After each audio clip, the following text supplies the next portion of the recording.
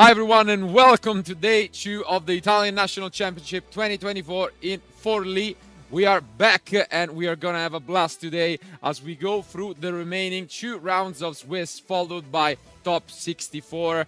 We had an incredible day yesterday, so if you missed any of the action, feel free to go back and watch it either on Twitch or YouTube, where you can find all of the 9 matches that we went through. But what more can we say? Over 1,300 duelists traveled from all over to compete and try and become the new Italian national champion. And yeah, a lot of different decks, a lot of exciting action, and I think we can expect the same from today, right? Yeah, especially because we saw at the top tables a lot of different decks, and that is also why we picked another interesting matchup for our first day here in day 2. And yesterday, I think we saw how, the different interactions between the decks. We saw Labyrinth, we saw Snake Eye, we saw, Salamangreat, which, we were not expecting at all. And to start things off in day 2, we picked one table where both of our players are X2 record. Exactly, so still 7-2. Yeah, pretty good chances. Usually you are guaranteed with, 1 draw and 2 losses overall. So 8 wins, 1 draw and 2 losses. So they still have very good chances. And as you mentioned, we are going to feature a match between Nicola, which is gonna be playing a Raid Raptor deck. So we have not seen that. We didn't expect that to be performing this well. And he's gonna be facing off against a pure Kashtira deck. We have seen a little bit of that yesterday outside of the deck being played by a lot. But Adrian is playing this Kashtira deck.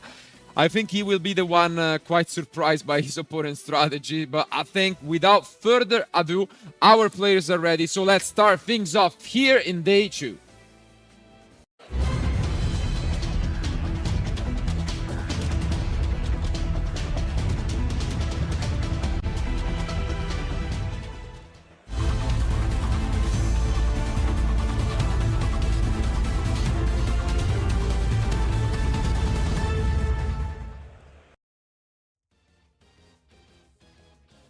And here they are, and we see an 11 from Adrian. Could assume that maybe he won it, but yeah.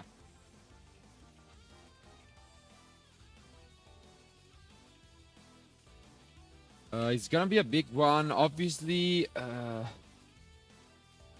it's tough to predict you're gonna be facing off against such a deck. And I think especially on the 10th round.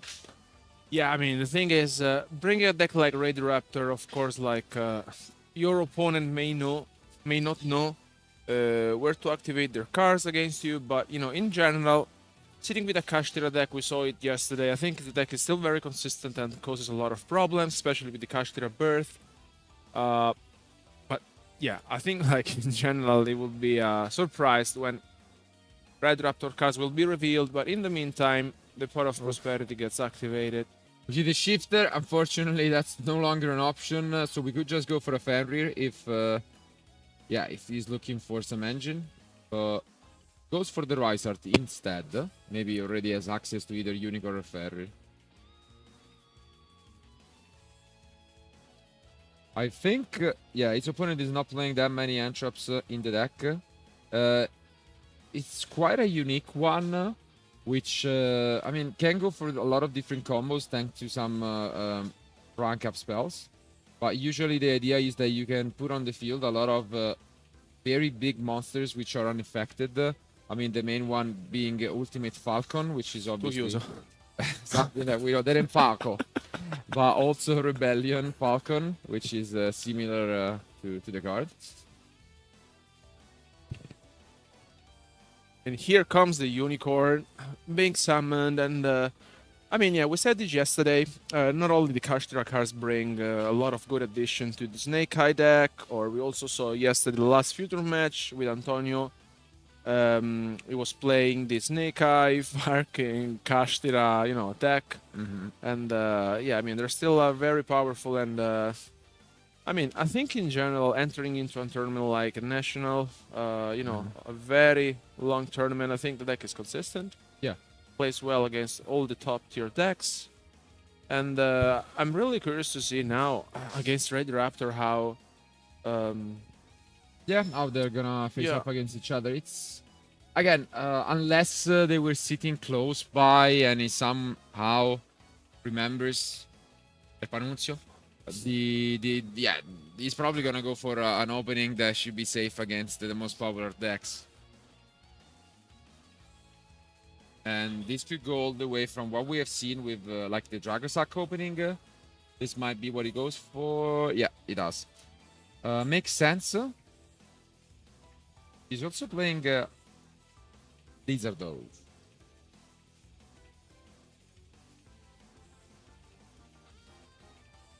And yeah, it gets to resolve. So we could see either the Eat Soul line or... Yeah, let's see what he wants to go for. Okay, instead it's gonna be Mascherena.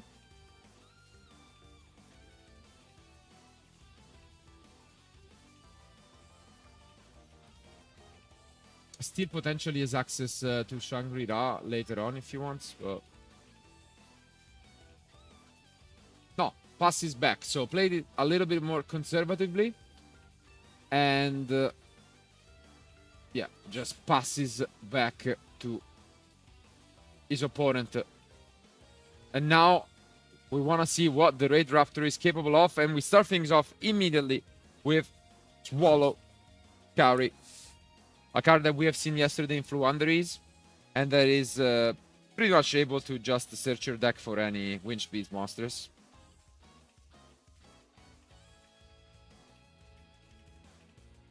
And you can see already Adrian, I mean, I guess he didn't ask to read for the card, surprisingly.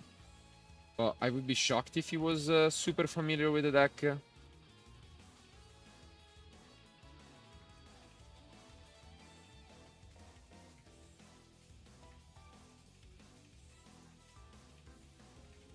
Now having a think, because obviously at the moment he has two ways of interrupting him, which are Fenrir and the Mascherena.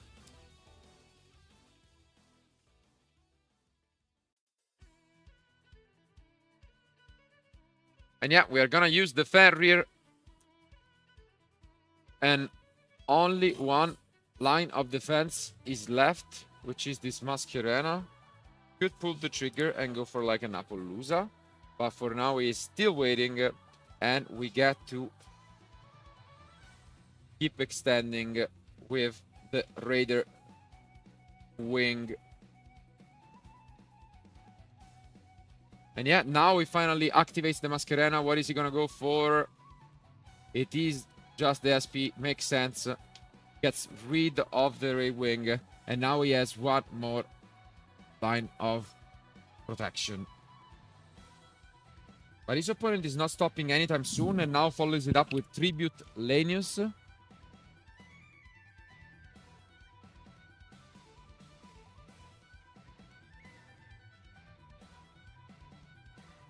And yeah, just gonna enter battle phase and crash into the SP as they are both 1800. Oof, but I think Adrian knows the deck because he does. yeah, I mean, yeah, and then he passed from Nicola, but yeah, I mean, I think we have to give credit to Adrian because I think the way he played it out, also the Ash, I think he kept it because he knew where to activate it, and I think it was well played by him. And yeah, you can see Nicola just picks up his cards, and game one goes to Adrian and Kashtira. We said how, you know, the surprise factor can sometimes pay off, but the reality is that, yeah, in this case, he got paired against one of the few players in the entire venue who knows the deck. This is what has been told by us. He did mention it, that he's somewhat familiar with the deck. You could tell by this game one. Yeah. He went for a pretty straightforward opening, had a couple of interruptions, and he knew where to activate them. Now it's gonna be a matter of side deck choices, but when it comes to the Raid Raptor going first, we could expect to keep a very similar main deck, maybe switch out the droplets for some side deck cards, but he doesn't really have that much. Maybe Talent going first is somewhat safe. Instead, yeah, when it comes to the opposite I guess Kashtira going second is still pretty solid. It has obviously Shifter and a lot of entraps in the main deck. We are talking about 15, so solid number. And in the side decks, there are Nibiru's, which could be decent. Dark Ruler no more, it's okay. But like when they resolve the combo and they put up the unaffected, they are unaffected also from the Dark Ruler, so it's not the greatest. But yeah, the option is still pretty much that. Just go in second, try to stop them, and then overwhelm them with the Kashtira monsters. If not, again, the big advantage is that when he goes first game free, he can try to do the same thing, and it worked out pretty smoothly. Yeah, no, but I think, like in general, it's one of those players that he knows what he's up against. And we said this before against, for example, Melodious. It's not easy to play against it, and I mean, like in general, I really feel like that Adrian is prepared for this kind of matchup. Yeah, I would say so, but let the cards speak for ourselves. Our duelists are basically done with their side decks, so let's jump back into action for game 2.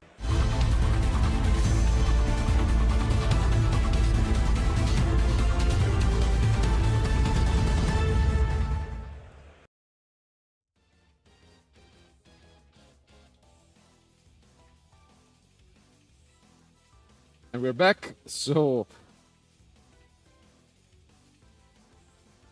in just a moment, as we can see, Nicolo goes first.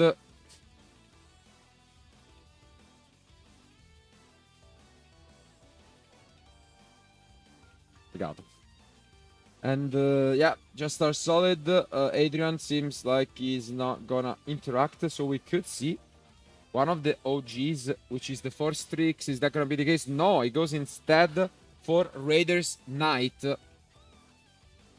Generic card, which is both considered a Phantom Knights and a Raid Raptor card, and allows you to special summon from the extra deck, which is gonna be exactly the case here. Yeah, the Brave Strix, which he gets the spell, and then he gets to special summon the Arsenal Falcon. Rank up Magic Skip Force.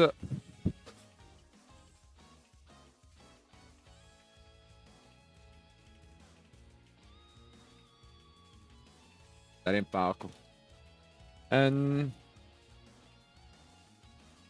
yeah, it doesn't seem like Adrian has any interruption, and as we mentioned, he's somewhat familiar with the deck, so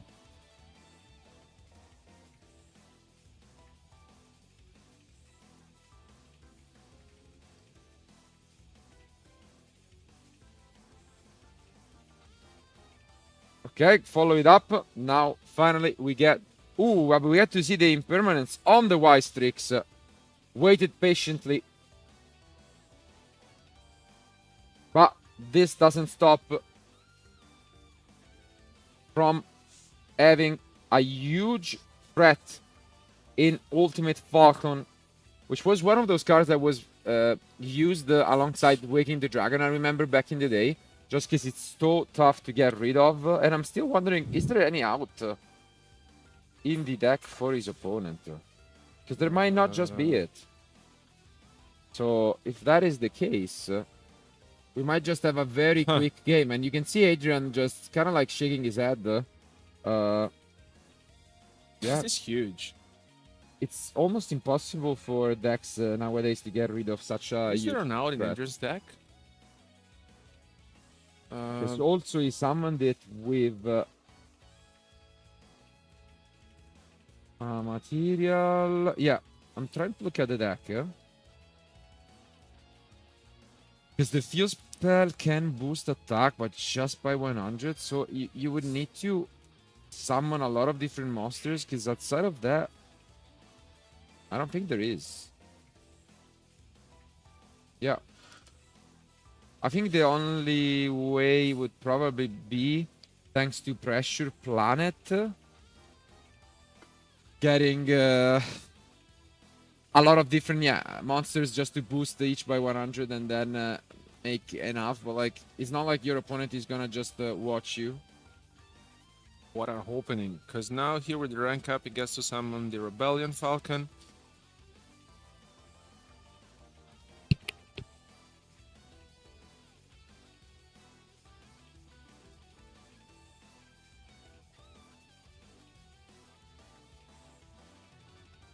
Okay, and now, as mentioned, not only do we see that, we see the Rising Rebellion Falcon, again a card which is unaffected by other card effects, and this is big, because this is even 4,000, so this is crazy. And you can see I don't see Adrian how you having get a out of smile. this. No. How do you even get out of this? I mean, I think kind of like props to Adrian for not picking up his cards. Maybe he just wants to allow his opponent to, you know, show off the deck. But I mean, I see Nicolo. Like, how do you get out of this? It's pretty much impossible. Yeah. And if that wasn't enough, he just sets a couple of cards and Not Adrian, bad. yeah, decent, picks up his cards. I mean, how do you get out of this? It's No,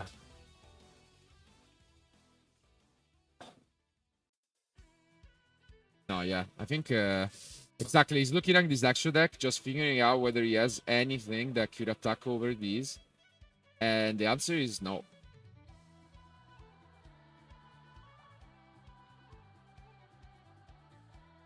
Because he's looking over the Typhoon, but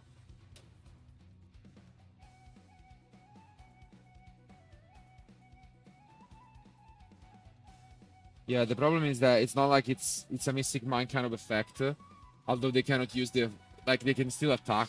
So even if you go for Typhoon, it doesn't do anything at the moment. And I think Adrian is just asking for clarification, but he might just pick up his cards. And yeah, Adrian has seen enough, so we could have a quick one on our ends. No way to break this field at all. So we are going to game 3, and what a show off from Raid Raptor. Just very solid, and it didn't seem like, you know, a lot of different combo pieces are needed to just make one of these, and probably one was enough to win the game. Usually, like, you can set up this combo with only one card, and it depends, of course, on your opponent's interaction. But I mean, the thing is, if your opponent doesn't have any out in his deck, you just cook. So it's yeah. The thing is that now Adrian is going to start, and things may be different, as we saw in game 1. I mean, it was great to see the Red Raptor deck in action, and we saw how powerful the deck is, because, you know, an impermanence was not enough. And now going to the side deck, Adrian is going to side in the Solemn Judgment for sure. Like, yeah, I mean, going first, yeah, Solemn is looking fine. I gotta say, I like, though, Niccolò side deck more for going second. Because it makes sense now that we have seen why he doesn't have that many cards for going first. Because it just goes for the Raid Raptors, which most people don't have out to. But going second, he has Storm, Talent, and Duster, which are all super strong against Kashtira. And yeah, I think I like his chances a lot more than his opponent at the moment. So we'll see. But I think when it comes to Adrian, he doesn't have that many flashy openings. His deck is very linear, and so he's gonna do something quite similar to what we have seen in game 1. And yeah, that's about it. But regardless, this is a very important match, and given that there are still around 29 minutes left, a draw is quite unlikely. And it means that for one of these duelists, this could be the last game, because when you go down to X3, the chances of you making it to the top cut are quite slim. And I think it's gonna come down to the wire for one of these duelists. So I think without further ado, as they shuffle up for the game 3, let's jump back into action.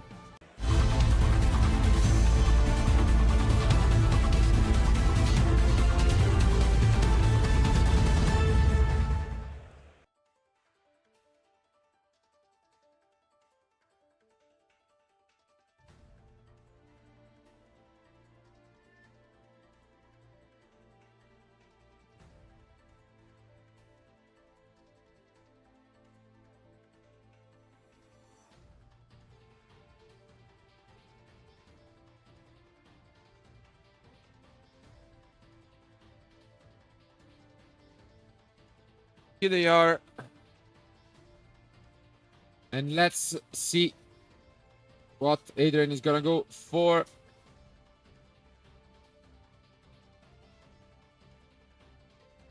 Picks up his cards, go first, and start with Shifter. Nice way to start things off here in Game 3. First Shifter we have seen all weekend. And follows it up with Pot of Prosperity. Are we gonna see an Ash?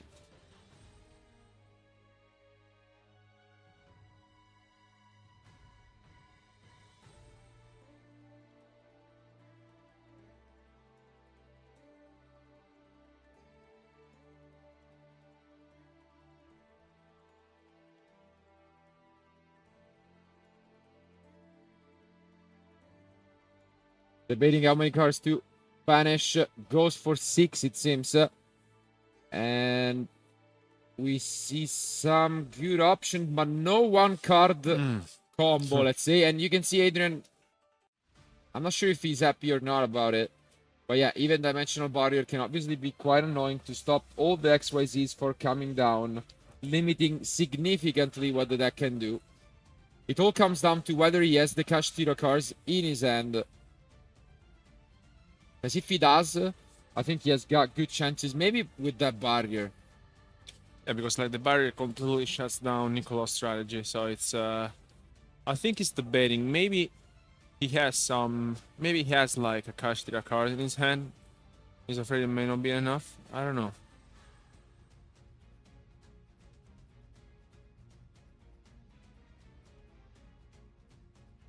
Yeah, it's taking some time. Think about that. Yeah.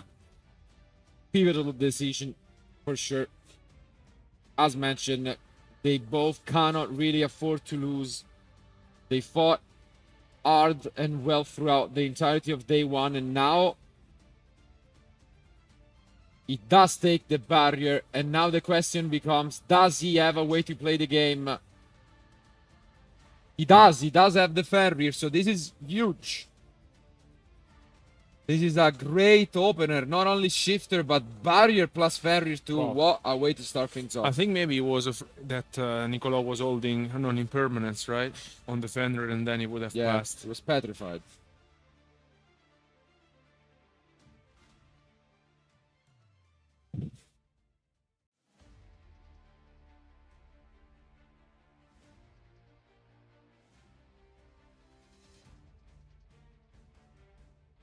But that's about it, so he doesn't commit. The play super safe.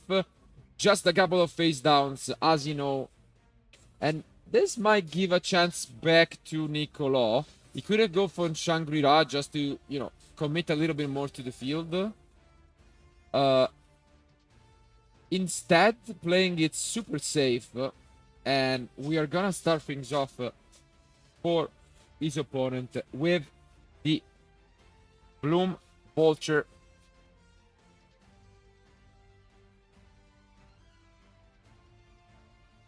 Which is gonna special summon right from the end another monster alongside it. In this case, Raider's Wing.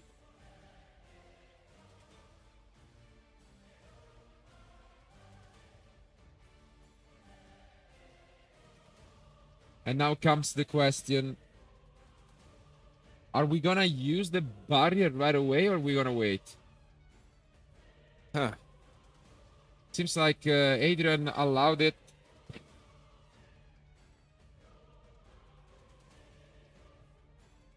And this is gonna allow him to go for the Raider Knight. Adrian is gonna read the card. Yeah, and he goes for the barrier. So he's gonna change the barrier. Now the question is whether he wants to activate the Fenrir here in a new chain,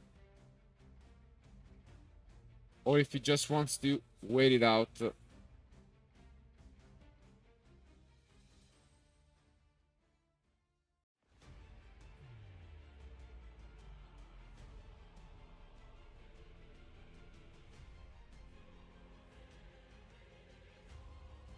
And as we haven't not normal summoned yet, we now go for Fuzi. But this is an issue because we can go for SP. And yeah, I think there was some merit for just maybe using the Fenrir. But let's see if there is an out to this SP. There might be maybe impermanence. Obviously, that's not gonna be quite it, because then he allows it.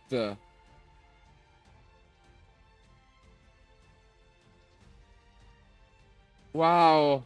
No, a little bit of a slip off here from Niccolò, who could have chained the SP, but instead allowed the impermanence to resolve for whatever reason. And now,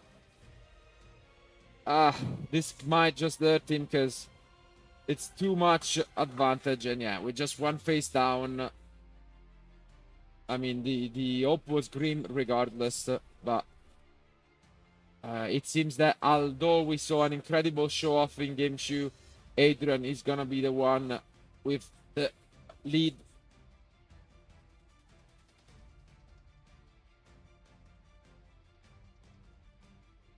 Okay, but we see at least the impermanence to slow things down. Is he really not gonna go for the Rise Art? Yeah. Okay, yeah. There comes the Rise Art, a second copy. And we are just gonna push some damage, putting his opponent at 26. Oh, and not even committing to the effect, going instead for a Baguska. Wow. Interesting line. This could work out.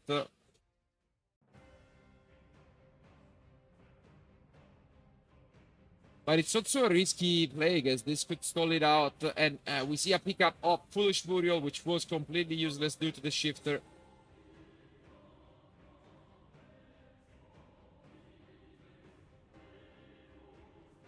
Yeah, I mean, this is a lineup that we don't really see often from Kashtera with the Baguska. I mean, I don't know. Let's see if this will pay it out, but we'll soon find out.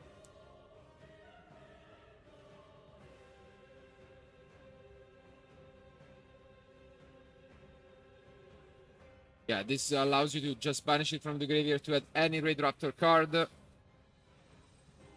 It's gonna be one of the one-offs, which in this case is the Raid Raptor Roost.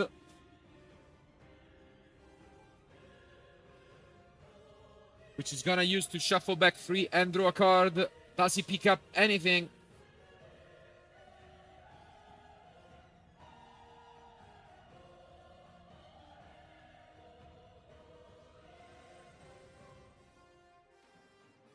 No, only one face down. And this means that Adrian should have it pretty easy, as he can turn his Baguska to attack position and just completely obliterate his opponent.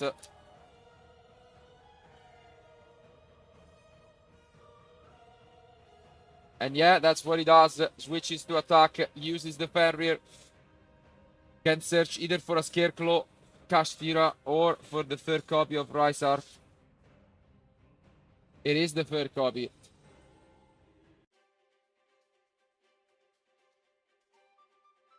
It's gonna get normal summoned. Oh, and he goes to the Battle Phase. And yeah, he has seen enough.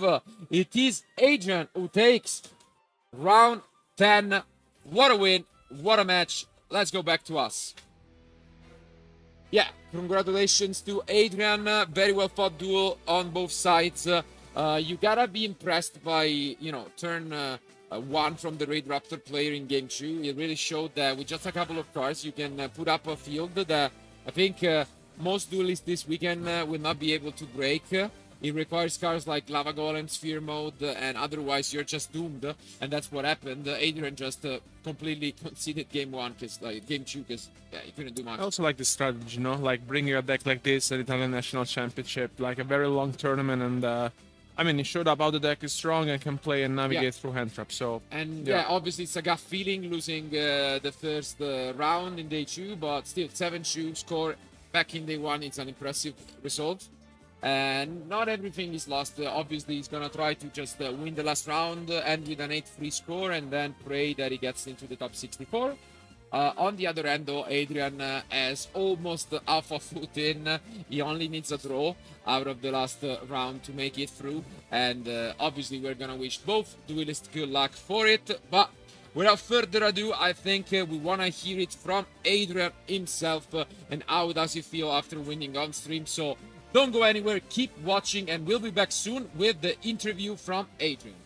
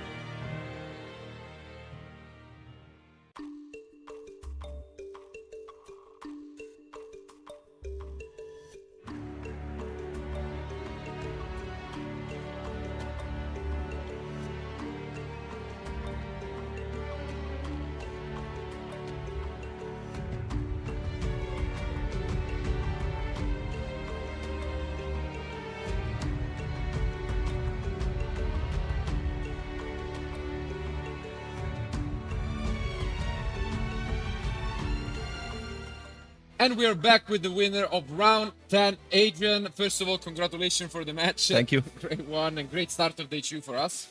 Well, first and foremost, obviously, congratulations to your opponent as well. Was it a shock to be playing against the Red Raptor? Yeah, I was expecting like Tampai or Snake Eyes, especially like this far in the tournament. Yeah. It was a bit of a surprise. I think I even like misplayed a little bit in game 1 because I had to choose what board to make. And I was aiming to make a rank 4, like Baguska is a pretty safe option in this meta.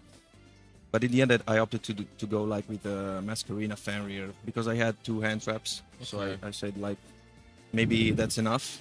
And it was. It was. Yeah, it was. No, and honestly, it was kind of surprising for us that you seemed somewhat familiar with the deck. Yeah, well, 3 days ago, I was convinced to play Labyrinth. Okay. But in the end, I decided to drop it because it was way too complicated. It required way too much practice with the deck, and I wasn't that familiar with it. And I thought, you know, I've already played Kashtira in the past. It plays Shifter, like it's a pretty broken card. Yeah. And another like 12 hand traps plus another 2 flag spots that you can see in the list. Yeah, of course. So I said, you know, pretty safe option in my opinion. Not the best deck in the room, but I think I can do well with it. Yeah, and it's working out. Yeah. One last round, probably a draw is enough to guarantee you a top cut spot. So you're gonna try your best and keep focused. And how was the tournament been going so far, like in terms of matchups? I played like 5 Tampais. Oh, okay. And I realized that it's not that bad as a matchup. Yeah. Because you go Baguska Turbo, or if you draw Shifter and you make Shangri-La, they have a really hard time out in it. So they have to go like Moonlight, the Black Rose, and bounce it, otherwise they cannot really deal with it. And it was pretty good. I lost to 1 Tempai out of the 5 because I misplayed. Fair enough. Then it's a pretty good matchup, I would say. Yeah, for sure. yeah. I thought it was way worse than this. No. It sounds pretty solid. And overall, as you mentioned, sometimes it's okay to just play a deck with a lot of free offs, very stable, and every cash card is broken, so yeah, absolutely. We have seen it splashed in a lot of different decks, even Snake Eye playing cash tiras in the deck, and it's working out. In terms of side deck, also you decided to go for a full free off approach. Because I thought that, you know, the side deck is always too small, and I thought that I have to play like the most powerful cards that I can, and I have to draw them. So I decided to go with a 3-3-3 of everything. Yeah, and when you have prosperity on top, it also adds exactly. consistency, such as we've seen in game 3 where you got the barrier. So. All my Tempai matchups complained because I always drew either barrier or judgment. Yeah. But I mean, it's working nothing out. to complain against. Full copies of prosperity. So I think you build your deck pretty well. And I think it was a very straightforward match. As you mentioned, you are you seem to know what you're doing. So we wish you best of luck for the last round. Thank you very much. Hopefully we'll see you in the top 64. But Let's see. thank you guys for being with us as well. This is the end of round 10. And as mentioned, we have one more round of Swiss remaining. So don't go anywhere. Keep watching and we'll be back soon.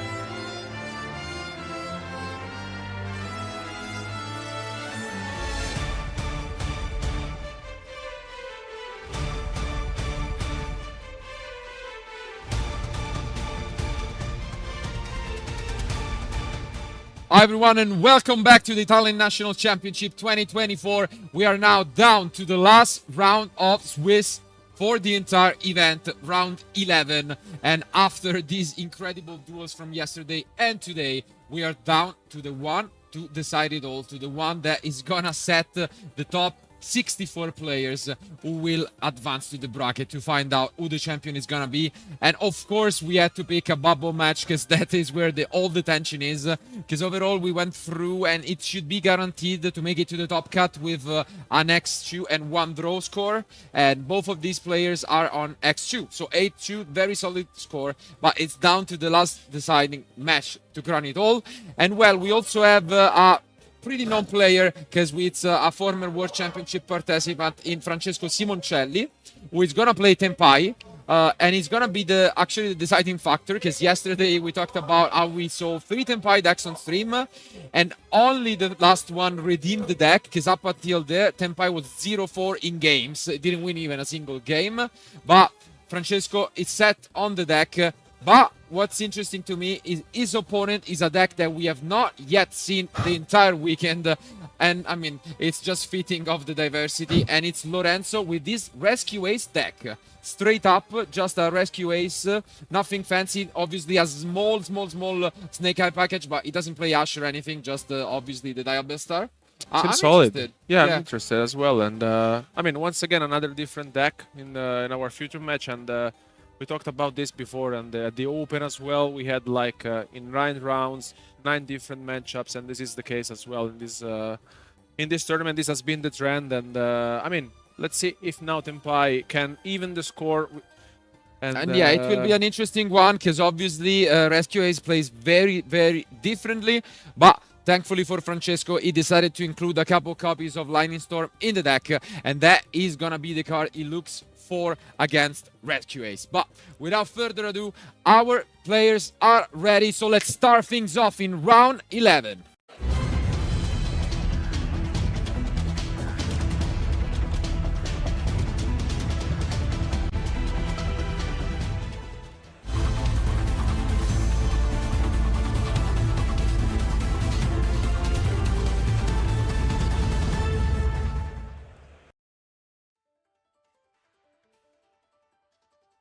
Here they are again, a die roll that might not matter much, and actually it's most likely won by Francesco with an 11.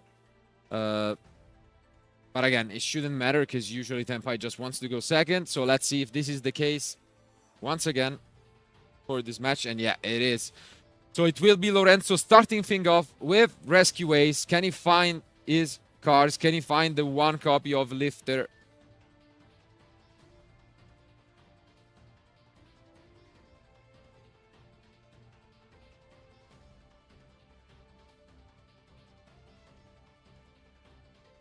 Taking a little bit of time here to decide.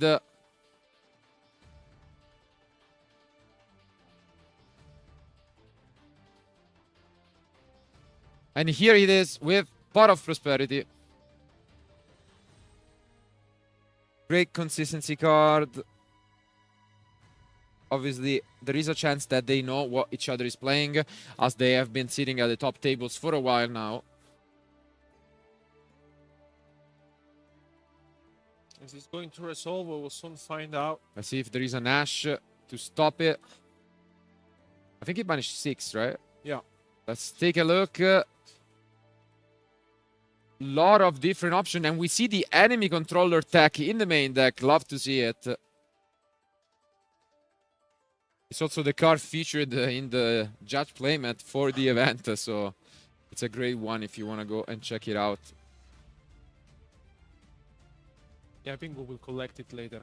For sure. Ooh, but we go for talent. Interesting. So it must be that his hand already is able to play quite a bit into the entraps for Francesco. And we do follow it up with the Hydrant.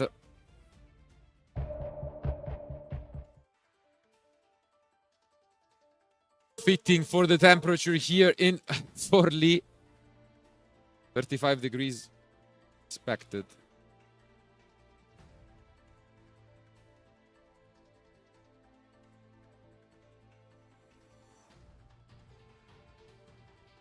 Now knowing that your opponent holds a talent, it's not even easy to deal with that. We followed up with Anima, and yeah, as you mentioned, if you're holding a card like Veiler or Mourner, it's obviously a little weird once you know the talent is there. But yeah, for now, Lorenzo just playing exactly as you can see. Francesco is maybe telling him do whatever. I don't have any response. Could that be the case? Some mind games going on here. And we see the SP. Bringing back the Hydrant. Oh, okay, I was getting worried, but we do have the Turbulence, and this is the turning point. Do we have a response for the Turbulence? Because otherwise this is trouble, and there is no response from Francesco. So we are setting up here. And this is a big concern, because as mentioned, Francesco is maining 2 copies of Lightning Storm, which he can also try and find with Prosperity. But if he doesn't, yeah, this could be a huge problem. And yeah, this is just a solid start from Lorenzo. Yeah, very impressive start from him. And let's see if Francesco drew into a Lightning Storm, because otherwise he's in trouble. And this is a very good stuff from Lorenzo, especially because he has a triple track talent, or, you know, later on, just in case. And now they are debating whether to continue, and last second he does go for Princess, getting rid of the SP. Interesting decision. And now this means that he's just gonna continue once again, upgrading into what is a ghost rare copy of Sunlight Wolf, most likely. Let's see. Think so. Yeah, that's the only card that comes to my mind that could be the ghost rare in his extra deck.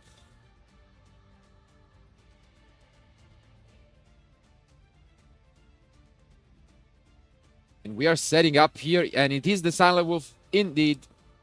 Getting back some cards, as well as setting up really nicely. But at the cost of getting rid of the Hydrant. So what I'm wondering is if he's gonna be able to bring it back. He goes for Turbulence.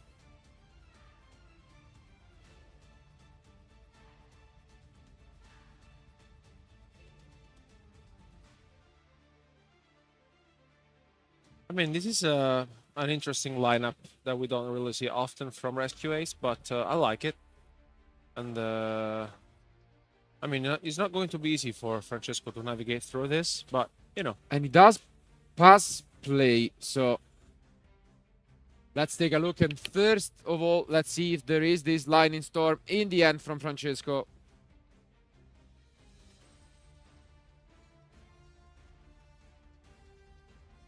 But we actually pulled the Tigre right away.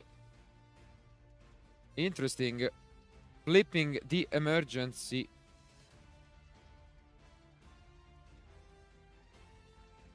Okay, and makes sense that we had to bring back the Hydrant. Ha.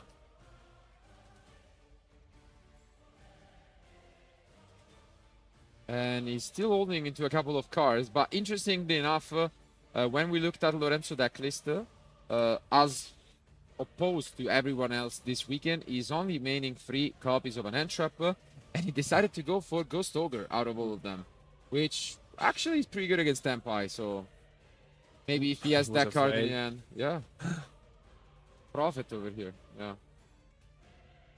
Nostradamus.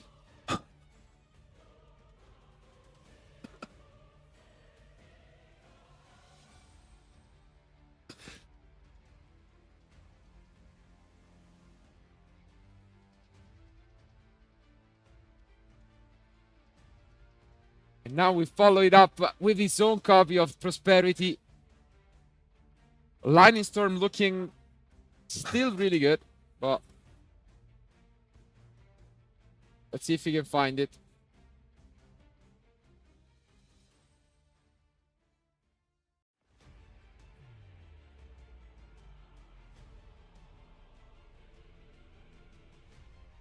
And yeah, it seems like he's debating a lot over the last card to banish. Because now here, what is he really looking for with this Pot of Prosperity? That's the thing. Yeah, in terms of non-engine, he has just Storm and a Droplet. That's about it. So if he already has access to Tempai, that should be it. But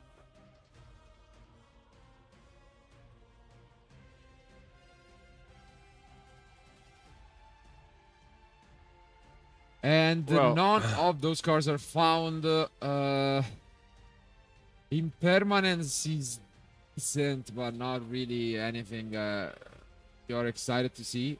So we could even just grab the Tempai. Yeah, makes sense to me. Chundra is picked up. Oh, no. Maybe. No, changes his mind. Takes the Bell. And he goes for Bell instead. Okay, last second changing his mind.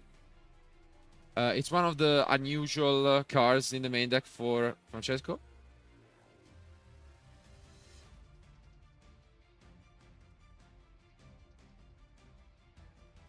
I guess it could be used to stop the rescue, which is nice. And we followed up with terraforming. Obviously, important piece of the puzzle. Getting that summoning to protect your dragons. And we do have the droplets, so Droplet is getting chained. But if he only discards a spell, you know, it can be answered. So let's see whether Lorenzo is interested. He's not. And so Mascherena is now gone in terms of utility.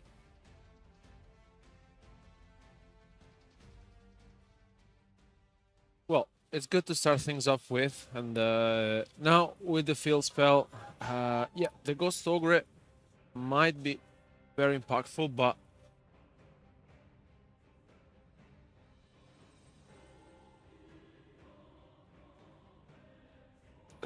and yeah, now we see the summoning and into the Padra.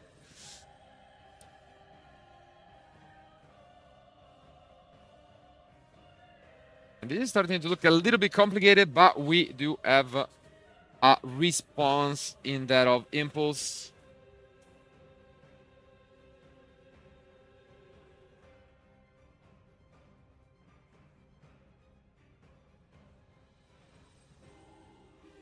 very curious to see the decision Francesco made taking the Ghost Bell before, but looks as if he has a plan. And I don't know, with the summoning being on the field now,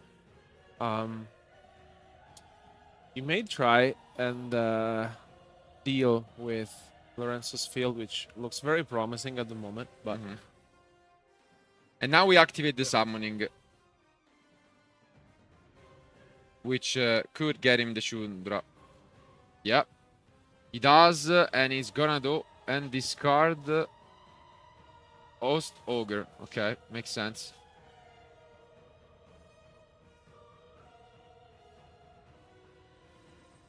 I guess the main threat is this Book of Moon-like effect from the Preventer at the moment. But we are gonna go for a Synchro Summon. What is it gonna be? The Black Rose Dragon coming down. The OG. To try and clear the entire field from Lorenzo. I think he didn't see this coming. But what could he do? Let's see if he has anything.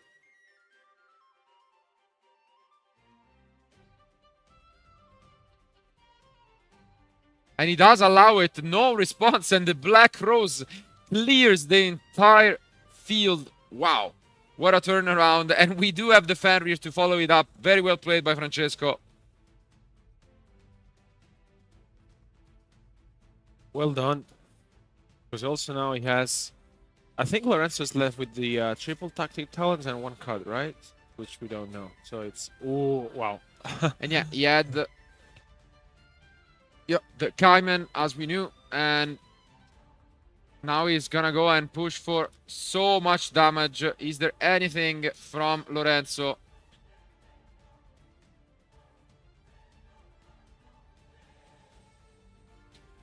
What a turnaround, and now we obviously greet the Fadra.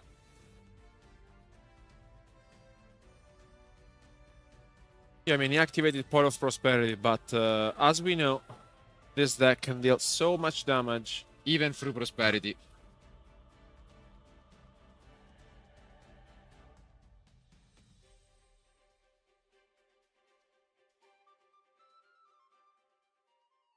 Just doing some maths here.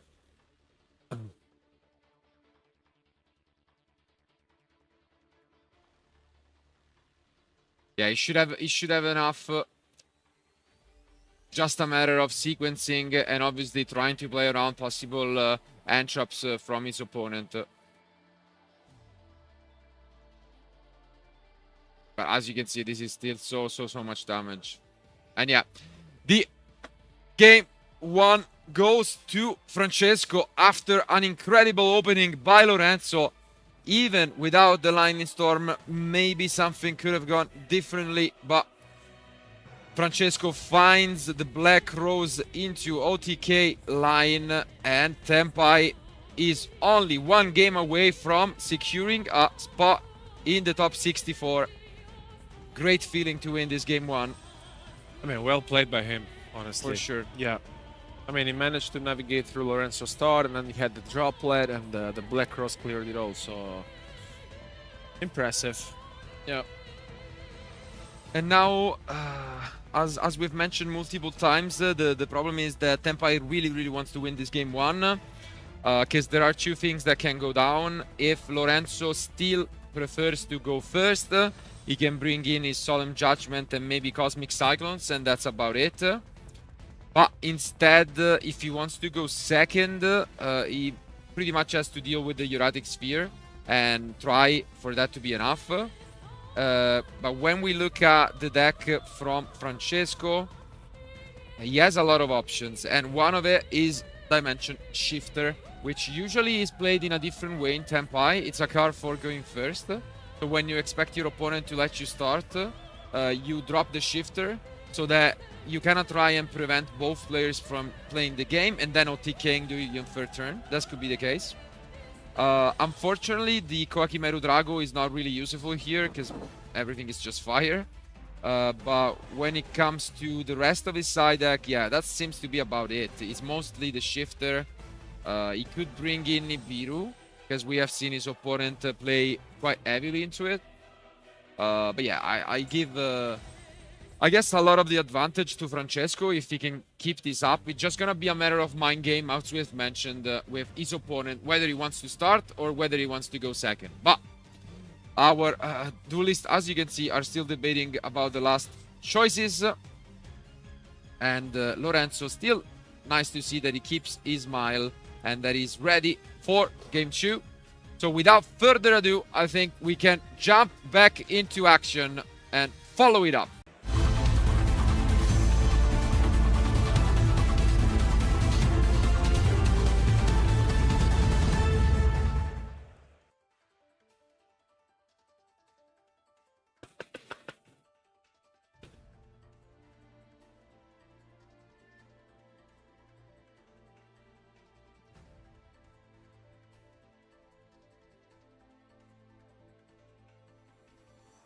Here they are. And now, as mentioned, the number 1 decision is gonna be whether Lorenzo still tries to go first. I mean, I would be shocked if he didn't, but let's take a look.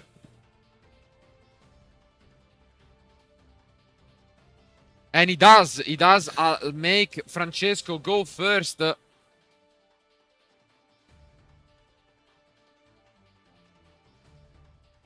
Let's see if this choice will be paid, but, you know, Francesco starting out with the Hydra. As mentioned, the usual line is just going for a Erratic Sphere to contain the damage and then try and push next turn.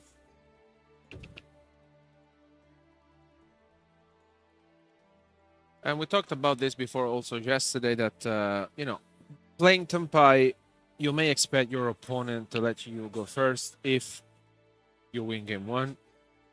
So I think Francesco may have expected go first in this game, but let's see, because no hand trap, no ogre. On the summoning. Yeah, no response up until now. Most likely we are gonna set up, as mentioned. This should be a Uriatic Sphere pass. Maybe set 1. Let's see. Francesco is actually debating. And wow, no, he actually changed his mind. Maybe he just still wants to keep it as expected, obviously. You can still go for that line. Is he interested into doing that, though? He could even just keep everything there. You can see him debating a lot about this decision.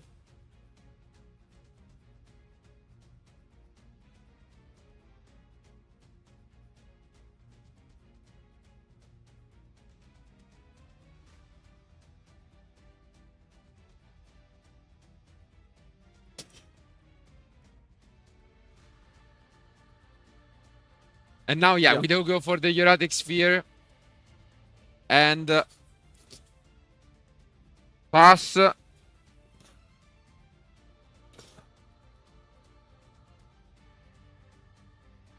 Let's see if his opponent can return the favor from game 1 or whether or not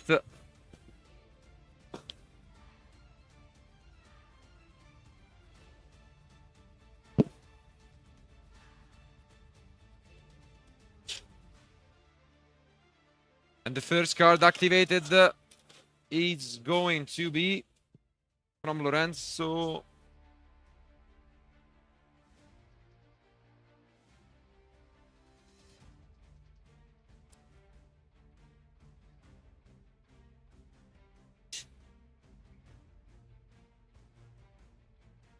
Oh, the Diable Star. The one-off in deck is actually hard drawn instead of the one. I can tell Francesco a bit confused. Yeah.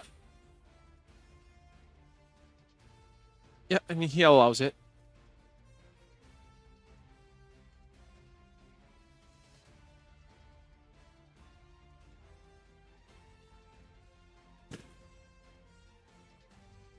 The original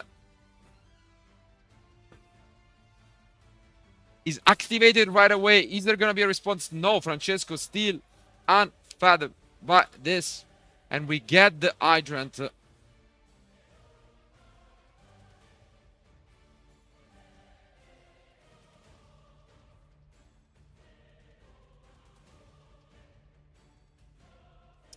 Yeah, this is an important decision.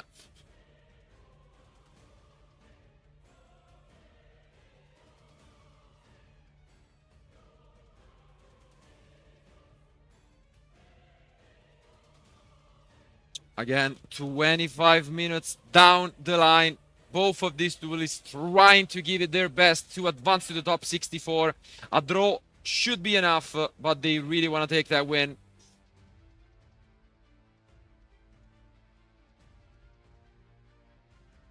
And there's it is the Veiler. Okay. Yep. Effect Veiler from Francesco. Already committed quite a bit of resources from Lorenzo. What can he follow it up with? Let's see. Because I think Francesco now is left with 1 card in hand. And what may be an infinite impermanence being set.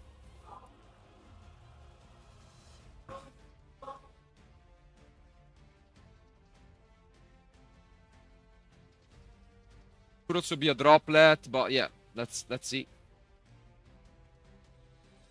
Lorenzo taking its time and going for the talent. It seems like he said, look at the end. So shuffling back the last card in hand from Francesco, right? Okay. Ooh, but great pickup because it's the 1 copy of Airlifter hard drawn. And this is great news because it's going to be the rescue.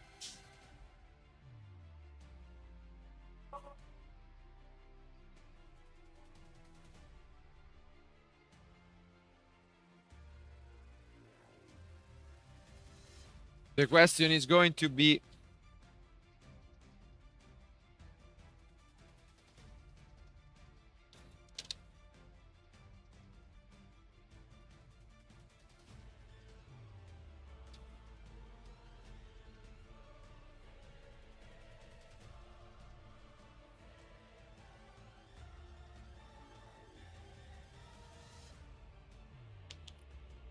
Okay, emergency now is the follow-up choice.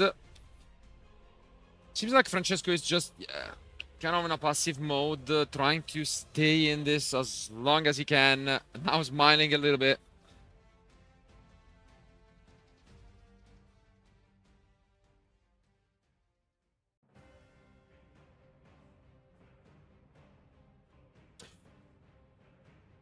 Yeah, we really have to see what Francesco's last set card is, because there may be a droplet indeed. Because otherwise, difficult to tell. But at the moment, Lorenzo is still continue and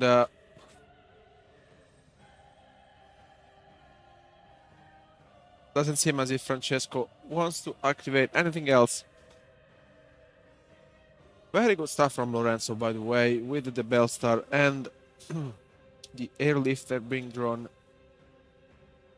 And we have to remember that Francesco is left at top deck because doesn't have any cards in hand at the moment. That's big. That's big news, and it's obviously a little bit concerning.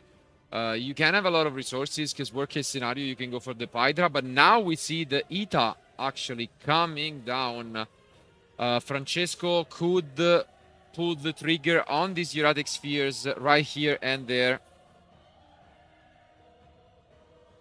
when the Ita is activated. Which I think makes sense, right? Because yeah, it's you just definitely bounce one it of the back. spots where you can. And yeah, he does. He does finally activate it. Is there any response from Lorenzo? Ooh, Wow. it's the call by the grave. Wow. The punish is insane What a from hand Lorenzo. from Lorenzo. The triple tactic talent with the airlifter, plus the call by the grave. I mean, Solo back. And now, oof, even the turbulence, this could be it. Depending what Francesco has, we could go into game 3 soon enough. What a turnaround. That call by the grave was filthy.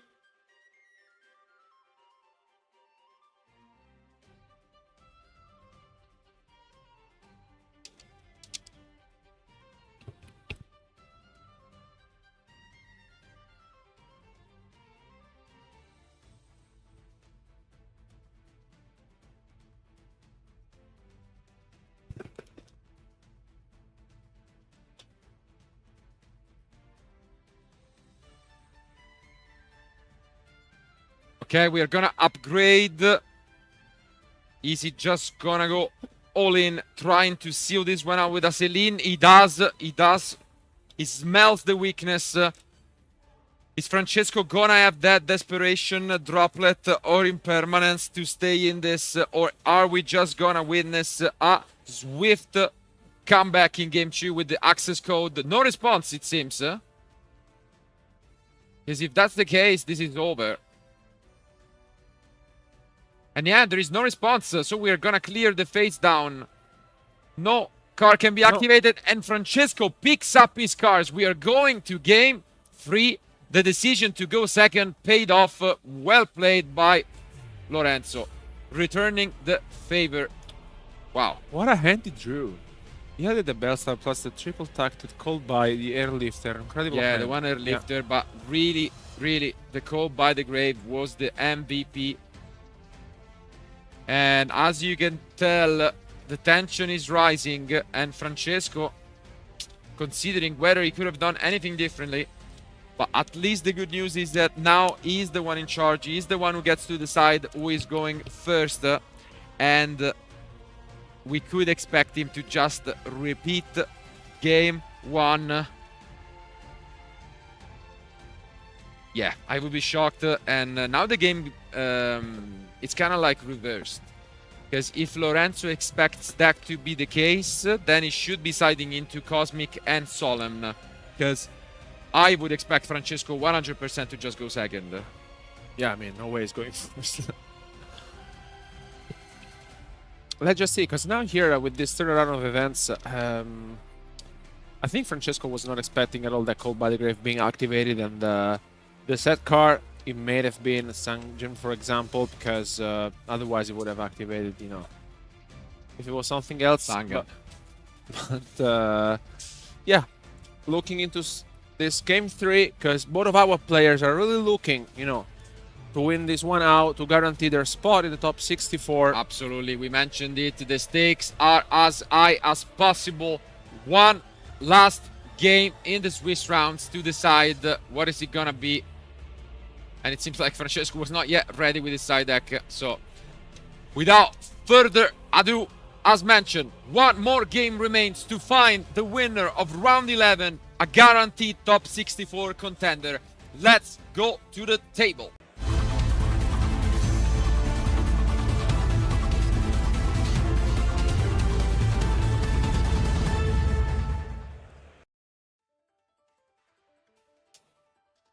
And here they are. Let's see, first and foremost, whether Francesco is going second.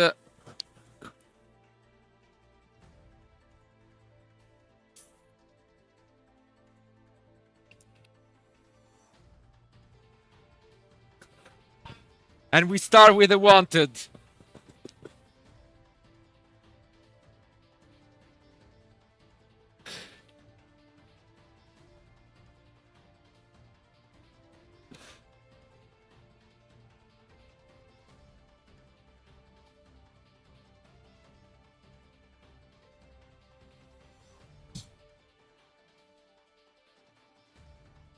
Let's see whether Francesco is gonna have a response. We start things off once again with the Diablo Star, but we do have the impermanence this time around. Let's see if that's gonna be enough to stop Lorenzo, or whether he has something up his sleeve.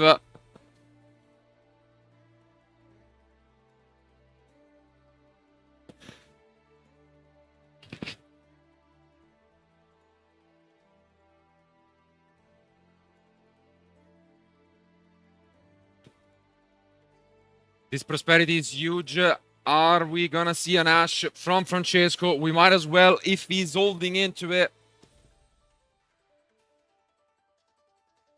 Gonna be a close one. Close one. I think it will make sense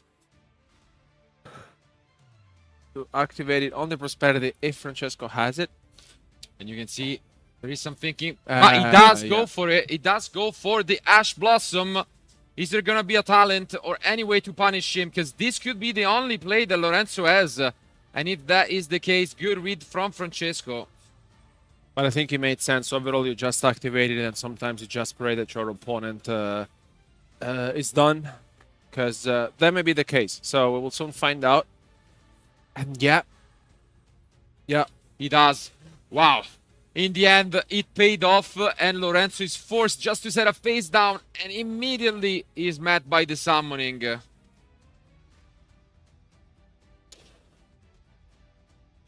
Good call on the prosperity. I think sometimes it just pays off, and sometimes it doesn't. But you know, and this could be a very quick game 3, actually, with Francesco having an incredible lead and all the chances of the world. He was holding into another impermanence as well. And it all comes down to this face down card from Lorenzo.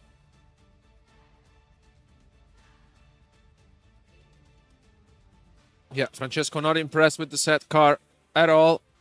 And is going to push. Yeah, declare battle phase.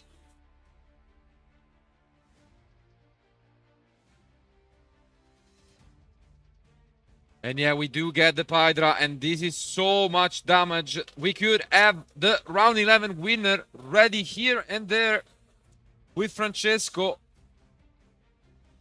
And yeah, there is no response at all from Lorenzo at the moment. And the face down is revealed to be, what is it? And you can see both smiling. Handshake comes down, and it is Francesco who takes the whole match 2-1. Congratulations to both, but let's go back to us.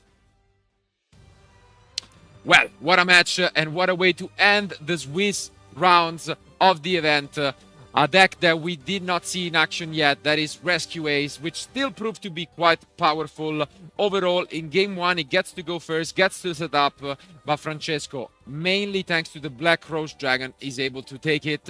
And then he returns the favor very boldly in game 2. He let Francesco go first and he's able to OTK with an Access Code. So crazy game 1 and 2. And unfortunately, sometimes game 3 punishes you because he picks up both single copies of the only Rescue Ace trap cards he plays. So kind of a brick. And with the Ash on the Prosperity Read and the Impermanence on the Diablo Star, that was just all he plays. Yeah. So yeah, congratulations. Still, 8-3 is a good score. Maybe there are some slim chances that he makes it still to the top 64, but we will be able to show you guys all of the contenders later on when they are confirmed, as all the remaining matches are being played right now. But Francesco Simoncelli is the first confirmed top 64 participant, so we have at least one Tenpai who made it all the way down to top 64. And I think we want to hear him from the man himself. So we'll now go on a short break and we'll be back with Francesco for his interview. Don't go anywhere.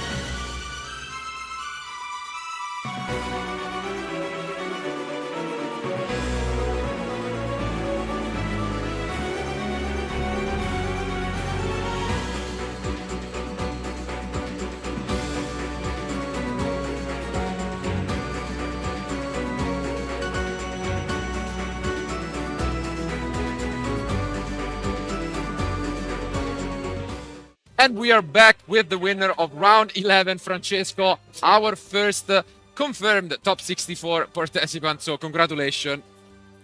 I mean, I'm sure it feels really good. You have been here before. You have done, a lot of incredible results in the past. But I think it's always special also to win on stream, right?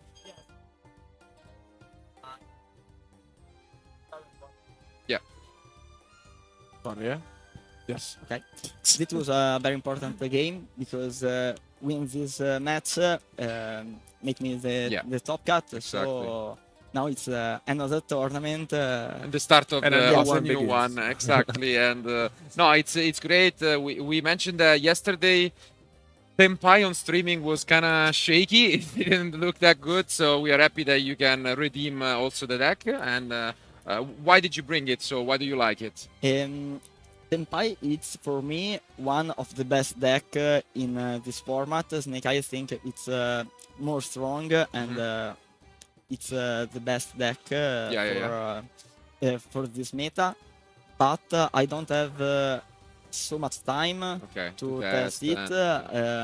But I think that the rogue deck can't win versus Senpai because if you go second, you have a lot of cards that stop all the field of rogue deck, and Italian national it's famous for all kind of deck from Melodius and a lot of different decks, and that was we also seen all weekend up until now. So we'll see if that changes in the top 64. We know that's always a different story, but up until now it has been working. And just one main question I have, which is very interesting for me in the Senpai deck, is obviously in game one, 99% of the time you're gonna go second, but it depends once they know.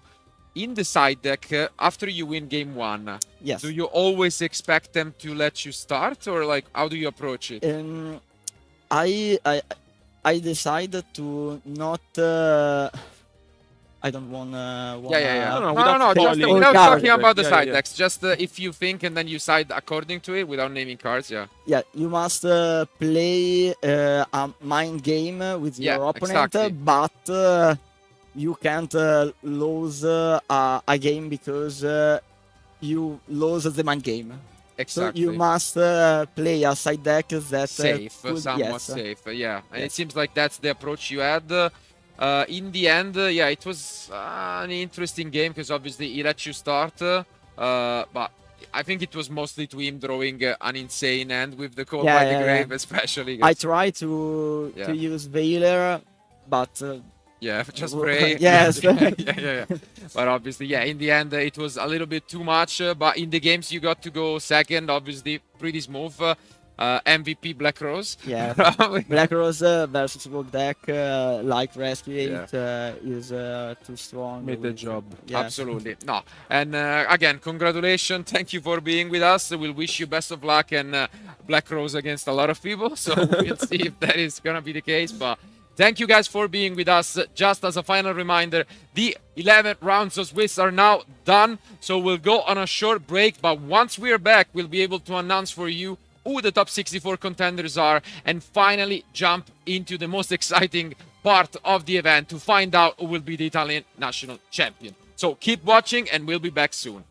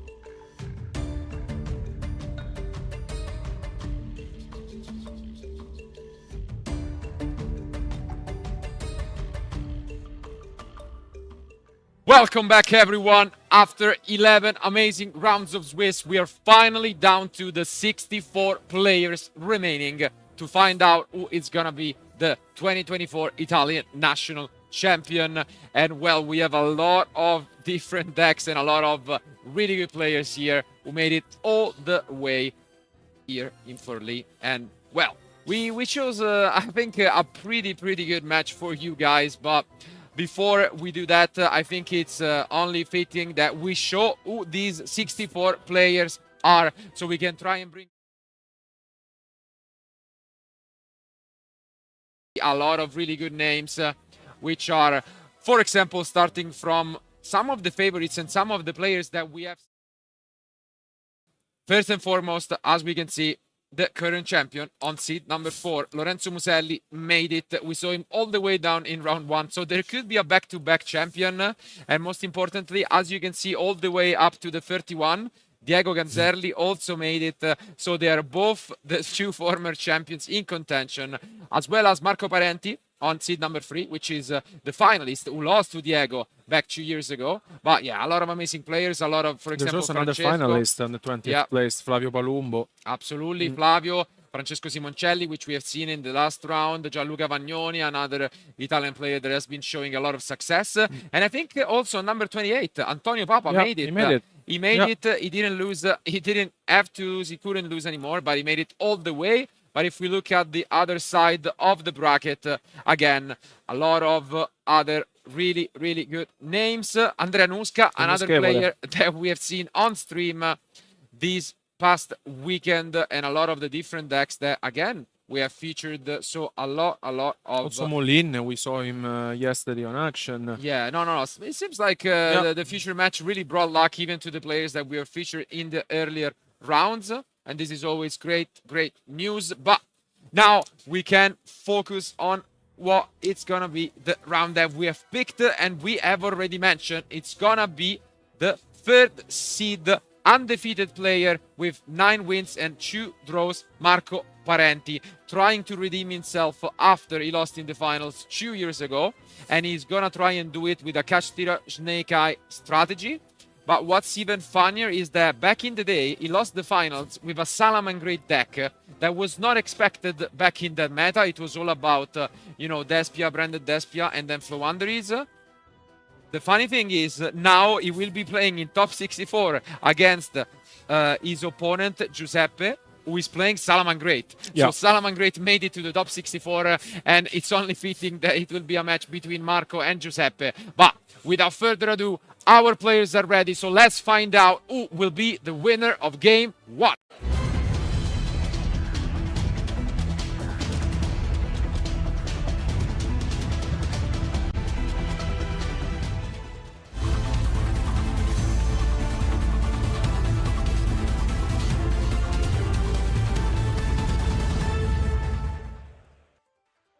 And here they are. Important roll. One of the dice is off cam for Marco. And I think he rolled a 3, unfortunately. And yeah, so it's gonna be Giuseppe winning this roll and going first with the Salamangreat deck, which actually looks identical card by card to the deck list we have seen from Vincenzo Rofino. And he actually got confirmation that they play tested together. Vincenzo didn't make it even to day 2, but Giuseppe took his place and he's here. Although he's one of, I think, 3 or 4 duelists that made it with an F3 score. And we're starting off with Spinny. Really curious to see now these 2 friends in action. And yeah, now Giuseppe, I think, is trying his best, no? Because you made it to the top 64, and I mean, you're playing against one of your teammates, but here, let's see, he doesn't have the Gazelle. Not yet, it seems. Could this be another weak opening from Salamangreat? It hasn't shown much on stream this weekend, to be fair. So let's take a look. Hopefully he's got something more. He does not. Another very weak opening from Salamangreat. Wow. Only Bale Links and a couple of sets. And you can see Giuseppe kind of smiling. Yeah, unfortunately, it seems like the stream might get, some bad lucks for these Salamangreat players. Instead, on the other end, we see one of the actual one-offs in the deck, which is Kashtira Unicorn. What a way to start things off here.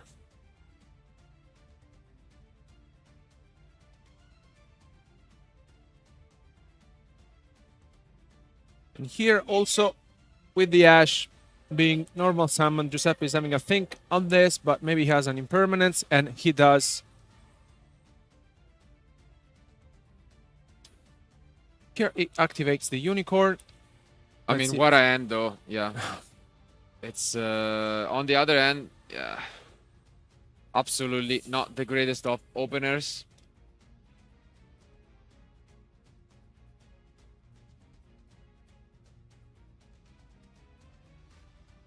When you're facing off against instead two of the best possible combinations,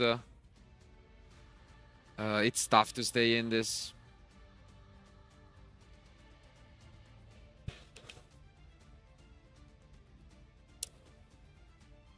Yeah, Marco here, maybe it's been a while since he last played against Salah. And just having a quick look at the Sanctuary. Yeah, just the secret effect, which is not really relevant at this point, but yeah, that's what he's asking for.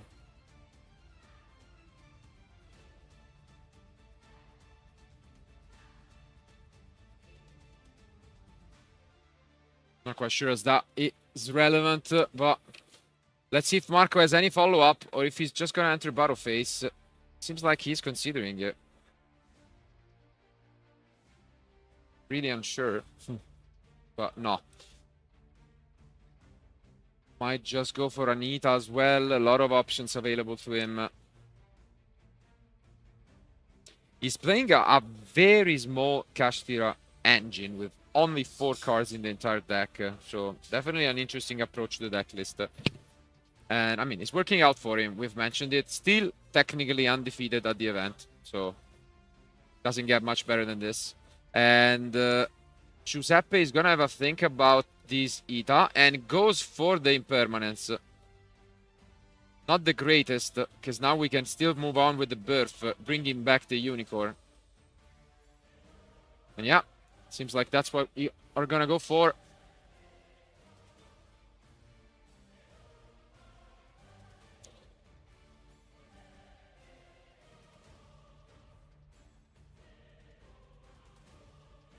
Oof, and we actually have a huge round of applause from the crowd. Obviously, most players are now knocked out of the tournament, and so there will be a lot of support coming up. And yeah, we just move on to the battle phase. And we just got rid of the Bale Links, and now we are gonna take a look at this extra deck. Kind of a big deal, because although there are a lot of free offs, there are a lot of one-offs in the deck, and so Marco can potentially get rid of a card forever, which could be the Ita. The Princess as well, it depends, yeah. Yeah, he's debating about which one to pick. He's even considering the Phoenix, it seems. But the Ita also sounds good, so let's see what he decides to go for.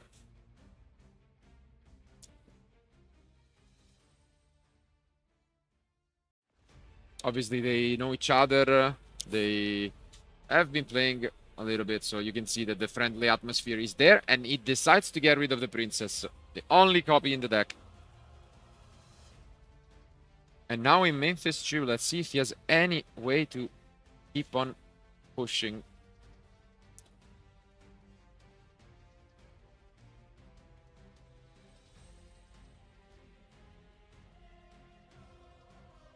Doing some calculation, still holding into a lot of cards.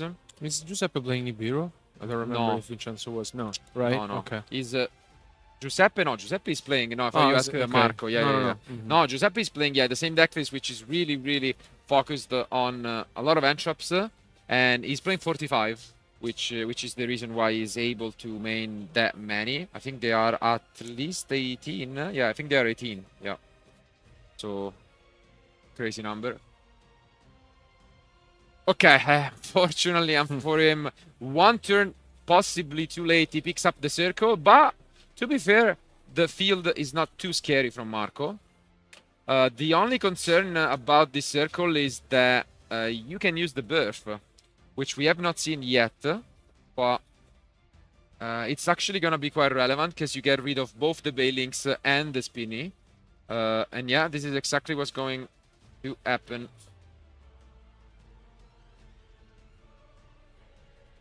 And that's actually big deal. The card chosen is the Salamangreat of Fire. And yeah, as mentioned, 3 cards are banished off the birth. Big deal. Spinny gone. Both Bailing's protection effects gone. And now we see the Salamangreat of Fire. Yeah. And there is an infinite impermanence to stop it alongside the Unicorn to get rid of yet another card. Possibly the Ita. Let's see what he's gonna pick. He could also get rid of the last copy of Bailings if he wants. But yeah, okay. I think Giuseppe just shows his hand with the Taketenborg. Once again drawn by the Salamangreat player. It happened for Vincenzo and it happens again for Giuseppe. Game 1 goes to Marco. Big deal considering he lost this die roll.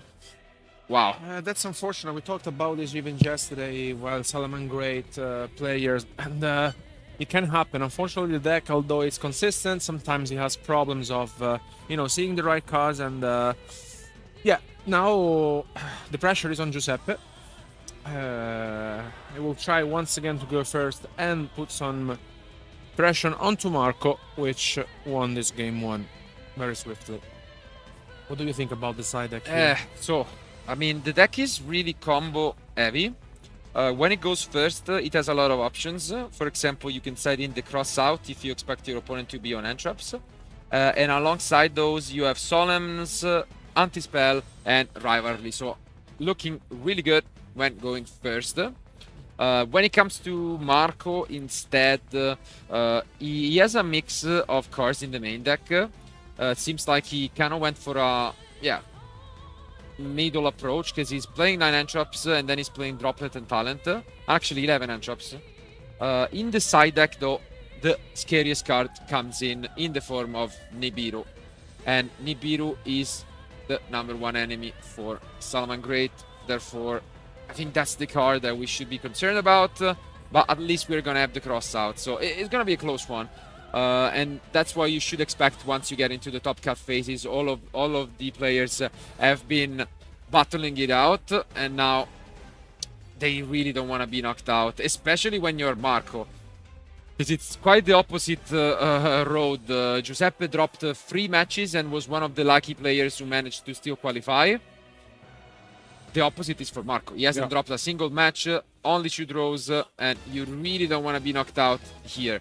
But I think without further ado, our players are almost done with their side deck. So let's jump back into action for game 2.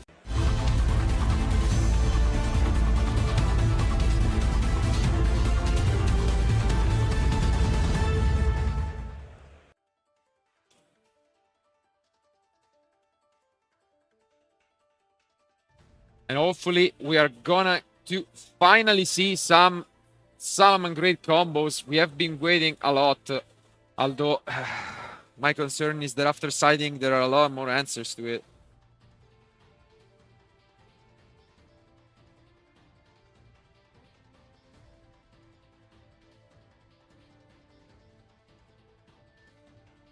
Oh my, I saw the first 3 cards from Giuseppe, 2 Veilers and the Sanctuary. So. No way, wow. Yeah. Could it be another brick? The Sanctuary is drawn by Giuseppe. Okay, oh Foxy. My, the Foxy. Huh.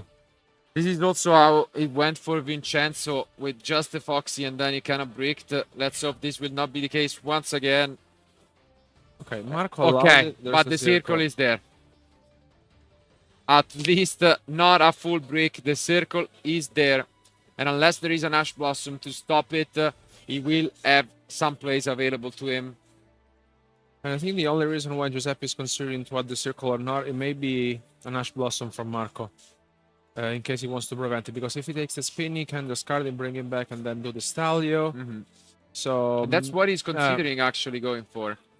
And yeah, he does go for Spinny. There are no DD Crows in the deck for Marco to punish this play. And yeah, as you mentioned, unfortunately, the Sanctuary is picked up. And now we are going to bring back the Spinny. Obviously, any response on the Stalio would hurt. And I would be shocked if it resolved. Wow, and Marco is really reading it after playing this deck a couple of years ago. Maybe the Mourner, maybe, you know, another response would be nice here if he has it. It's gonna allow it, and no response. Wow. Would still be Anibiru. This can bring a lot of different cards, from the Jaguar to the Gazelle to, as are we seeing here, Salamangreat of Fire.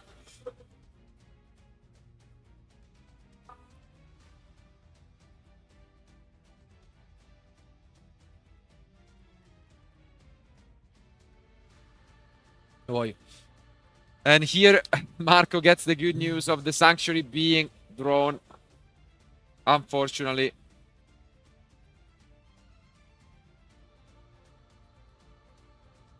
And yeah, this is the usual stuff that we have seen.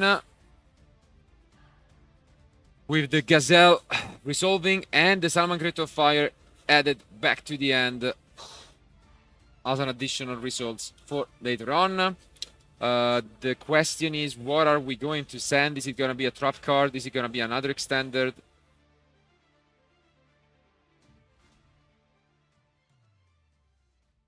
I think Marco doesn't have any interruption because he allowed them all.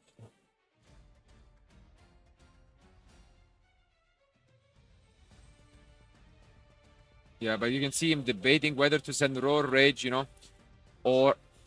Yeah, he does have a couple of Vaders. I can't quite tell the last card, but you see, this is the really important decision. Could be the last game for Giuseppe. I really want to make sure he doesn't mess up.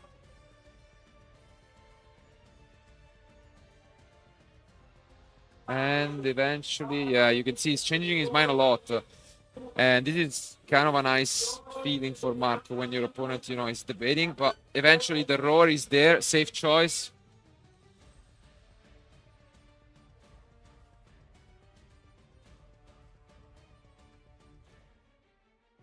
And now we can up the pace a little bit. We are now going to grab back the Roar with the Wolf. Do we have anything else to follow this up?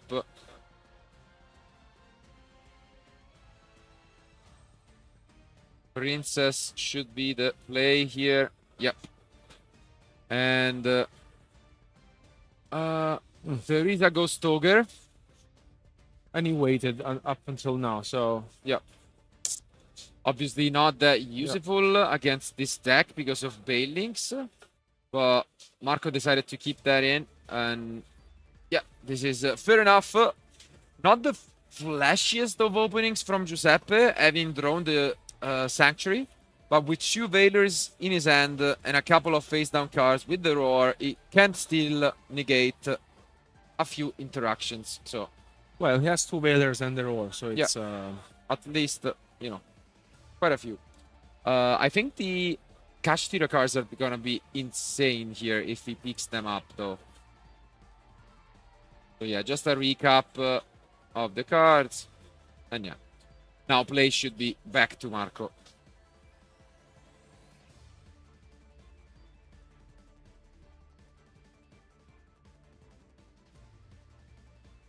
Who draws a card. Holding into 5 cards in hand at the moment. Against the 3 from Giuseppe.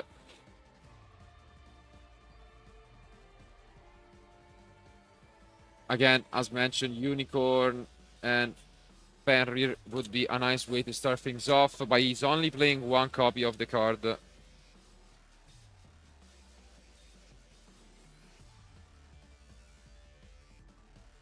And the Wanted is the first card activated. Oh, and he's actually gonna go for the Snake Eye. Yeah, it takes the Diabell Star, which I think makes sense if he really wants to play around. Oh, okay. And he already had the other. Okay, so now makes more sense.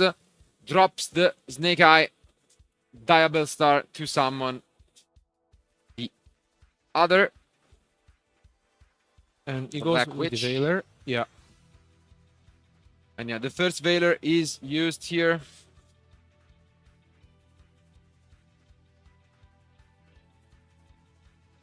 And now Marco goes with the Poplar. So maybe he was expecting Giuseppe to activate the Roar, but in case there's also a second copy of Effect Veiler, which may be activated, just having a think about this.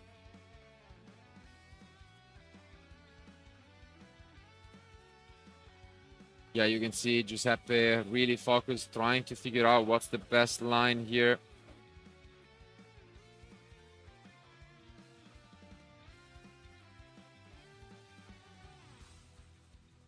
And he allows it.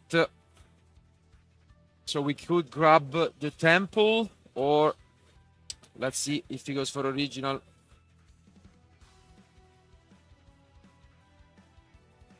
Yeah, it's debatable. As you can see, Marco unsure what to go for.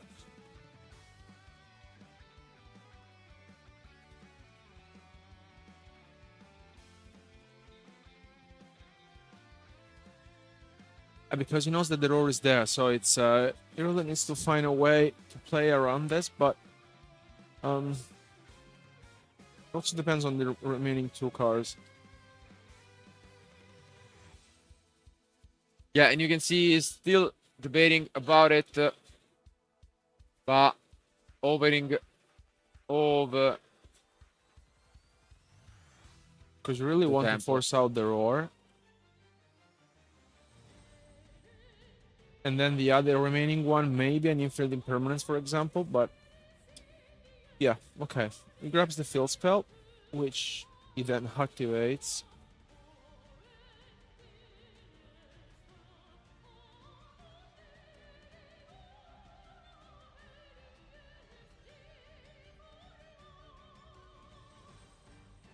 Again, debating whether to respond to this.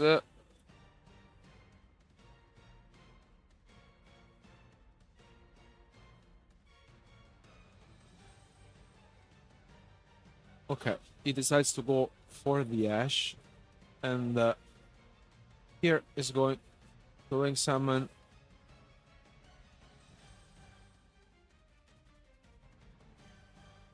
Yeah, because the positioning from Giuseppe allows the anima, although he can obviously grab back something, to be summoned co-linked into it.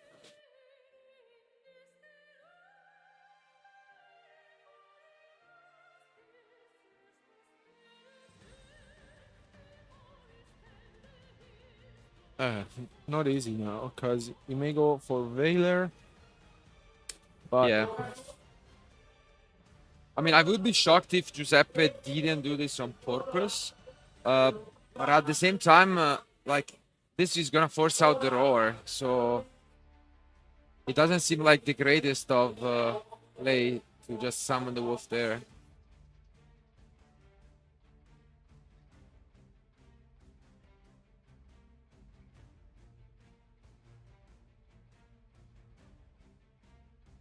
And we are gonna go for Princess. And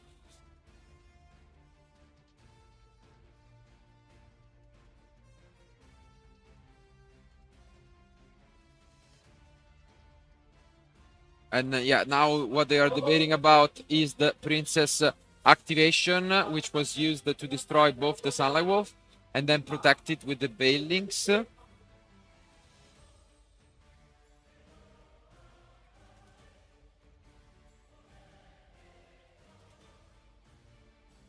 So I think maybe it's just the order in which cards have been activated. Yeah, and whether he said that he was gonna use the Bailings, because it seems as if he forgot about it by the way that things went. And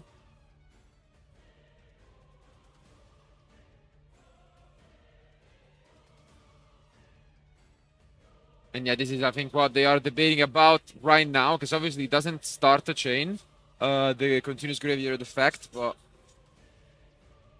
I think, yeah, unfortunately, Giuseppe wasn't clear enough, and they are not going to allow him to banish the Banelinks. I think it's fitting because, I mean, at such a stage, it was very obvious by how he acted that he forgot about it. And yeah, it could be a little bit of a shame. And now the Divine Tempo can be used, and this changes everything because he doesn't have a Salamangreat monster anymore. And although we are going to use this Vader, this smells like disaster for Giuseppe. Hey, it entirely changes the outcome of this game too. But thing is that now Marco knows that one of the set cards is Roar and the other one still needs to be understood, but he may continue now and goes for the Phoenix. Maybe he really wants to force out the other one. Oh, okay. No, he goes for the rage. Okay. He goes on, I think, almost, On I don't know. purpose. Yeah. It's like it was 100% obvious that that was the Roar. Yeah. So honestly, I would have picked the other one if I was Marco. Because why do you even care about yeah, not sure the Roar honestly at why the I decided moment? to go for that.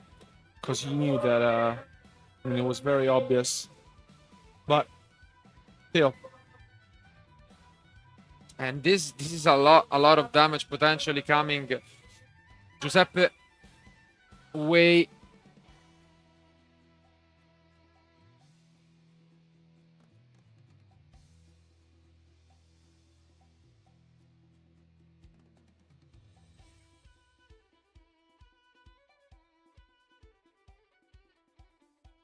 Yeah, no, Marco is just trying to figure out which is the best option, but he goes with the Ash and then brings the Oak.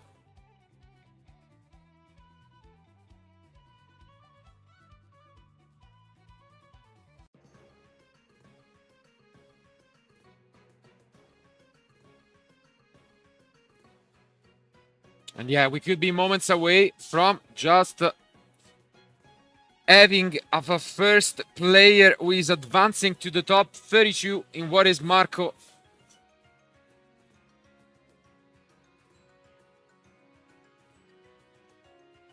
Prince Ems comes down, brings back the Flame Badge, and yeah, Marco maybe few moves away from winning this one. And yeah, he just is reading Banelinks to make sure that he can only protect Salamangreat cards, and that is exactly the case. And as we are seeing now, we go for the Zelantis. This should be a piece of cake, unless there is another interruption by Giuseppe, which is the reason why we wanted to destroy the other face-down card, but let's see. And this is gonna be the impermanence. As we thought, Phoenix should have been used on that set. It was not.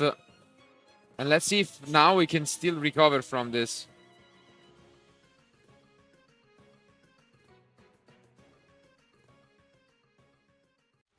He would have changed this, honestly, because yeah, it would have been a piece of cake. He might still be able to do it. As you can see, he's calculating. But, like, the tell was so obvious from Giuseppe. He was about to flip that Roar. And, yeah, sometimes this can make a lot of difference. And you should pay a lot of attention to what your opponent is trying to do. But as you can see here, he's going to crush. He's going to use the Salamangreat Raging Phoenix that he set up in the grave.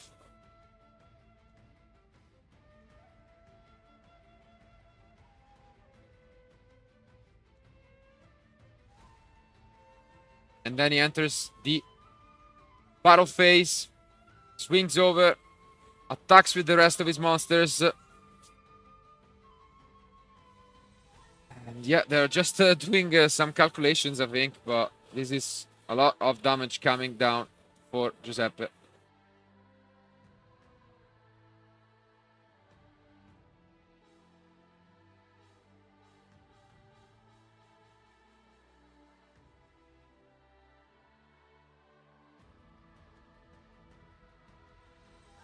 And yeah, this should be enough, and it is. So Marco finds the way to win this match with a true old fashion, still remaining undefeated after 12 rounds of Yu-Gi-Oh!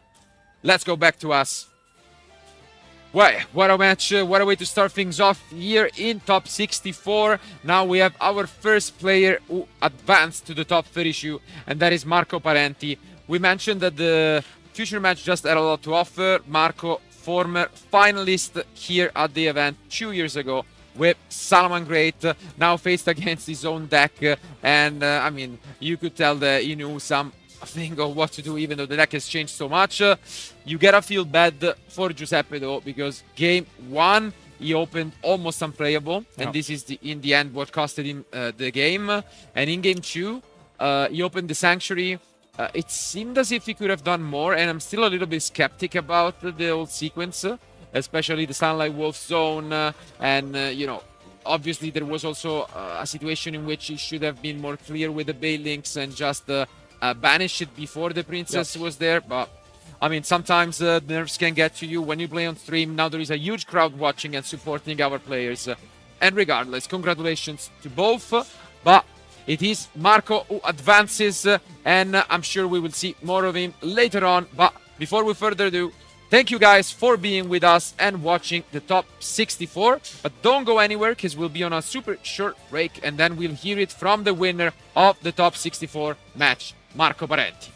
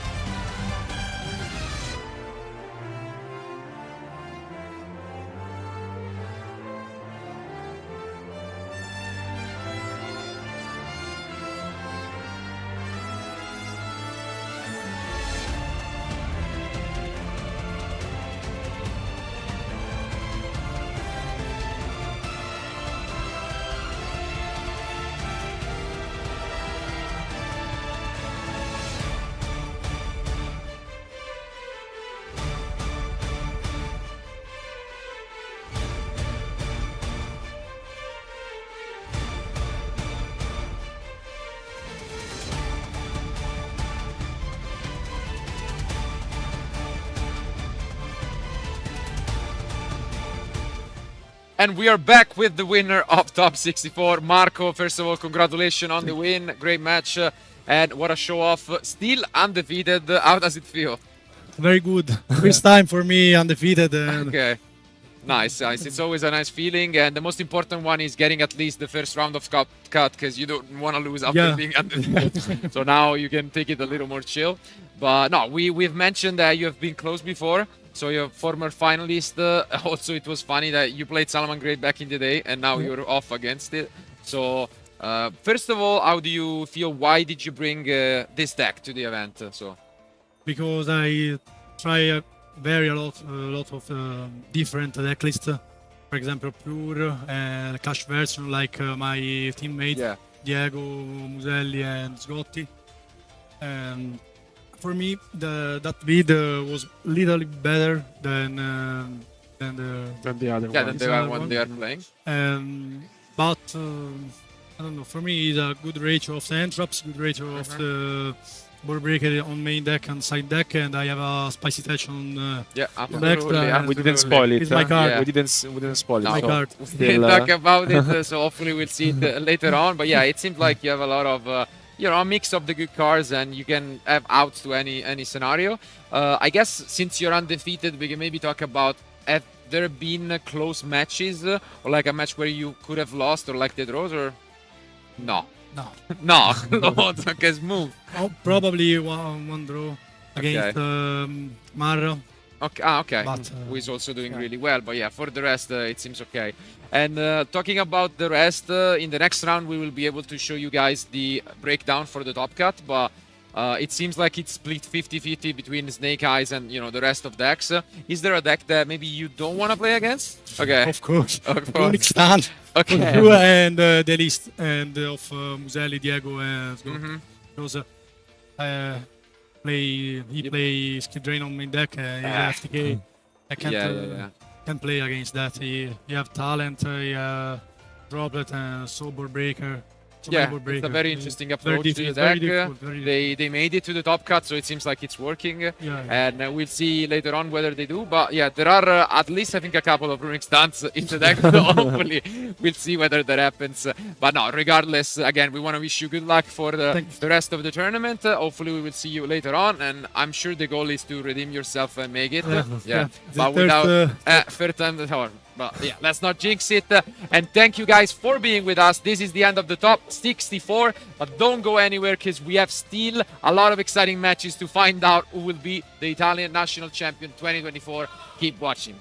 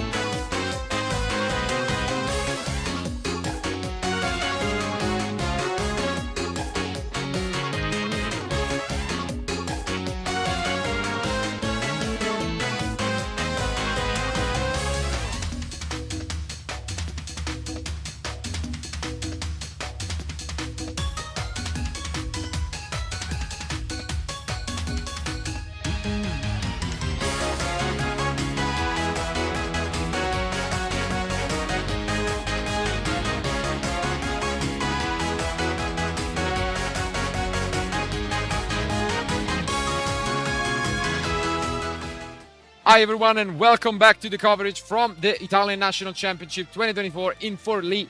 We are now down to the top 32 players and it will be a showdown in what are the remaining matches, the 5 remaining matches to crown the latest champion. But before we jump into what is going to be the future match for this round, we can now bring up a very interesting data for all of you have been waiting, the breakdown. And well, over half of the top cut is Snake Eye variants, but there is still a number that can leave a lot of room because it's 50-50 essentially with other decks.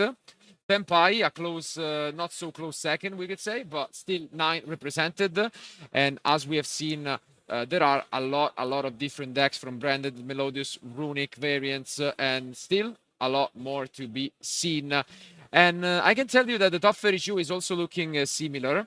Because some Snake Eye won, but it's pretty much split in a way where there are not a lot of Snake Eye mirror matches, and it's Snake Eye against some of these other decks, and this will be exactly the case. But let's now take a look at who got knocked out and who are these top 32 players. So in the first quarter, as we could see, we have some of the players we've seen before. Most importantly, I guess Francesco Simoncelli, which we have seen in the last round of Swiss, and we still have a lot of those we will see later on. But moving to the other quarter, other famous name, I can already tell you they are all in there.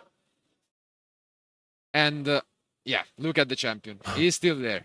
Lorenzo trying to go for this back-to-back, and he's gonna have on this side of the bracket Flavio, as you mentioned, a former finalist. Potential top 4 match, huh? Yeah, it should be, if it comes down to that, an insane top 4, but still you have a lot of opponents to go through, so long way to go up until there. And in this other side, we still have Antonio Papa in. We have Marra, who's also been doing really well at the Opens and at the National Championship. But if we go down to the remaining quarter, we can take a look at yet another of those champions who is still in. And it's Diego Ganzerli, who stayed in the event. He got not knocked out. He got knocked out. Yeah. And no, he's still in the tournament. And yeah, Diego still in, another of the contentions. And as you can see, now we can focus on, I think, what will be the match for the top 32, because as mentioned, there are a lot of different decks, a lot of different matchups, but the one we decided to pick for this round will be the one between 2 players we have not yet seen on stream, and it will actually be the number 1, table 1 of the event, and it's going to be Heraldo against Raffaele. And as mentioned, a lot of the one-sided are about Snake Eyes, and this will be exactly the case with a Snake Eye deck. But we are facing off against Labyrinth. It is one of those decks that made it, and although we have seen it on stream, we mentioned that it was quite a peculiar deck list with not a lot of the latest cards, and it was more focused on not even playing a copies of areas. This looks a lot like, instead, Dinka Bui latest builds back in the day of YCS Bologna as well. So with the jackbacks, areas, and the full combos going first, I'm in for it. And so I would say that if our players are ready, we can start action here in the top 32.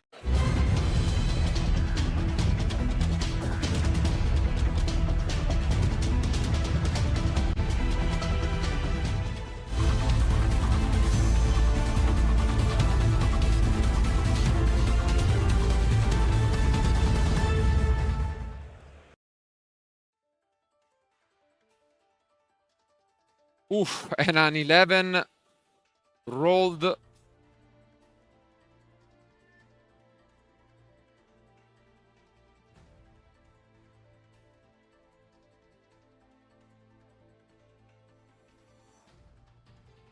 And let's see, Labyrinth did win the die roll. Are we gonna see some... Ooh, the end is looking a little shaky, and it's a complete brick from Labyrinth. With only one face-down card, and it's Called by the Grave, the single copy, the only spell he's playing in the deck. Crazy.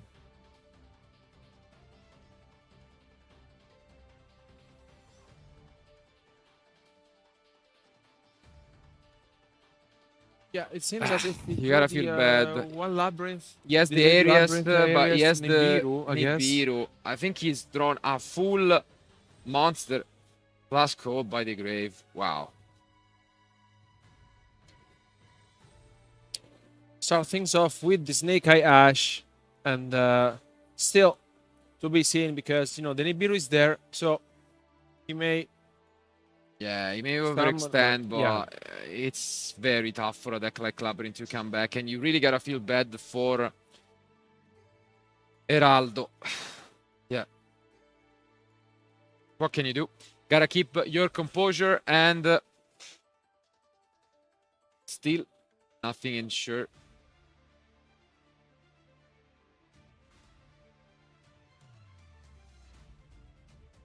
But yeah, this is stuff that we had seen plenty of time from Raffaele, who, by the way, as you can notice, these are some of the duelists, and especially Heraldo, who managed to make it with an X3 score. So, great job by him. And here he goes for the Phoenix, discarding the Flamverge. Very interesting line. And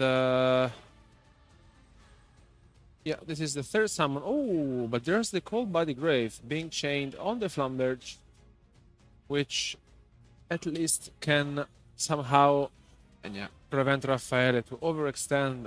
And as this is table 1 actually, and Heraldo was sitting there, this means that Heraldo actually knocked out the #1 seed. Yeah. So the curse kind of continues. And yeah, as you mentioned, this is a big call by the grave to at least die and stay in this duel as much as possible. And if Raffaele gets too excited and tries to OTK, maybe the Nibiru can come in handy as well. Especially because with the Flamberge gone, that's usually the card you play around Nibiru with. Yeah, something to keep in mind for Raffaele, who now is on to his 4th summon. And here is committing Princess, or what is it gonna be? Say. No, he's trying to go for game, it seems. And as mentioned, this could cost him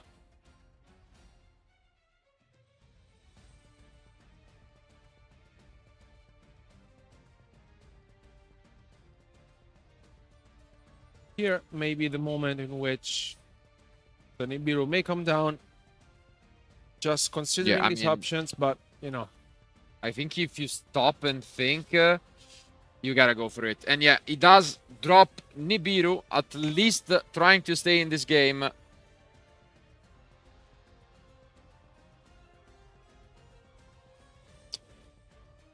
Yeah. Nibiru keeping the Labyrinth hopes alive. Is there any more plays available to Raffaele to keep pushing?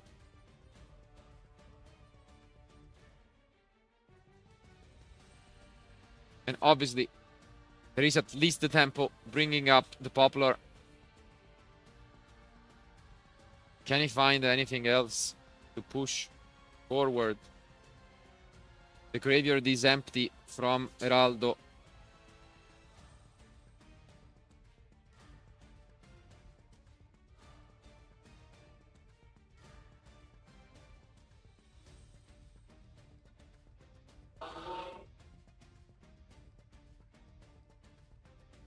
Okay, only a link 1 into Anima, it seems. And maybe an SP.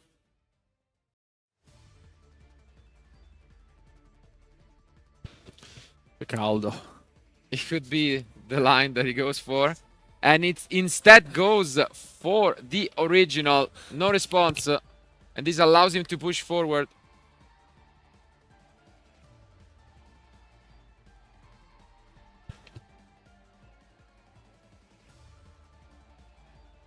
Heraldo.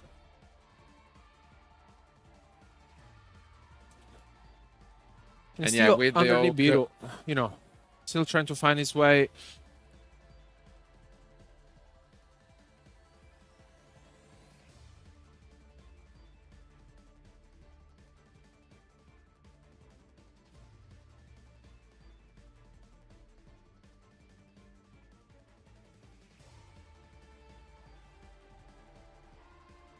Yeah, this is still tough. Obviously, the lack of Flamberge matters quite a bit. I don't think he has any other interruption, right? No, I mean, I only saw an Arias, and that's about it. But couldn't quite tell what the car was. He said the Daruma cannon. Yeah. Okay. There it is. Yeah, I mean, yeah, desperate means call for desperate measures again, and Heraldo tries to stay in this game with this Daruma cannon. But can he find something off the top?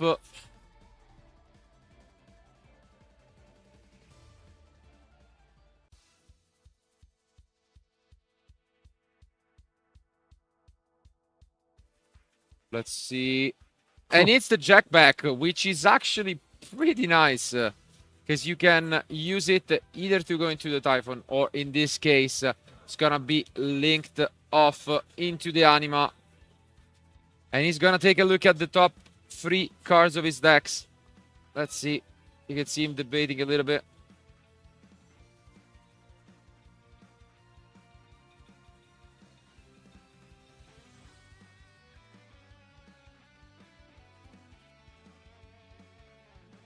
Can flip summon the Nibiru.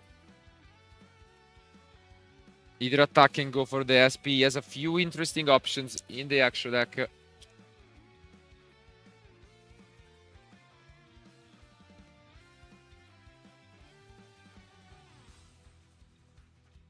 And as you can see, he's trying to go through what he could do with the cards in his actual deck. He's playing, but only in the side deck, I think, an Unchained Engine. So he doesn't really have access to it at the moment. But yeah, Okay, he's the just SP. gonna go for an SP. On the Temple. And Raffaele is having a think here.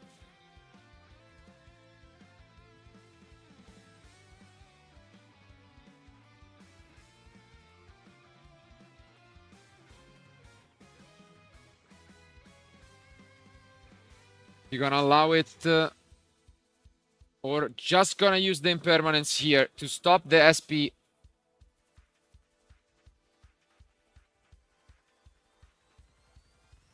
and I think he's left with 1 card in hand, right? Yeah, because the SP can only target face-up monsters, so he cannot chain it here. And this is big. Does he have another way to push? Is he gonna keep it? Okay, just attacks over the Oak.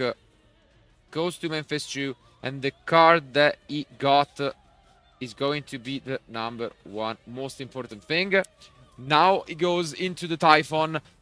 He has the jack back, and let's see if he shotguns it right away.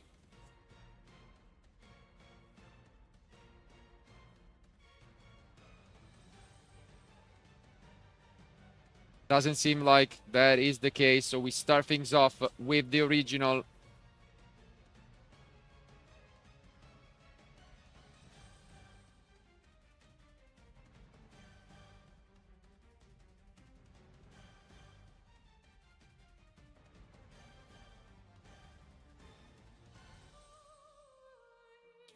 And yeah, it seems like he has a lot that he can do.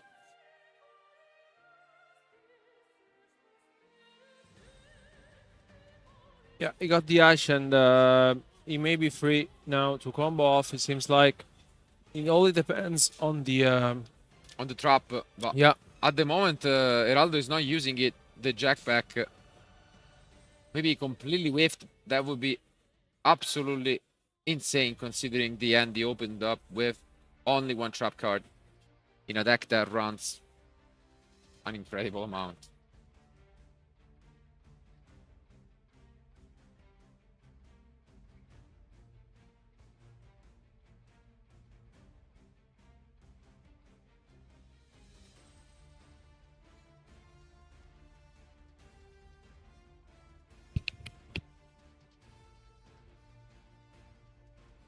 And as you can see now, Raffaele debating, looking over his extra deck. Important match for both of these guys. And he does go into the Mascherena, using the Poplar to bring back the Diabell Star from the graveyard.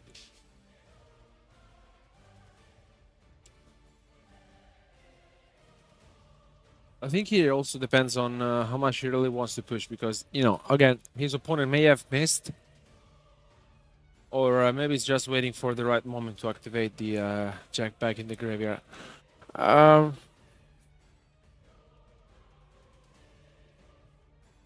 Kind of unsure, but yeah, up until now, he's able to continue pushing forward. There is also a chance that there is a second copy of Nibiru, by the way, in the end, given that he completely passed. And that would be a fun way to also continue grinding through this game. And now we go for the Dark. Okay. Interesting.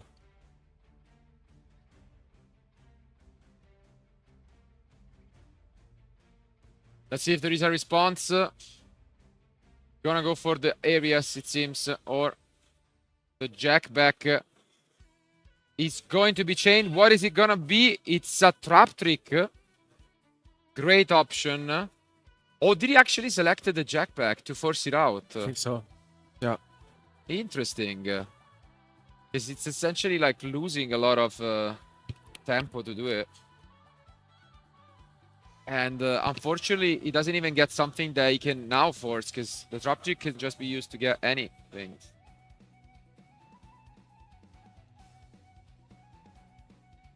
Maybe it felt like he really needed to reveal what the Jack back excavated. Because now, yeah, you're basically forcing your opponent to activate the trap trick. And yeah, he now goes and activate trap trick. A lot of different options from the Daruma itself, if he wants to play it safe, to the Dogmatica Punishment. There are a lot of interesting targets in the deck that can be used. And it's going to be the Punishment, it seems. Yes. And again, similarly, the Punishment has a lot of different targets, from the NTs to destroy both monsters, to Garura to just try and find another draw.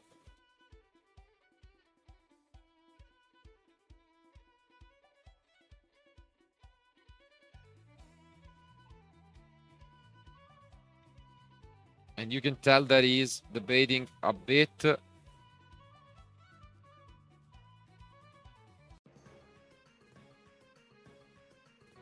Yeah, he activates the punishment on the Ash.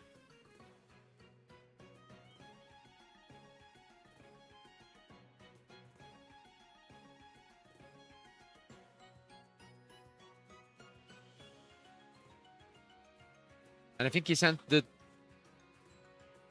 Tri-Brigade into the Garura. Going for the draw.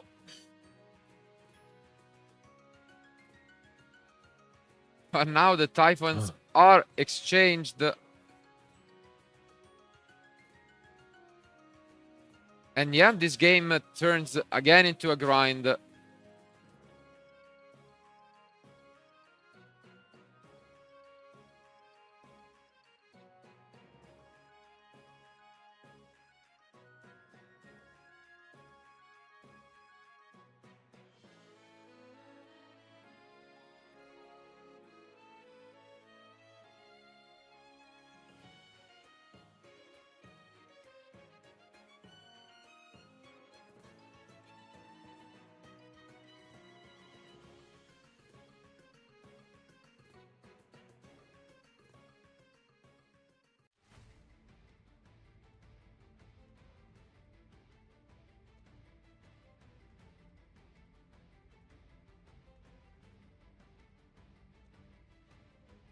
And now play can resume, and let's see if Heraldo can finally pull something to play the game.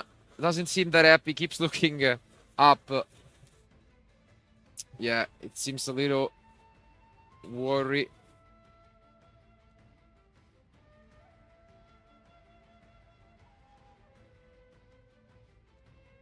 Okay, he drew the one off. Here he activates the tempo, bringing the Oak onto the field.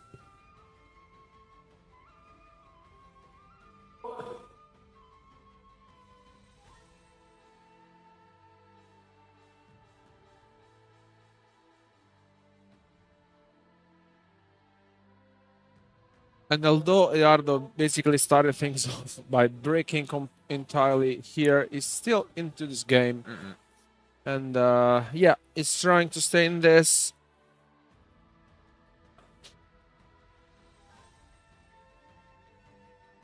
Yeah, trying his best. At least now he's gonna get a card back with the lovely.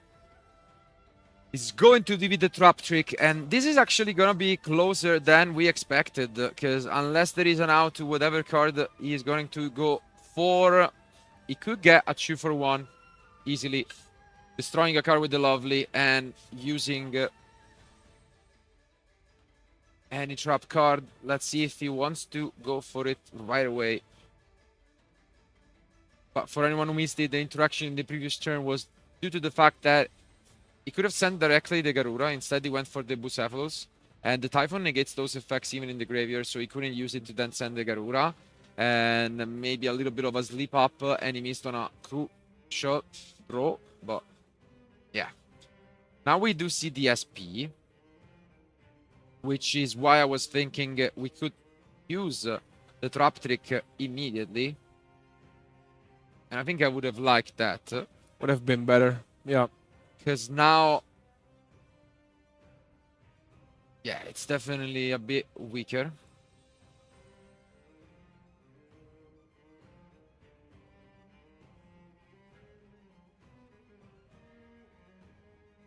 Just at the Bellstar, and we talked about this during this week and how powerful the card is. And yeah, you can see here just so much recursion from Snake Eye Diablo. It wasn't played by every deck since it was released, but yeah, I think it's just as stable at this point.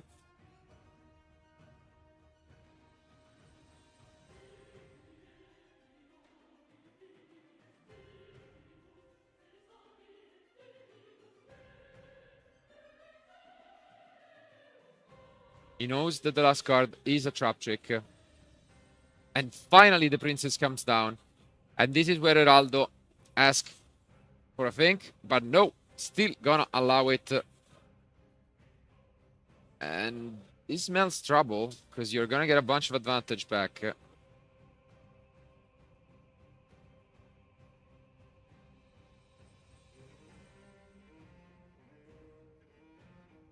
And we might finally get into the Flamberge that has been missing the entire match due to the call by the grave. Yes, there it is. Flamberge making an appearance. And what a game one, by the way, with almost 20 minutes already down the line. Yeah, a very back and forth one in which both of our players showed us that they really didn't want to lose this one, but it looks promising for Raffaele now.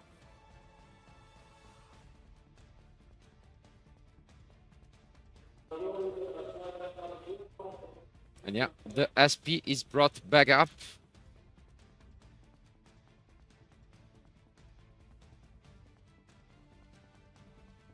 The few cards that obviously outside of the welcome card could be used are mainly the Daruma. Impermanence is not going to be there, so this trap trick is essentially limited to welcome traps or Daruma.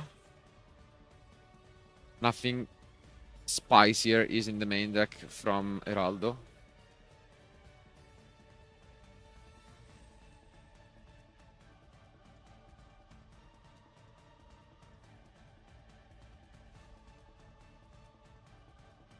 And finally we move on. What is it going to be? It is the Raging Phoenix. And now the Flamberge brings Chew back from the graveyard.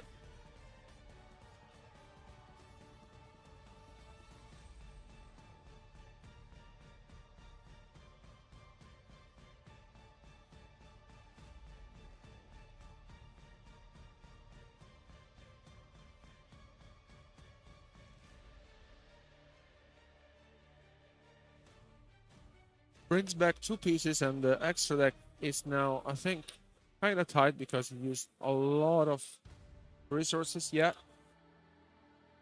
Yeah, and now it's pretty much game over because the problem is that he needed to use the trap tick earlier,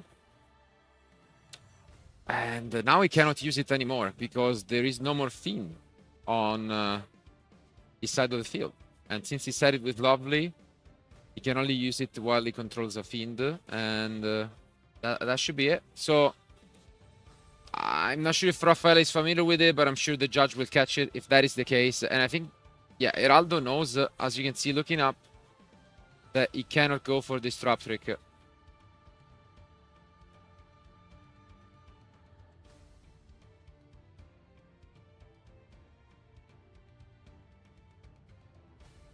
And yeah, he cannot actually activate trap trick in this spot.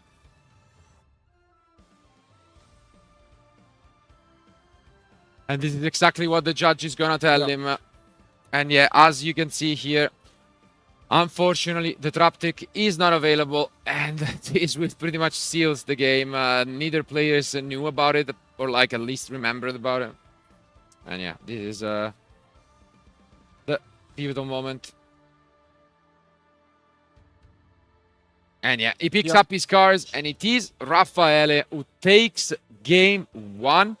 But I gotta give credit to his opponent, who went first with Labyrinth, completely bricked, and still managed to hold his opponent for over 20 minutes in this game. Wow. I mean, after picking up such cards, I mean, really have to give credit to him, especially because after, 20 plus minutes, he was able to fight and stay into this. And I mean, it was not easy for sure, especially because like Raffaele's end was very good. But, here we're entering into game 2. And yeah, now obviously Heraldo is still going first. He has a lot of side deck cards for going first, all the way from, again, Anti-Spell Fragrance, Transaction Rollback, the Field Spell. He has so much. When it comes to his opponent, though, things are a little simpler. The usual 3 Cosmic Cyclones are in the side deck, which we are obviously gonna see instead of like Nibiru. The rest of the side deck is so-so. Pancratops is there, which though can be either okay or not that great against the deck. The Bestials on the other end, I do like. They, especially against this version and with the Jackbacks, I think I would definitely bring those in. And I'm sure that will be the case for Raffaele. But yeah, I mean, it's still going to be a close match. Hopefully, Heraldo gets to play the game a little bit more with an opening and in the next game. And yeah, it's going to be a close one, I think. So. Yeah, I mean, they're still battling this out. It's far from over. And I think after a long day 1 and day 2 of duelings, you really want to miss this chance to advance into the top 16. And yeah, the pressure is for sure on Eduardo, and we will soon find out if Raffaele can close this out or if we will go into a game 3. Yeah, going to be the case. And as you can see, Heraldo, faster one to end up this side deck. He knows that this is the most represented deck. Just as a reminder, 34 Snake Eye variants made it into the top 64. 30 other decks are there, but our duelists are done with their side decks. So without further ado, let's jump into the match and find out who will be the winner of game 2.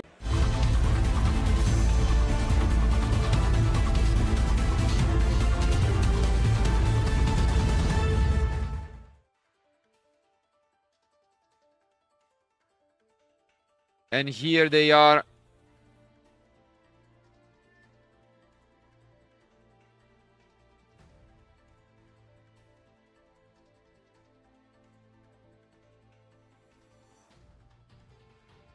Let's see. I do see a few trap cards already. But still 3 more. Okay, no. The end is much better. I do see the Nibiru still, but he has 2.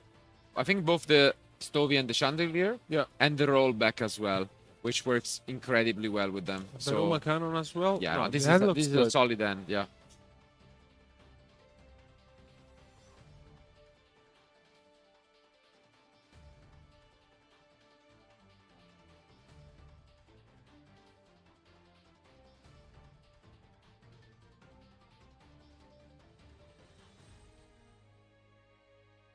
As expected, we drop this transaction and we go get the big welcome.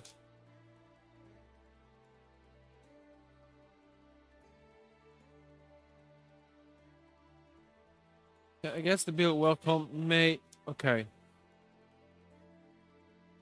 And then we go and normal summon the Chandelier, putting face down another card, which is the Daruma, and passing to his opponent. And we are trying to take a look. I see an Ash Blossom, and that's gonna be really, really strong, at least to stop the big welcome. But the transaction is gonna make sure that that doesn't suffice. The rest of it, I think it's yeah, bonfire. Yeah, this is gonna be a closer one. It's mostly on Heraldo, the way he can sequence his plays. But I think if there is nothing too great in terms of side deck cards from Raffaele, this can be doable. Yeah, because he has the Ash Blossom for the big welcome. Starts things off with the Snake Eye Ash. No response.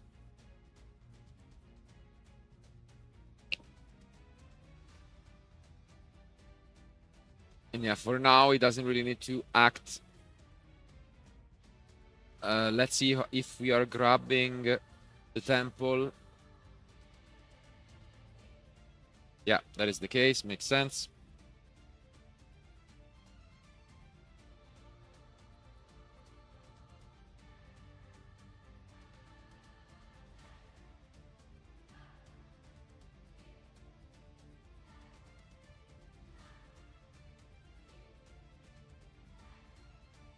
Just thinking about it, let's say if... Oh, okay. He goes for the Daruma Cannon right away. Interesting, yeah. Goes for it immediately. And doesn't go for Chandelier, which is interesting at the moment. We're gonna follow it up with the temple. Could go again for the Diablo Star if he wants. This card is so good. Yeah. And he does. Yeah, makes sense.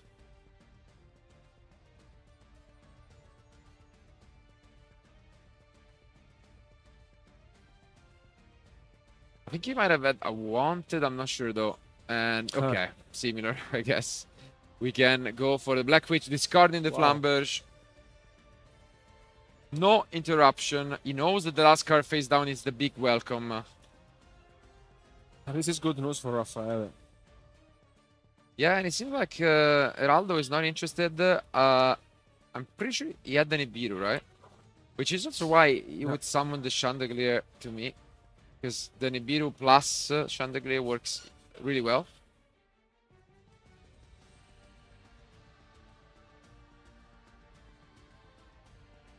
And we are now down to the 4th summon when it comes to Raffaele. Yeah, gotta be careful with those summons, but I think it will be inevitable to be under Nibiru.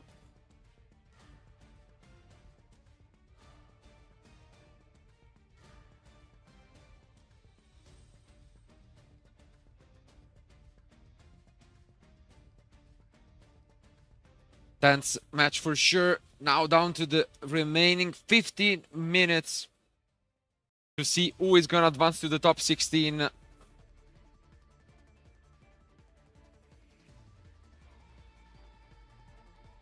We are going for a Link summon.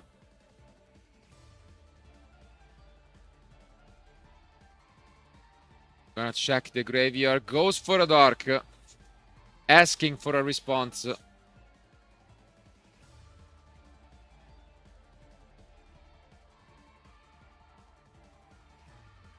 But with the Flamberge plus Temple set up, he's playing around Nibiru really well at the moment. And now we see the welcome. We know that the Ash Blossom is in the end.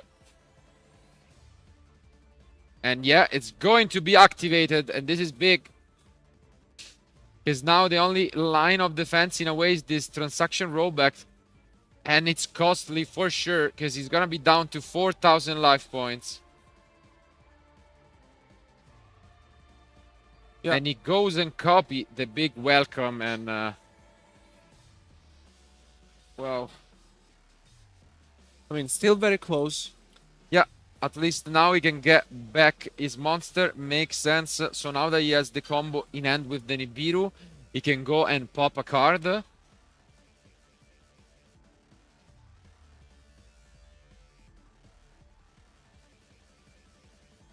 So let's see how this chain of plays will go through. Oh, there's a Druid Swarm being activated. Oof. Okay. And the Druid Swarm is big. Because as mentioned, Bestials were sided.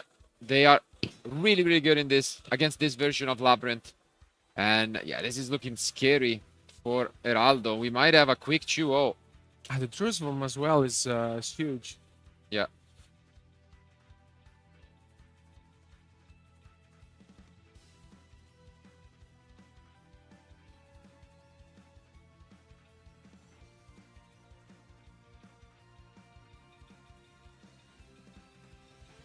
Raffaele is just, you know, thinking how to go and extend this further. Let's keep in mind that there should be a Nibiru in Eduardo's hand.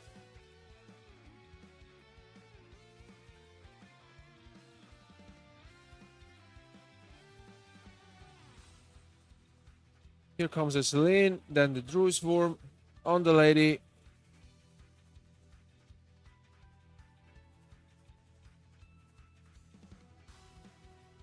And yeah, now the line is it's complicated because again, transaction rollback, amazing card. But when you need to pay 4,000, we know though that the last card in hand is the Nibiru.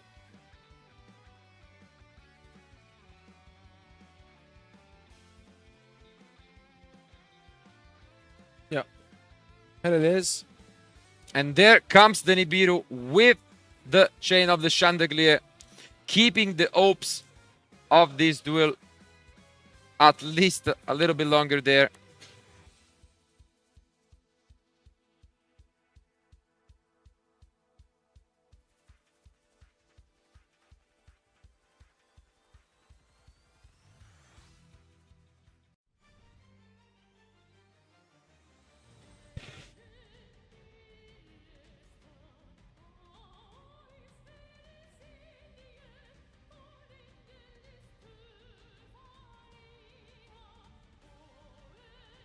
Comes down to this and still played it amazingly because he kept it all the way down here to try and push.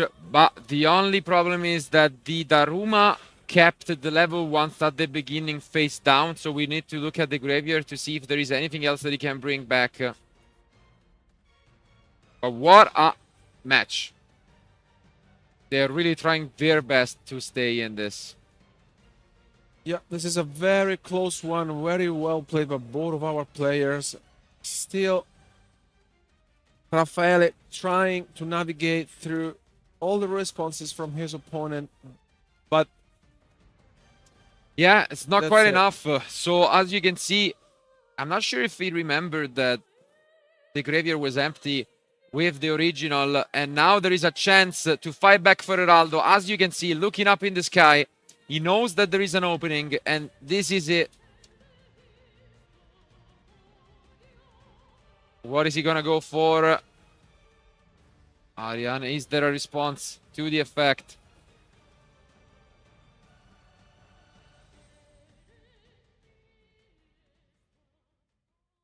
There is the impermanence. Wow. Let's see though, because as we can see, still the big welcome from the last turn in the graveyard.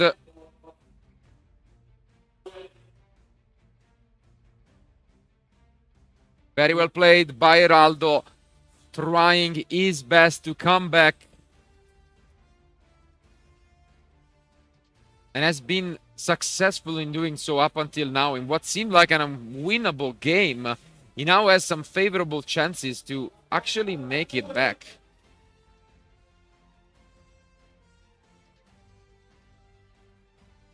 yeah, he's trying with his chances, and I actually see him better now. And in as this you can game. see, he looks up. Is going to discard the transaction rollback, actually. What a pickup from the deck. Huge pickup here from Heraldo.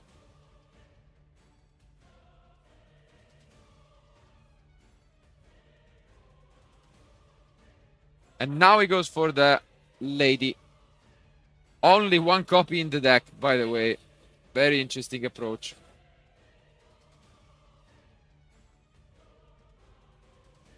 And yeah, this was a crazy pickup with the rollback. Down to 1600 life points. But starting to build this comeback up. As he summons the Stovey from the deck.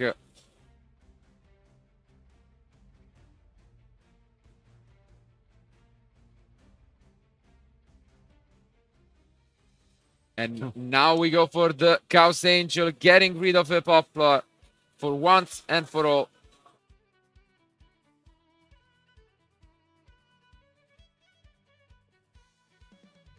And he moves on. So, well played, at least tried what he could. Was rewarded in a way by the top deck. And let's see what Raffaele is gonna try and do. Well played by him. Yeah. Let's see if Raffaele here now can really find a way, come back into this incredible game 2. What a show off from our players. 7 minutes remain, and this could end in a wild way. Let's see though if there is a chance. Obviously the original can still be used. He's thinking about grabbing the oak.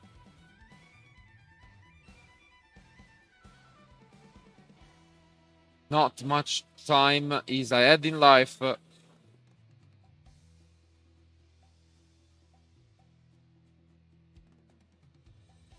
Yeah, this is going to be a very close one. Putting Ash back to the bottom.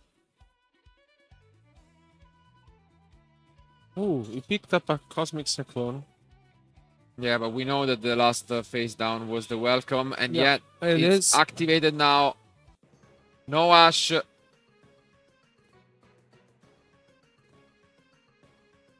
And this is going to bring back some of the advantage, as we can see here.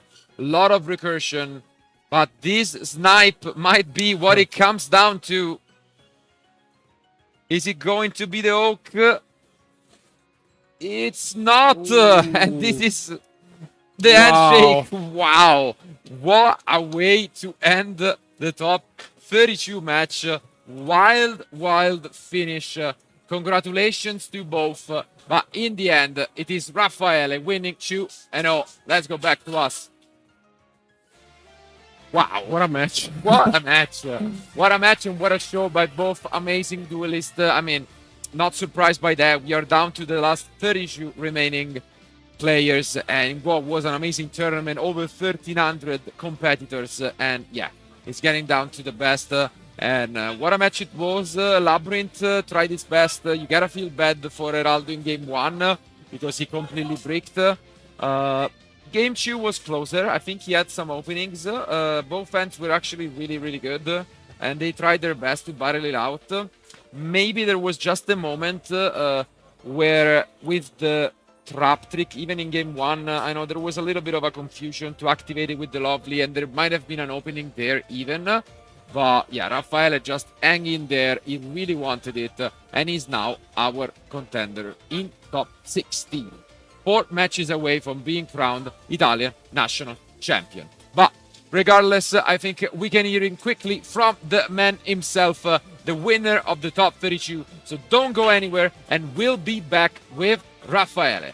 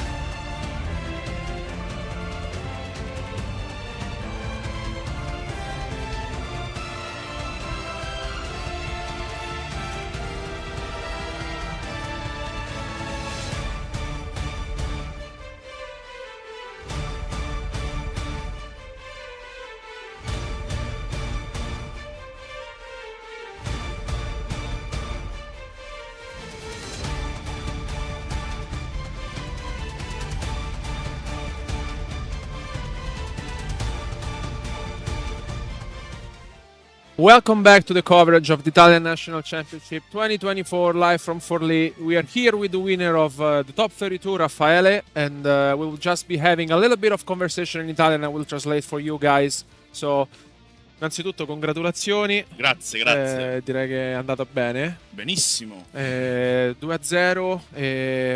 Innanzitutto ti volevo chiedere come ti senti in top 16.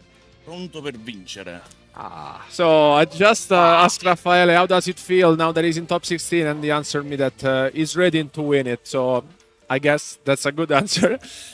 Quindi no, volevo chiederti game 1. Purtroppo lui ha briccato, insomma, ha avuto una mano un po' più macchinosa. Abbastanza singolare. Però nonostante questo comunque è durato molto il game. Se c'è stato un momento in cui magari ti sei sentito mi sta sfuggendo di mano, nonostante il Nibiru. In verità il mazzo lo conosco, l'ho giocato anche l'anno scorso, l'ho giocato alla nazionale, quindi conosco le interazioni e so dove può arrivare e cosa può fare. E quindi onestamente non mi sono mai sentito fuori rotta.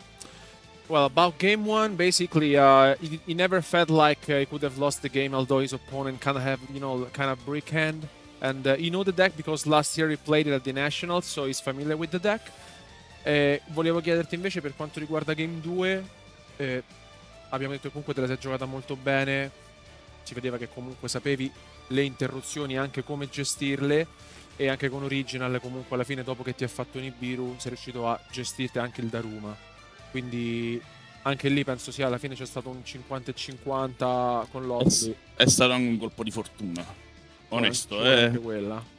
Giustamente. Yeah, I mean, in the end, I think that in game 2, there was a little bit of luck when there was the 50-50 with the Lovely, but they're also what you need. E quindi volevo chiederti in generale come ti senti per il torneo. Comunque, ok, sei in top 16, perso 2 match, abbiamo visto? Sì. Insomma, com'è andata la Svizzera? La Svizzera è andata benissimo, avevo chiuso il primo del giorno 1, avevo chiuso 8 e una patta. E ho perso 2 match per errori miei perché ero molto nel chill, sapendo che comunque già ero in top. Dentro. Sì. Well, yesterday I went undefeated with 8 wins and a draw, and I lost 2 matches today just because I was already focusing for the top cut. And ultima domanda, adesso sei in top 16, mi hai detto che ci credi, sensazioni? Sono pronto per vincere. Ok, quindi proprio ci siamo. Secco. Vamos. Nothing. I'm just ready to win it all, focus on the top 16. So, grazie, thank you so much for being Grazie with a us. voi. Looking forward to see you again. Speriamo di vederci presto dopo. Guys, thank you so much for watching. Don't go anywhere because we will be back soon with the top 16 live here from Forlì.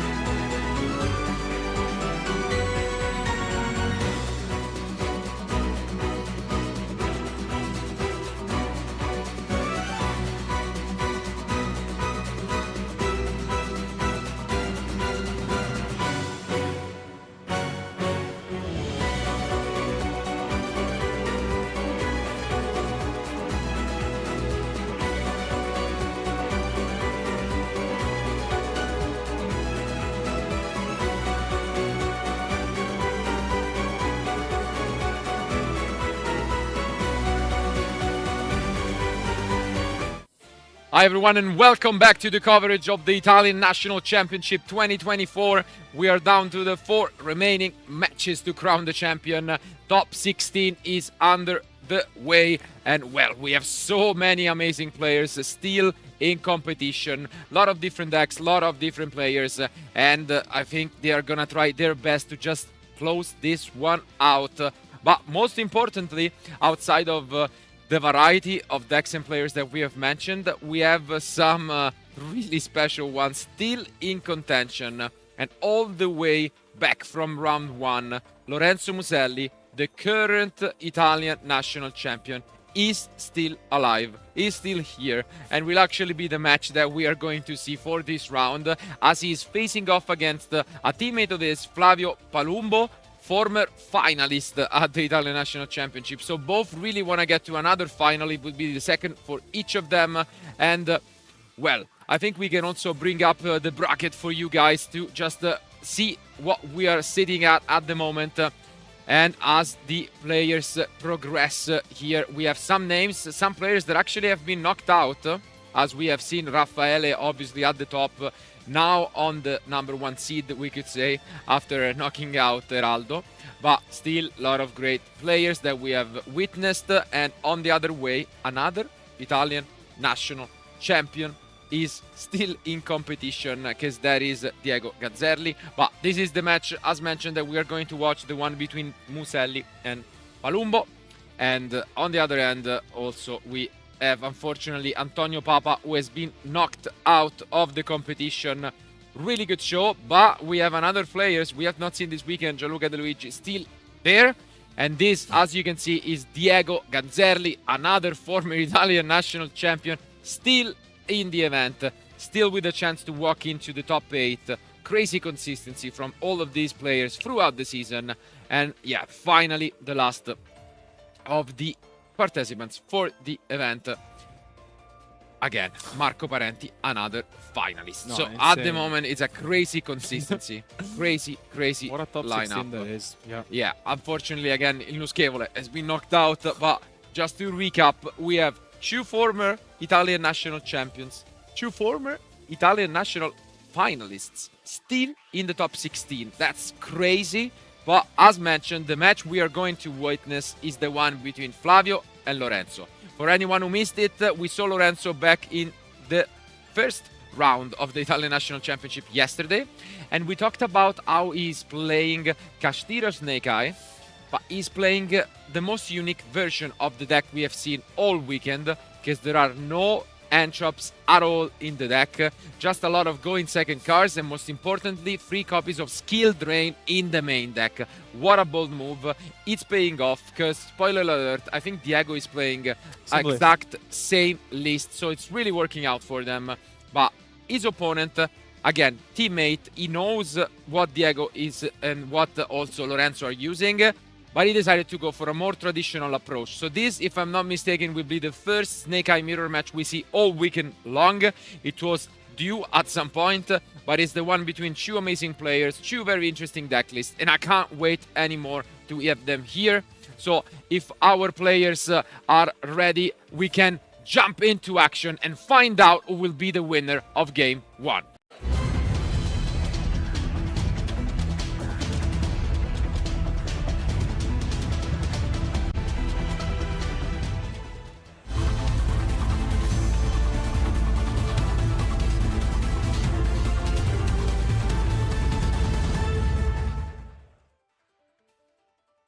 Here they are. Let's see if we are able to take a look at the die roll this time around.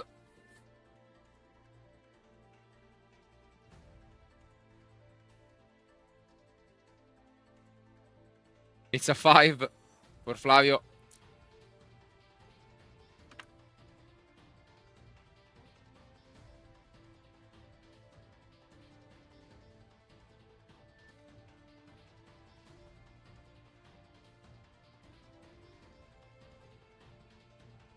Gonna be quite the insane match.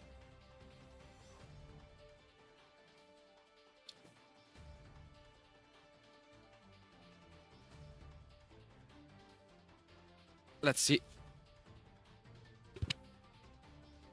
And it is Lorenzo starting thing off with his Cash Tira engine with the Unicorn.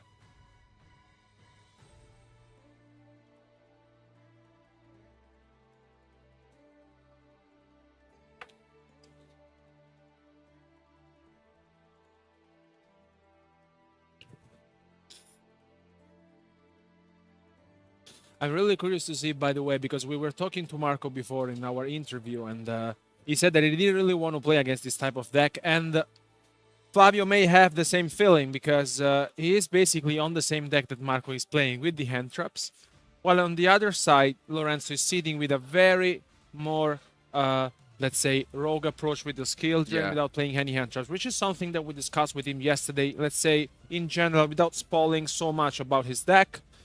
And I mean, I think this is paying off, and I mean, it's also nice to see that both of our players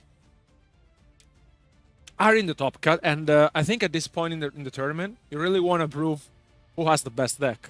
Absolutely, and as mentioned, I gotta say, all 3 guys who played this version made it to the top cut, and 2 of them are still in contention in top 16. So regardless of how it goes, that's a crazy consistent performance, and anyone who is going to other national championship in the following weeks will be interested in maybe adopting this kind of strategy.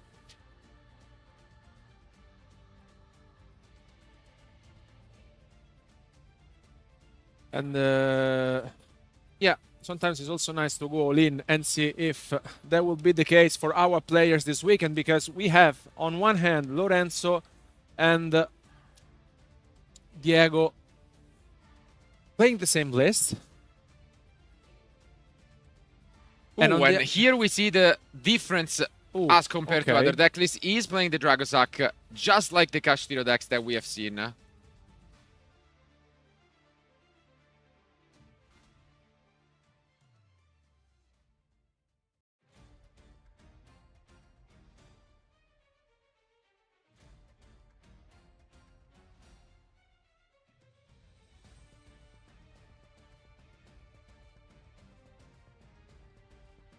It seems like there is some debate, but not irresolved. And just like we saw for Cash Tira, we get to use the tokens to make the Mascherena.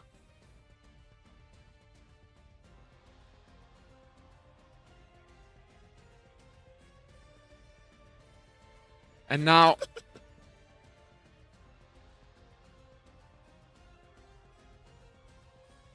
Flavio, let me check, because I don't think Flavio is... No, yeah, Flavio is not using Nibiru in the main deck, which is something important, because I'm sure Lorenzo will be aware of the deck list. As mentioned, they are both teammates. They know each other's deck in and out.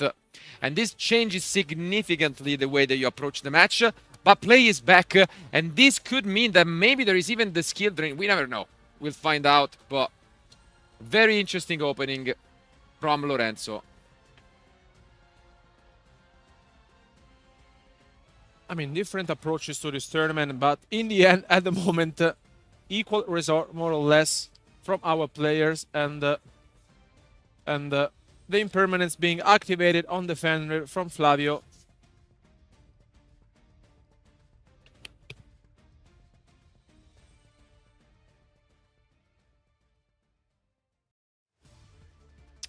And so now he starts things off trying to shut down the end, and the normal summon of the Popular also not ideal, it seems.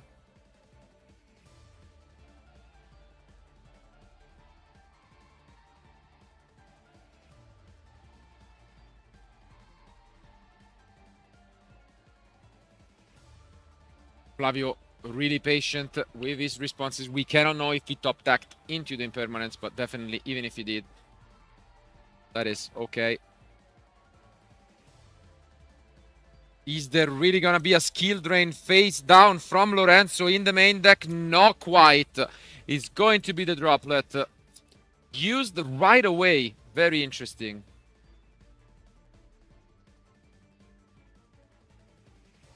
Ooh, but he actually discards the Dark Ruler instead. This makes sense because he's trying to play into the droplet from Flavio by discarding a spell. And let's see, now the pressure is on him. He's gonna go for the Anima and use the Poplar.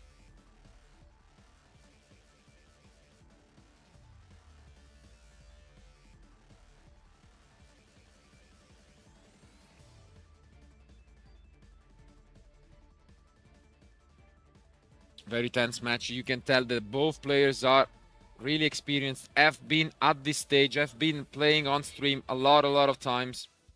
And that's about it. Wow. What a end from Flavio. Unfortunately, nothing going for him. And this could be a quick game 1 win from Lorenzo. Wow. Not what we expected. We thought it was going to be more of a grind. But yeah, this seems just a matter of time. And I don't see what can go wrong. Yeah. Flavio didn't have anything going on. Maybe just a few hand traps. Maybe. Let's see if he has any response to this original. He has the Ash Blossom. It's going to be the Ash. We can use the Ferrier if we want.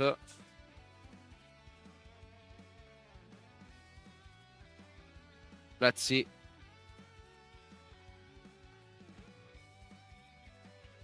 You don't often see Dragosak actually staying there and being able to activate a second time.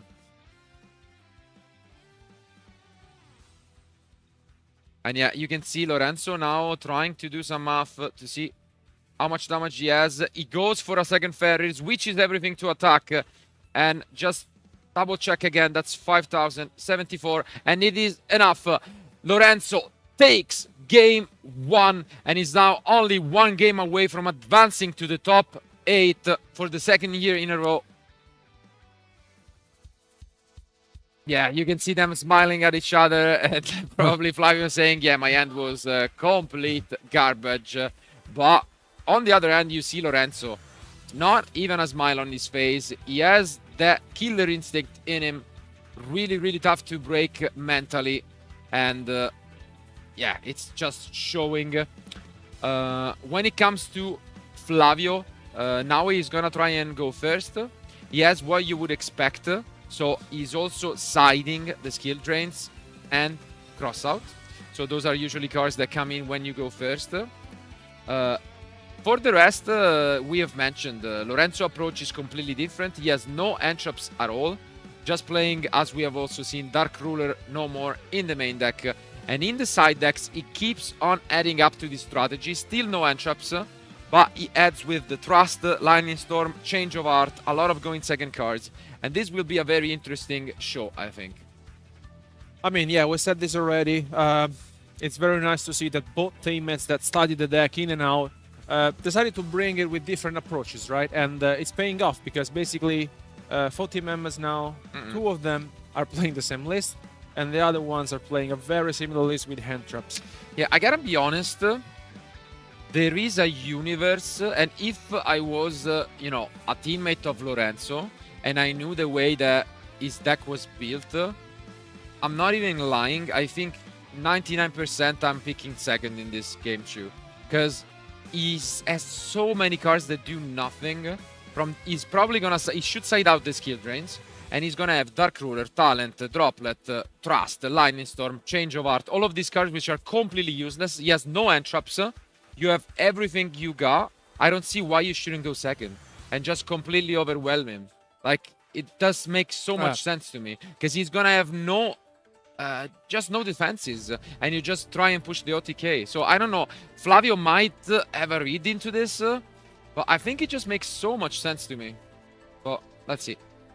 I mean, I think it makes sense. It's a brave move in the sense that you are 1-0 under, and still, it really depends on what are your sensations. Yeah, I think these brave. guys, I think these guys played a lot, and then in the end they made their conclusions. Absolutely. But we'll see whether Flavio follows my suggestion, and our players are done with their side X. So let's jump back into action for game 2.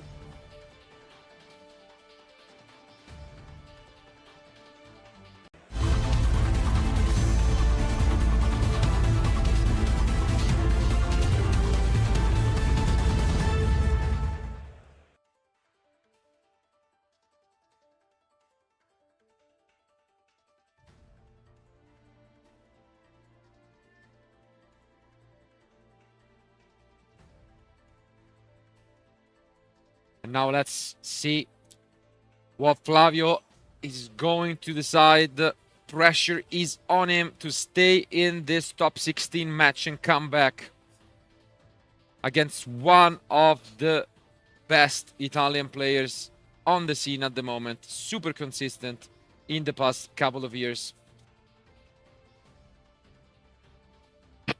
Let's see.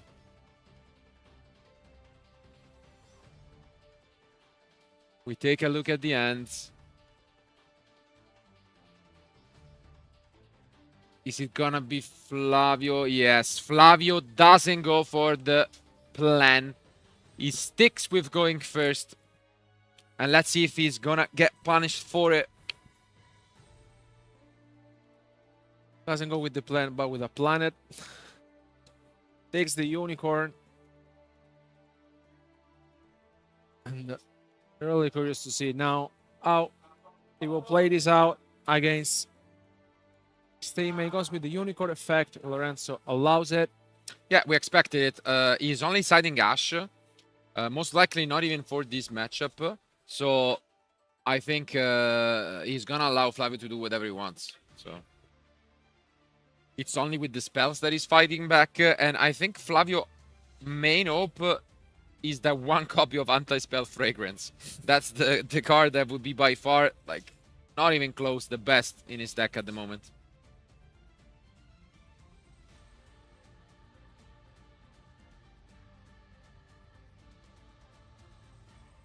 And yeah, we see the great synergy of the Kashtira cards that we have seen a lot over the past few months. Just giving you these +1s. And actually, I think he said they wanted, so he should have the original already.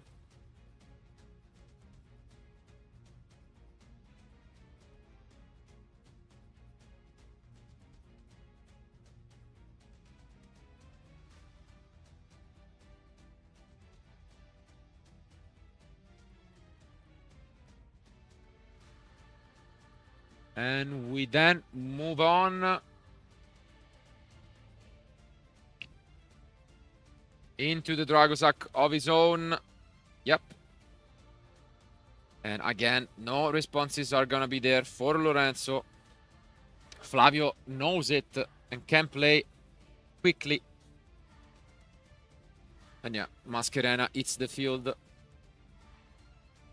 And this is stuff that we have seen almost identical from Lorenzo in the previous game. But now the Dragosak is gonna go. He's thinking a little bit more about which target to tribute. And yeah, at the end, it's gonna be the Dragosak. And yeah, he's not stopping. He can go for the Ash if he doesn't have it. Yeah. Ash into Poplar, into Temple, and yeah, this is just the combo that we are used to seeing now.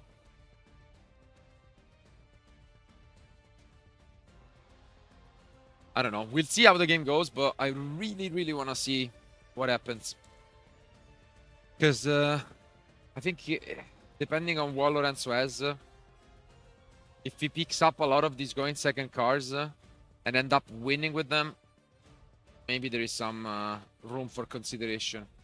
But yeah, now we access the Diable Star, which have been the MVP for a lot of these decks.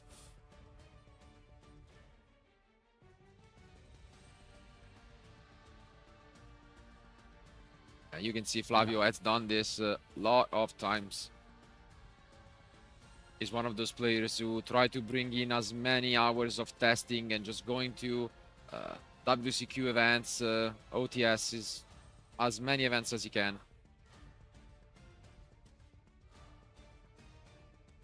Has been close as well last year, I think, in getting to the World Championship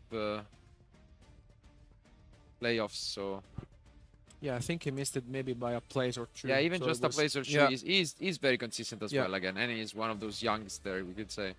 And yeah, now looking solid. He knows again, full knowledge of his opponent deck, so he's gonna set up in the most efficient way, going for the Appaloosa.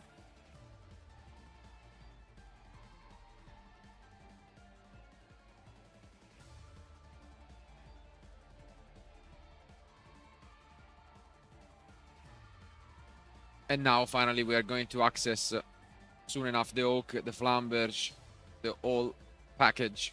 Yep. I mean, yeah, that's the usual stuff. And as mentioned before, Lorenzo not playing any hand traps. Let's see if he really draw into any of his going second card, such as Dark Ruler, Droplet. Yeah, he has a lot. So this duel is like, if you've just tuned in and you think, oh, Lorenzo completely whiffed in terms of his 15, 18 hand traps. No, this is not the case. This is Lorenzo's plan. He's playing 0 hand traps at all, and he just wants to try and break the field with powerful spell cards. So nothing's wrong. This is all according to strategy, and I'm really interested in seeing whether this is gonna work out, because it obviously seems like it must have been, because we already mentioned it. 3 teammates, same card by card deck list, all made it to the top cut, and both are still in top 16 at the moment. So something must be there, and yeah, now we follow it up at the last second. Finally, we are actually we get to see might go for the tech card. Is it gonna be? It Yeah. is. This is the other tech card that we have been waiting to see in action. The School Dread Saruya, a card that not many players use, but that after siding, and especially funny enough, against a deck like Lorenzo, where you know that they don't have hand traps, can be insane to look for anti-spell and, you know, skill drain, cross-outs, all of these cards that come from the side deck. Yeah, we waited all weekend, and finally comes down. Finally it happens.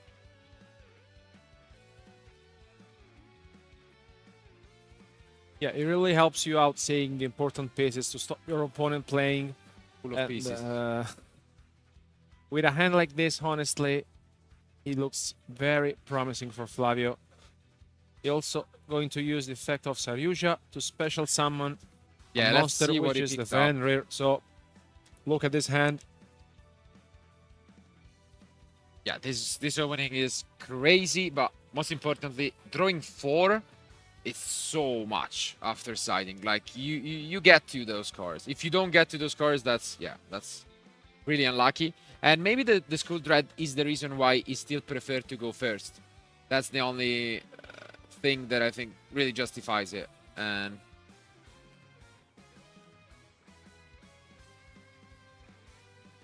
let's see whether that will be the case.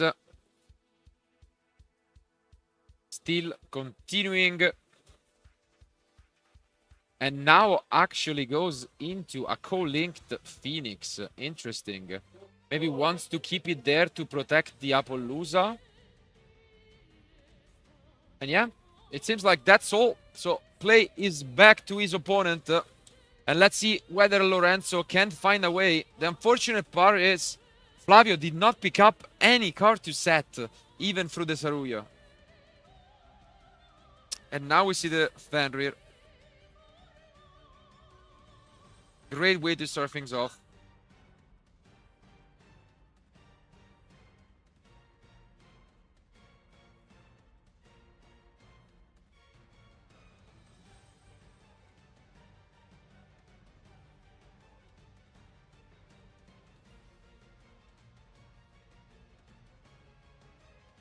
Flavio's thinking about it. He has quite a few possible interruptions available from the princess. And here comes the Dark Ruler, one of those main deck going second cards, which is completely shutting down the Appaloosa now, which not gonna be able to recover its attack even in the next turn. This is good, because completely shut down Flavio's strategy. Who now really needs to come back with something else. Yeah. And there will be an effect Veiler on the Fenrir, which can enable the talents and the trust for Lorenzo, by the way. And let's see whether that will be the case in this end.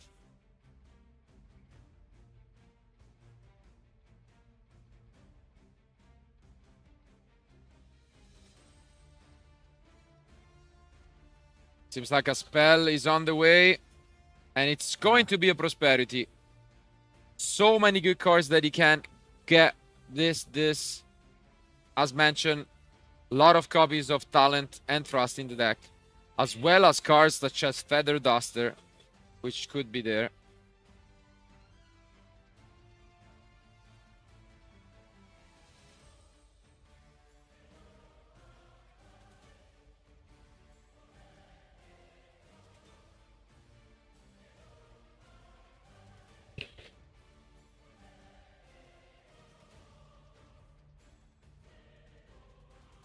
And an Ash Blossom coming down from Flavio, trying to use all of his interruptions.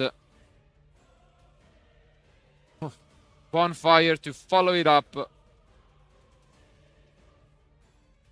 I think that was well calculated from Lorenzo. Yeah, the issue is that you still have the setup with the Mascherena. Yeah. So it's well played by Flavio, not going completely all in on like a droplet or... And as you can see, this is exactly what's going to happen. He goes and uses the temple, bringing up the Mascherena.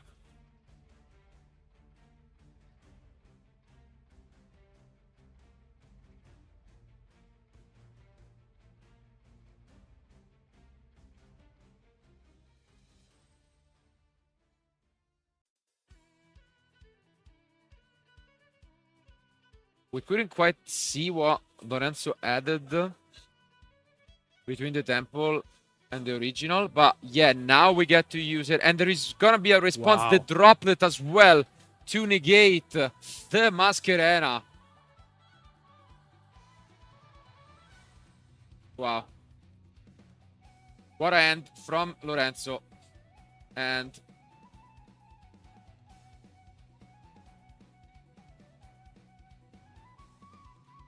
in the new chain, might bring back the popular. Let's see what he wants to do.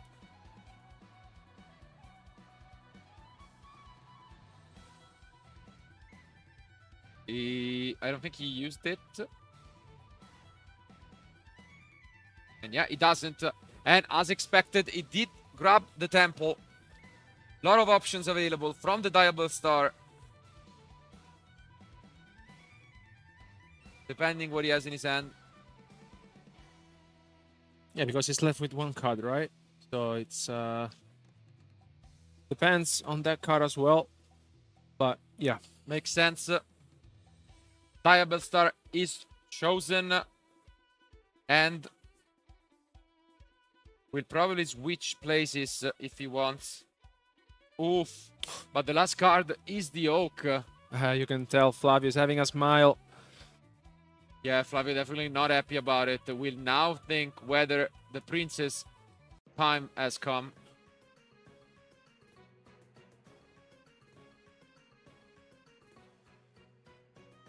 I think Lorenzo is also out of cards, right? Yeah.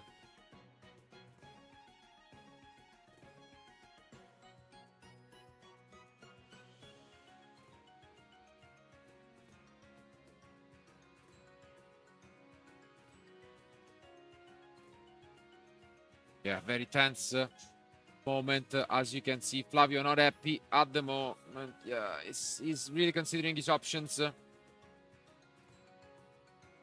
He knows that this could smell trouble. And the tempo does just so much for Lorenzo.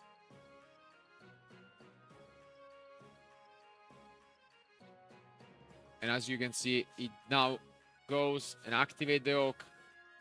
Summoning from the deck. One last card.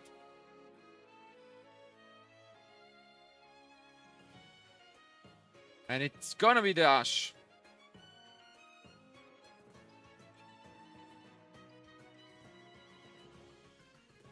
I don't think Flavio has any cards in hand, right? Probably not. And the last face down is the Wanted that he set at the beginning, so it's not going to help at all.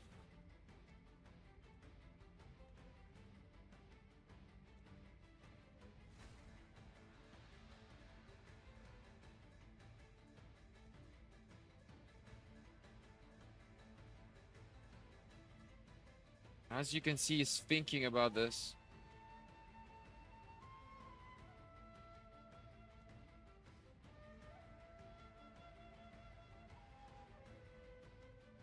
Yeah, Flavio trying to stay calm as much as possible. The Poplar has not been used, and in the end, he does use the last interaction available to him. This Princess, which is going to destroy the Fenrir that was negated.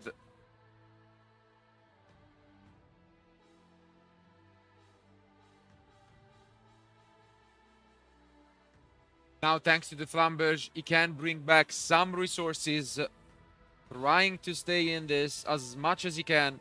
But you can see Lorenzo, he now knows that there are no more interruptions, and this is problematic. The only good news, I guess, is that Dark Ruler was activated, so no damage can be dealt. So at least Flavio will have another turn, and I think that can be big. But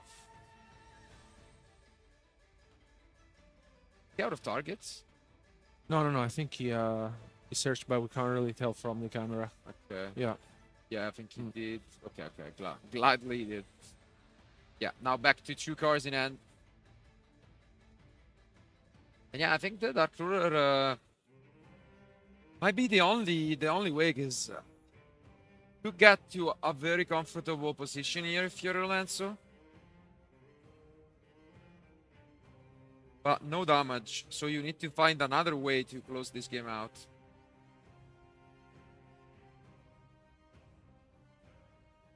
And it's not going to be easy. There are so many cards on the field from Flavio.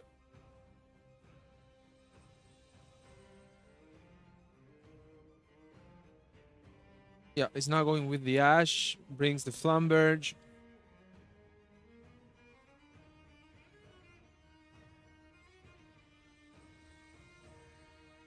And yeah, once again, we mentioned it, the MVP in a lot of scenarios, this Dialbuster Star Snake Eye. Oh, the card is so good. It changes entirely the deck. It's very powerful.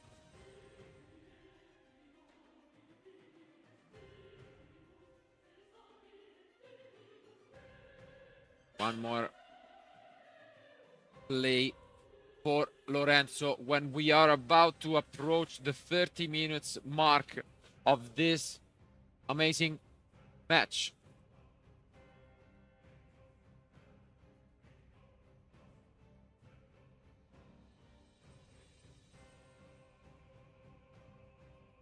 And And yeah, it finally commits. Is it going to be an Ita or a Dark? Yeah, makes sense. Ita is the chosen card. And now we can bring back, with the Flambird, 2 more Snake Eyes.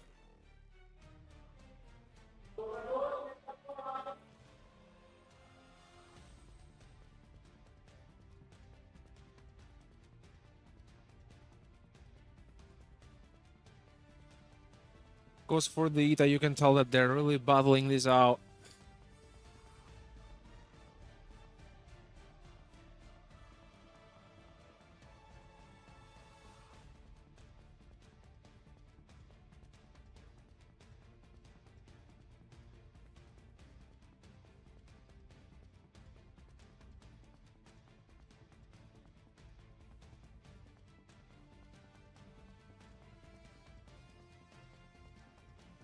And now the Celine hits the field.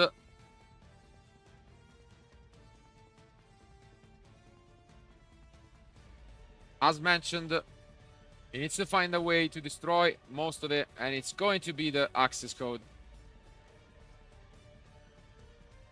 But there is still so much that Flavio has available to him, and no damage can be dealt. Let's keep that in mind.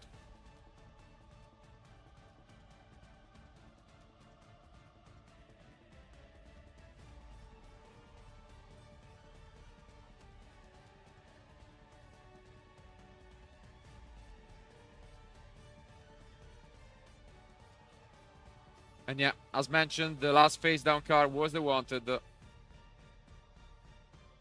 which Flavio now activates because he doesn't want it to get destroyed by access code, obviously.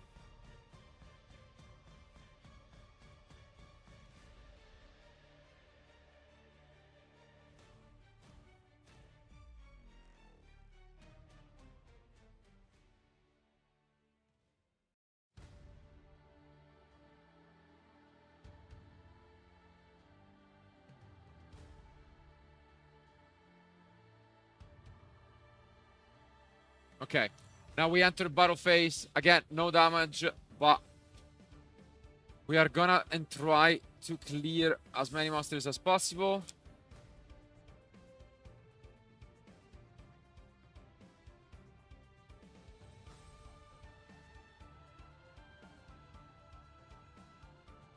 And we do.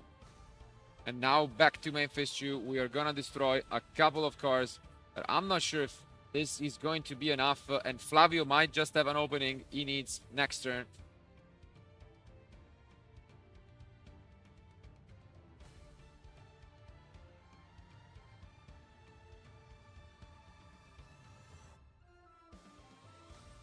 Birth is also off. One more card. Although he can also banish the access code itself. Feels like it. It's going to be the temple. You see Lorenzo trying his best.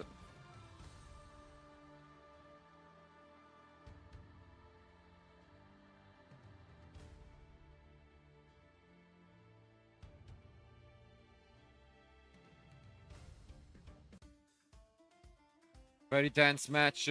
About 12 minutes remaining. We haven't really gone into time at all the entire weekend, but this could be the one where we end up doing so.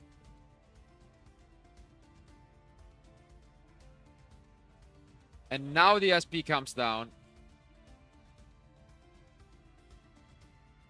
Banishing the princess makes a lot of sense. And yeah, Lorenzo is just trying his best to stay in this. At the end of everything, he goes for the Typhoon. Getting rid of what could be the Appaloosa. Let's see. Makes sense, preventing an easy Delantis next turn. What a game, honestly. Yeah, no, absolutely. What a turn of events. What a game. And now play, it's finally back to Flavio. with 10 minutes remaining. Wow. We could see a game 3 completely in time. And it's probably going to be Lorenzo who needs to be aware of that. And if the situation gets grim, maybe pick up his cars just to guarantee that he has enough time to go first and, you know, do his combos. This is very close. And he navigated through Flavio's interruptions very well. Also under Ash, Veiler. I mean, he had a Dark Ruler pass droplet, so... Yeah, and now it's back on 5 cars, so this is very well execution by Flavio. Obviously, the Dark Ruler condition helped a lot, because if damage was on the line, then this could have been different, but can't have it all, I guess.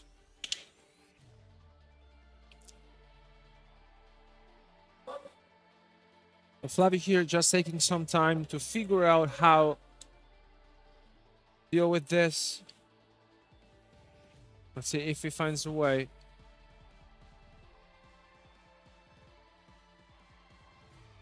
Yeah, so much advantage. Back to a full end from Flavio. And yeah, time is getting really low. And this is a big issue because the really good cards for going first in Lorenzo's deck pay life points, because he's using Skill Drain and Solemns in the side deck, and those are not really an option now.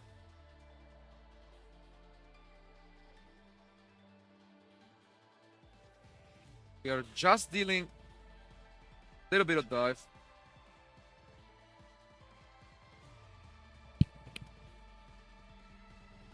And what's going to happen is now the Temple brings back the Fenrir as a desperate last line of defense from Lorenzo. But still a lot to be done. And having recycled the original, he can get it back with the Poplar. Is Lorenzo interested in using this Fenrir here?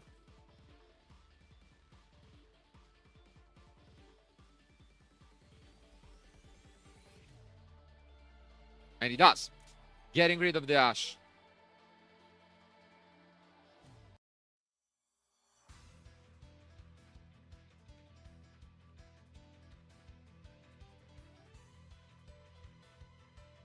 Now there is anything else that Flavio has to be afraid of. Goes into a Link Summon. Could be the Ita. And it is Ita. Makes a lot of sense. What is he gonna bring back? It is the Diablo Star. Once again. And yeah, this is a well execution. But time, once and for all, is really ticking. 7.5 minutes remain.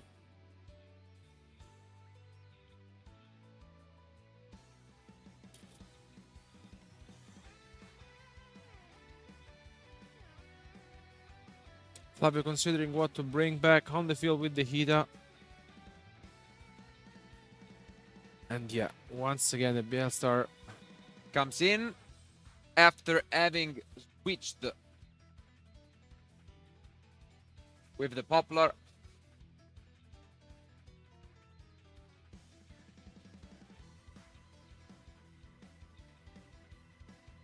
And now basically saying, okay, you banish my Ash face down, no worries, I'm gonna use yours.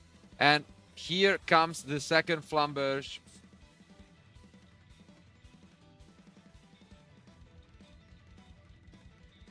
What a game. You can also take a look at the extra deck. There are 7 cards, I think, remaining from Flavio. Really good grind from both players. You can feel the tension in the air. I mean, yeah, only 300 life points ahead. And now we get to actually use the Diabell Star Black Witch from the end.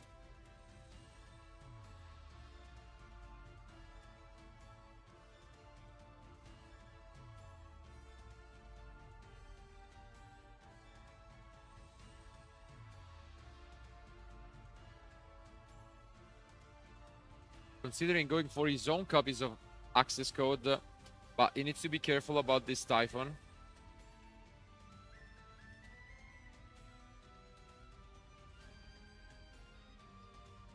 Yeah, just checked the graveyard. He has so many different Link Monsters, and this might be the access code. It is, and I think he's not going to use the effect, because otherwise its attack would be increased and he wouldn't be able to use it with the Typhon. And yeah, that's about it. It's not mandatory, it's optional, and this is a great spot from Lorenzo, who picks up his cards, I think. Yep.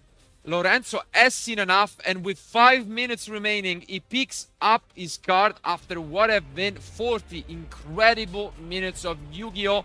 We can hear the applause from the crowd. Two close friends battling it out for what matters the most. A top 8 slot in what would be their second chance at making it into the final of the National Championship. For Flavio, it would be redemption, as he lost in the finals before. For Lorenzo, it would be an incredible and first time back-to-back Italian National Championship wins. Something unheard of completely in the game. But what I was saying is now relevant. Lorenzo gets to go first if he wants, but those cards are super risky. He has the skill drains, the solemns. I don't see how those are gonna come in. But there is one card that he has, which could be the MVP of the match, and that is Spooky Dogwood. 3 copies in the side deck. Obviously, gonna bring those in. When it comes to Flavio, instead, he doesn't have such luxury in his side deck. He's probably just gonna bring in, other entrops. He has Nibiru Bell in the side deck, more options, but his deck is more or less a standard one. Nothing too fancy out there. But yeah, the tension is palpable. Unbelievable match, honestly, and for the first time this weekend we can really feel the tension in the air. And with couple minutes remaining on the time, our players are almost done with their side deck. And yeah, we will soon find out if Lorenzo's dream to continue for what will be an incredible, achievement that in the history of Italian National Championship, I think it's been done only once from and not Fabio back-to-back, I think so. it was back-to-back. Was it? Okay, Yeah. maybe it could be. But yeah, regardless, this is an insane achievement. And yeah, you're right, it was 2010 into 2011. Yeah, that has happened before with also some very unique decks. Herald into, his peculiar deck. Fabled. But now, without further ado, let's stick to the present. One more game to crown the top 16 winner of the match. Let's go to game 3.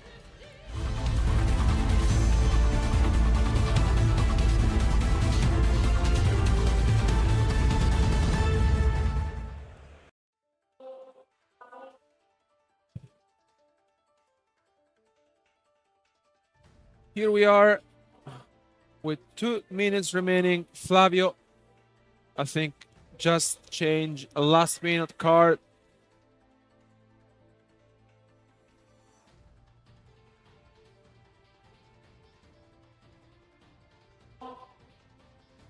And yeah, 2 minutes remain for one of these incredible duelists. Even though they had a phenomenal event, this is going to be their last match.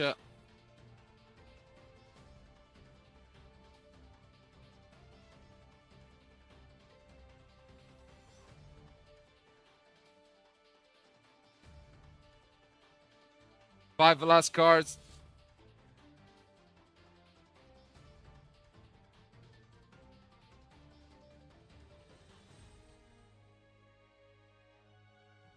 And this is it. 2 close friends. Very different decks, although both Snake Eyes. And one more duel to crown it all. Doesn't get much better than this. Let's see who is going to take it. And let's see who goes first. Is it going to be Lorenzo?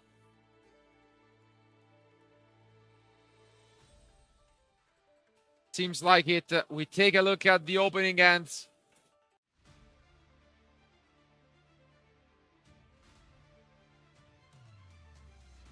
And I think they're just asking about how much time is left.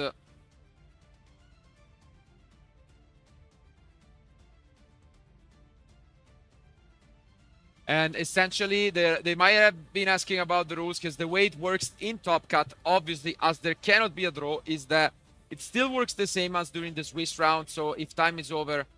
Oh, but he actually picked second. So interesting. What we mentioned after game one actually happened to come true.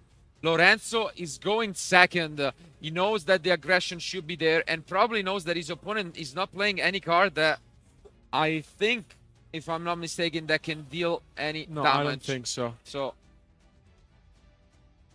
wow. Bold move.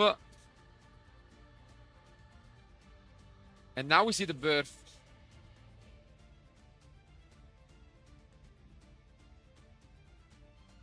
Yeah, no, he doesn't have any time card at all in the side deck or extra deck.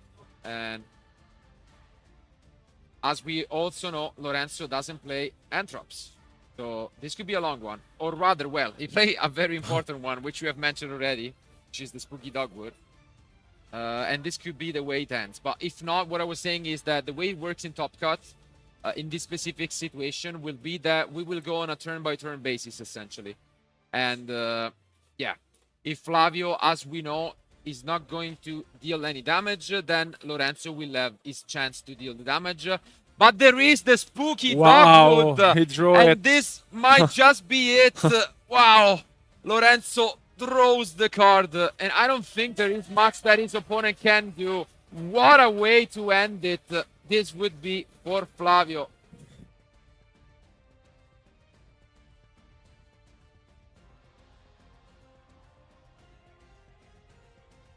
And yeah, Flavio smiling. He knows that his friend is playing 3 copies of the card in the side deck.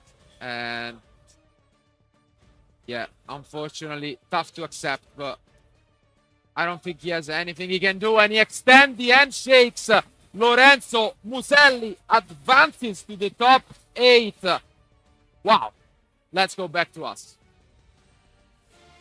What a match. Honestly, it had everything you can ask for. Although the ending might be, you know, someone that is not for everyone. I think this was an incredible match. 2 of the best Italian duelists that we have battling it out in what were game 1 and 2. Very long and hard fought, especially game 2. A lot of back and forth, a lot of tech cards. But in the end, Lorenzo Muselli is only 3 matches away from becoming a back-to-back Italian national champion. What a way to win it, and what a deck list with very unique deck list choices. Incredible duo. No, I'm speechless, honestly. I mean, he decided to bring this deck into the tournament, knowing that, you know, at the current format there are a lot of different hand traps, and it's paying off. I'm really curious to see whether Diego advanced as well into the top 8, because we will be having 2 champions with the same deck. Guys, that would be an incredible storyline. But one more can we say. Congratulations to both. Don't go anywhere, because we'll be back soon with you guys with more content.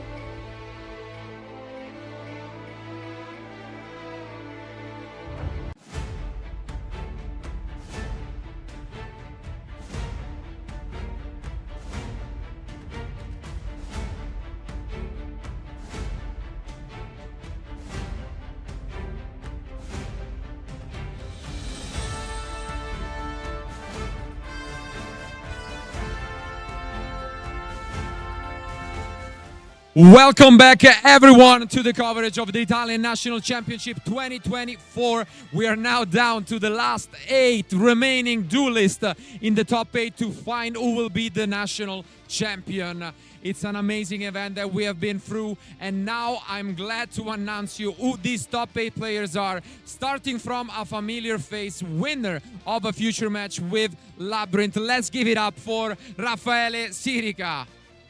Congratulations, great show. We have seen you before. Obviously, as before, I'm gonna just ask you a quick question in Italian and then I'm gonna translate it. Avevi detto che ce l'avresti fatta, che avresti vinto, intanto un altro match l'hai vinto, come ti senti? Dai.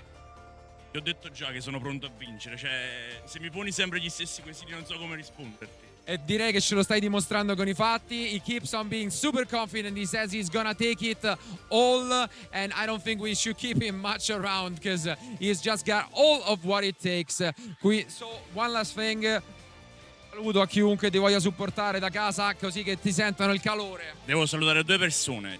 Giuseppe Messi Panico per avermi supportato finora ed Enzo Costabile. And these are the shoutouts to his friends. So thank you for being with us. Good luck for the top 8. And this is Raffaele, as you can see, the Labyrinth player remaining. But let's bring it up for the second player in the top 8, Leonardo Falcioni. Congrats, man. And first of all, how does it feel to be in the top 8? It feels pretty good because this is my first stop in a national tournament, and I am really happy because I also love this format. Nice, he's glad to hear, and congratulations for the result. Still 3 more matches though, so keep focused. You might do it. So you're gonna be up against some amazing players as we have seen. And how do you feel? What do you feel your chances are with your deck? I feel really good. I work with the deck list with my friends, and I'm really confident with it. But it's okay. I hope to be. I hope to do. Sorry. No worries. It's okay to be nervous. And similarly, as before, I'm gonna wish you good luck. Bring it up and see you later on at the stage. And next, following up, another familiar face. We didn't see him on stream, but Gianluca Di Luigi, a great, amazing player. Congrats, man. Great to see you again at this stage after 1 year. How do you feel about your chances?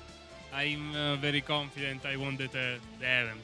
I won. Yeah, you will. Okay, another player. Not everyone will be able to win, but we like the confidence. And he's one of those other unique decks. We have seen it, Tempai. You're rocking it with the deck. How do you feel about the deck? Are you liking it? I have the perfect build. Tempai is very broken. Okay, perfect. We see it. One last question. We see that there are a lot of your teammates at the event. What do you think? Is it going to be an issue playing against your teammates? Are you used to that at this point? No, I think it's the advantage because I know their list. So, okay, we like the confidence, and maybe we'll see you again. Good luck. And now let's bring yet another one of those teammates I've mentioned, former finalist at an Italian National Championship, Marco Parenti. And congratulations for making it all the way here. First time I feel this small next to somebody, but nice. How do you feel being back in a top 8? I'm feeling good. I want to try to make my best for this event. And you are rocking it up until now. I'm gonna give you a similar question to the one I had for Gianluca. So many, half of the top cut and the top 8 is your teammates. How does it feel? How is that? Very good because this is the best team in Italy, probably in Europe, and very good. Great result for the team. And then again, we're gonna wish you good luck. You made it to the final. Maybe this time is your day. So thank you and see you later. Good luck. And now coming up, one of not their teammates. Give it up for Alberto Barzan. Congratulations. Great to have you here. First of all, how does it feel? Is it your first time in a top 8 on a major? Yeah, it's the first time in a top 8. It's not the first time topping, so yeah. I'm feeling confident though. So your tournament, obviously you had some comebacks, you had some close matches here in the top cut. What do you think about your deck? Are you confident with it? Any changes you will make for now? No, I think it's the best deck. Yeah. Nice. So one final shout out I'm gonna give you if you wanna thank anybody with your support watching. Yeah, shout out to Jarecord. That's short and easy. Good luck for the event and see you later. And now, finally, we have one of those persons that we have mentioned, that we have just witnessed on stream, making history, maybe, Lorenzo Muselli, current Italian champion. Great job, and what a great future match it was. Already had to play against a friend of yours. Maybe you'll have to play against many others. How does it feel? I feel really good right now because I'm top 8 Italian national. I played against Flavio, that is my teammates, and now I have to play against Gianluca, like the last year top 8 match. We remember that top 8 because Gianluca was undefeated, then he got paired and he bricked like crazy. He bricked twice and now he has the revenge. Maybe, okay, I see how it is. Il pianto, the famous technique, exactly. But just as a final reminder, history has been made in the past. You know, we have been close to Fabio Minicozzi, Stefano Memoli, and all the OGs back in the day. Is that where your mind is at? Yes, I want to repeat the history, and let's see if I can. I think, I guess we'll never know. So good luck and see you at that. And now, finally, we have the 2 remaining duelists, which, by the way, is going to be the future match for the top 8. Give it up for the first player, who is going to be Michele Aimi. Congratulations for making it all the way here. How do you feel? I feel very good. I'm already happy for this result because it's my first result in a big event like this. And you should be proud. 1,300 players, top 8, great result. But still, don't feel satisfied enough. 3 more matches. Maybe you can take it even more. But you'll have to do it on stream against a previous national champion. How does that feel? I feel I already played versus him in the Swiss round, and is my only loss. So I'm yeah, and I hope. One last shout out, if there is any friend you want to thank for your support. I hear some applause from the crowd. My friend from Parma, I thank them and my team Karma, then my family and my girlfriend, my friends, all. Thank you, and then good luck. See you later on stream. Thank you again. And one last guy, if you have been paying attention, you know who it is. Former Italian national champion, winner of the Italian Open in Rome. Give it up for Diego Ganzerli. Congratulations, great to see you here again. I know you're not too familiar with English, so I'm going to try and give you a question in Italian maybe if you want. But hai fatto un torneo ottimo, nuovo in top 8. Stai pensando anche a tu, come Lorenzo, al fare, diciamo, una seconda vittoria al nazionale? Cosa c'hai in mente adesso? I'm very confident and I think that with this list we can win the national. The list is very strong and we test a lot versus all version of Snake Eye. Yeah, and I gotta say, as you mentioned, we talked about history in the past, which was 2010, and the same thing happened, same card-by-card list for Memoli and Minicozzi. They both made it to the finals, so maybe history can repeat itself. But first, you're gonna have to do it on stream, because you're the match coming up. How do you feel about your chances now in the top 8? Maybe you don't have at least to play a friend of yours. Are you happy about that, or you don't just care about who you're gonna play? No, I'm happy because the work is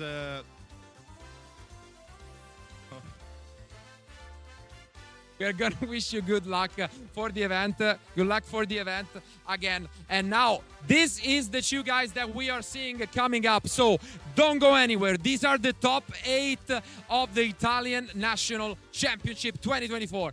Don't go anywhere, because we'll be soon back with the top 8 future match. Thanks for watching.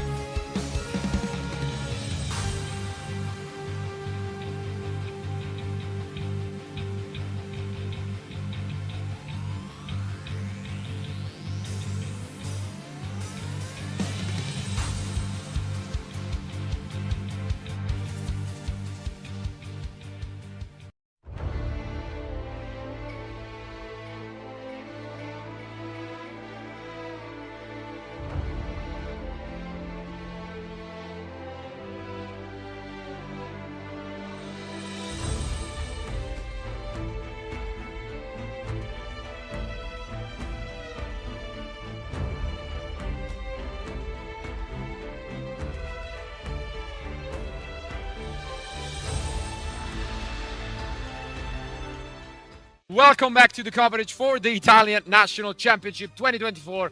We already spoiled what the match is going to be, but we are here to witness it because we want to see whether history can repeat itself or whether we are gonna crown a new and unheard of Italian national champion. But the decks are now there, and I can tell you already what the breakdown is going to be for the top 8, and we are looking at 6 Snake Eye variants, so the conversion rate was actually much better than the initial ones.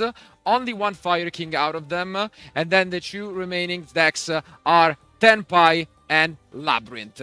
So in this case, we'll see whether those can remain, but the big elephant in the room, as we mentioned, is that we have 2 former Italian national champions trying to win their second title, and we are going to watch and witness one of them trying, as Diego is going to be facing off against Michele in this top 8 match for all of his glory and for a chance to advance to the semi-finals.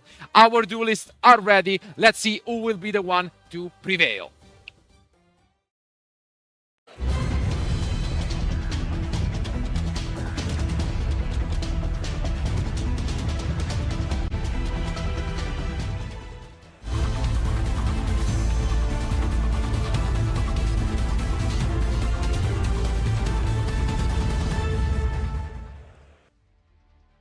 And here they are.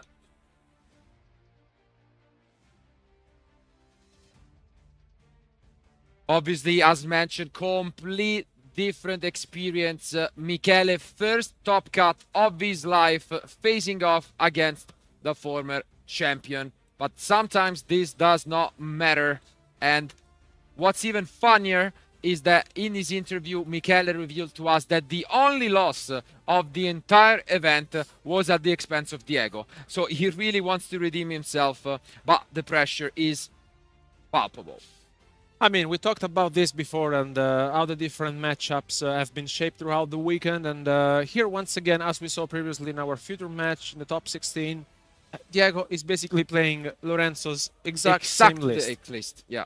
And on the other side, Michele is playing the version that we have been most used of seeing with hand traps. And I mean, so far, I think 6 Snake Eyes and 2 of them have the same deck list. So yeah, it's definitely impressive, and I'm here to witness whether this is the superior version. And I think all of you guys watching from home may be willing to participate to another national championship should pay extreme attention, because these guys might have revolutionized the way that this deck is played.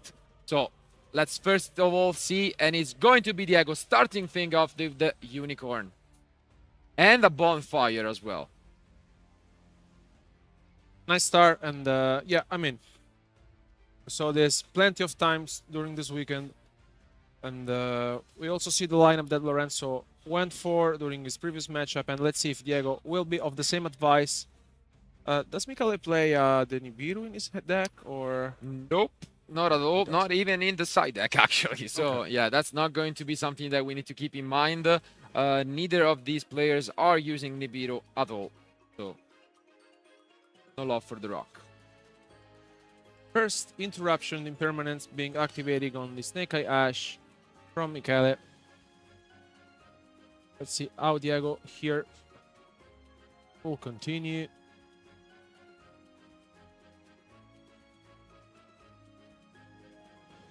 Yeah, you can see he's pondering over his options.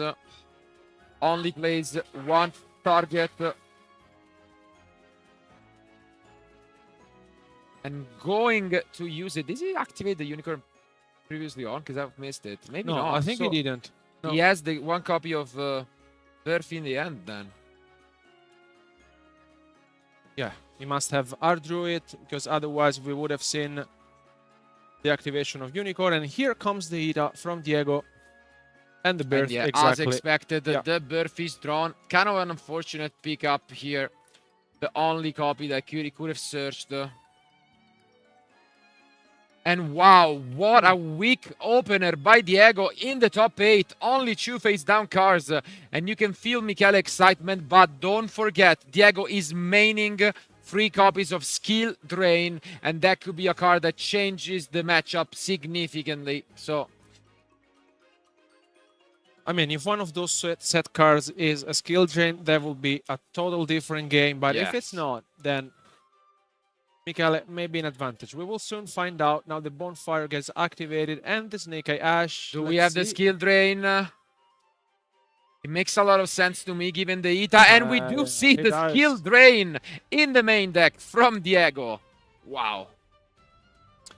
This is huge. Yeah. And the crowd, you must have heard that. And I mean, the ETA was kind of a giveaway when you see that instead of the SP or the IP. Skill Drain just makes so much sense, and now Michele, he's stuck into finding a solution for this. Otherwise, this decision to include the Skill Drains in the game, in the main deck, might just give Diego this one out. And this is what we were discussing with Marco when he won his top 64 match, and exactly that's what happened. Michele passed. Yeah, this is exactly what we were expecting in the main deck, able to shut down, and let's see if Diego can capitalize on this advantage.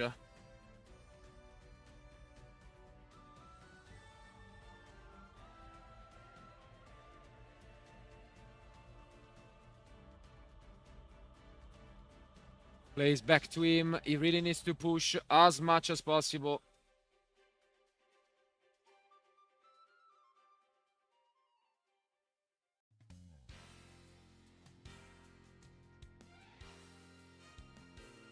And he's actually considering just upgrading because he has the birth to bring the unicorn back.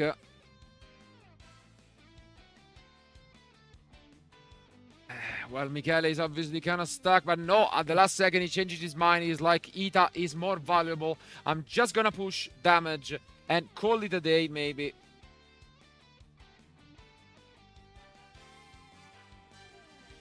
And this is the thing, we talked to Marco after the top 64 match, and he was so afraid to play against this type of deck with the Skill Drain in the main deck. Because the issue is, if the Skill Drain is being activated in game 1, how do you deal with that? That's the point. And I mean, even though kind of was low start from Diego, the Skill Drain alone is doing so much. Yeah, it's completely carrying him here and might be the way in which he wins this. But at least there is some fighting back now from Michele with his own copy of Unicorn.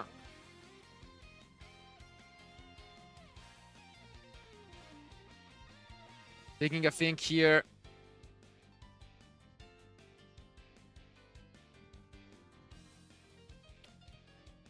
Ooh, and we see a normal summon of Effect Veiler.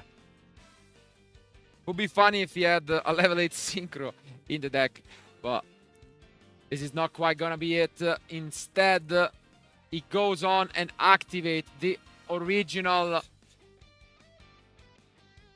special summoning from the deck.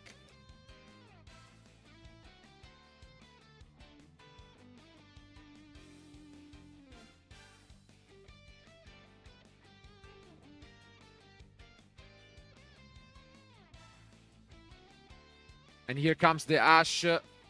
And we actually have a Ghost Ogre on the birth.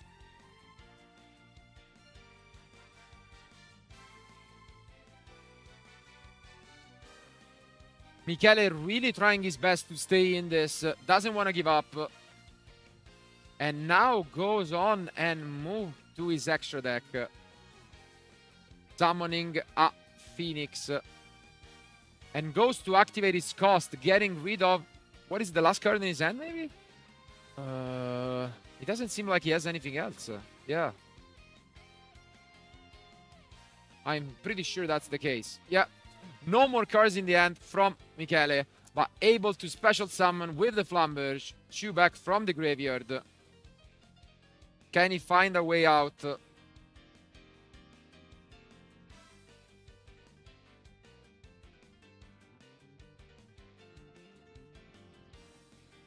Again, goes to the extra deck, tries to build a monster that can do something here, and is going to be the princess.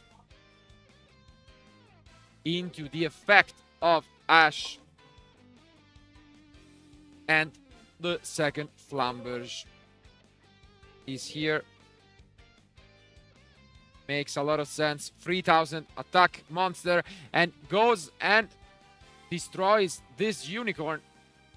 But now the draw is on Diego. So many good top decks. Can he find any of them? Oof, he top decks the Diabestar Black Witch, getting rid of his own skill drain.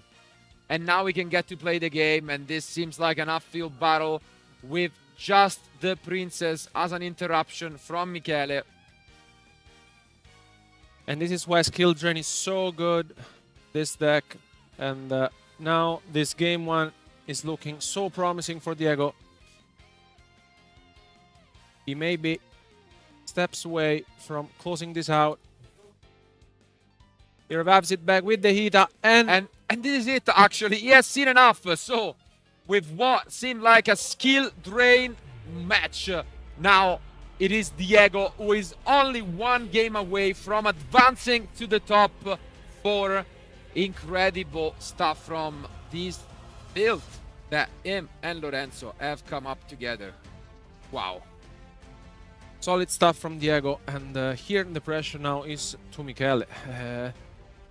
It's not going to be easy to recover, but still, this is far from over. And we've mentioned it, Michele had an incredible tournament. As you can see, 12 wins, 1 draw, and only 1 loss to Diego. So what a tournament it would be if the only losses he has are the same player twice. Still far way to go, and at least this time around he's going to go first. He's gonna bring his own copies of Skill Drain from the side deck alongside probably what could be few other tech cards. On the other end though, Diego, we have mentioned it, same exact thing as in the previous round. Lot of spells, no entraps, and just gonna keep on stacking those up with Thrust, Lightning Storm, and Change of Heart from the side deck. So we've seen this before. We know how it goes, and again, the mind game will be whether he will go first, and I would expect him to do so. Yeah. Our players are almost done with the side deck. You can tell that Michele is just thinking about this game show, which is about to happen. Without further ado, let's jump into game 2.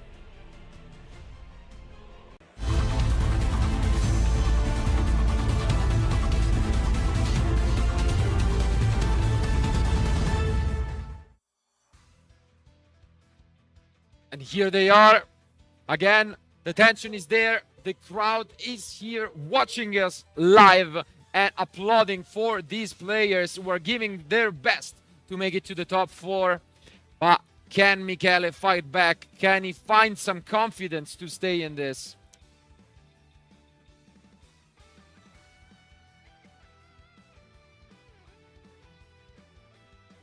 And let's take a look at what could be the last end for one of these 2 duelists. Michele seems like he goes first. And yeah, he does. And he opens things up with the copy of Pressure Planet.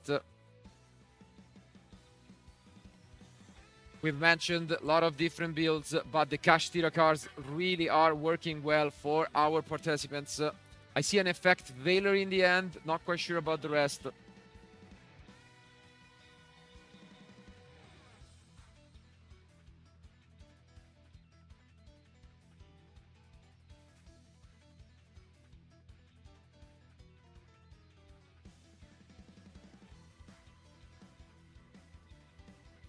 Very resetted.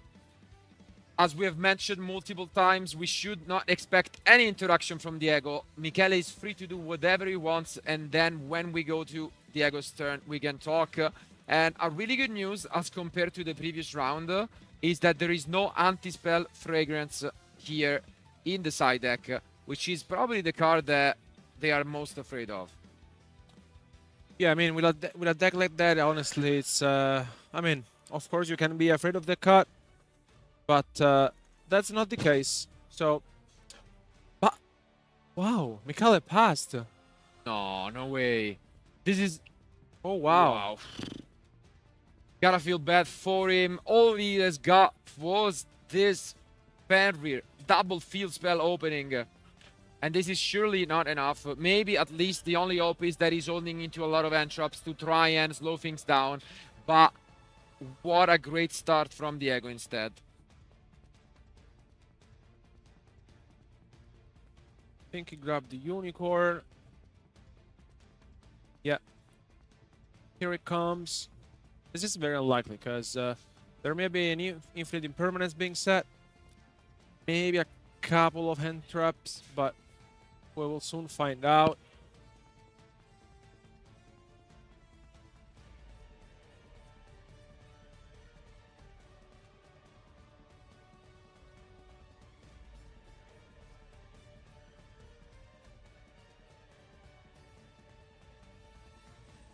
And yeah, for now, Michele is just gonna try and stay in this as much as he can.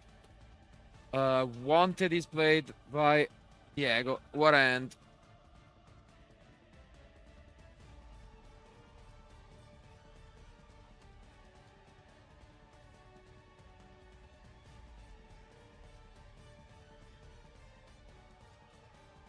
And here, with the bonfire being activated now, Diego's just having a think. And yet wanted into the droplet, sending 2 cards to negate both the Poplar and the Fenrir. What a start from former national champion Diego. This could be a quick one, depending on the entraps that Michele is holding.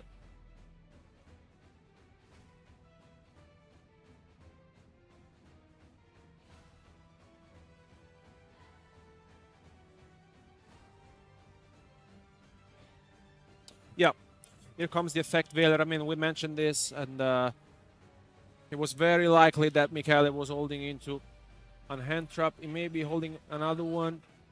Now,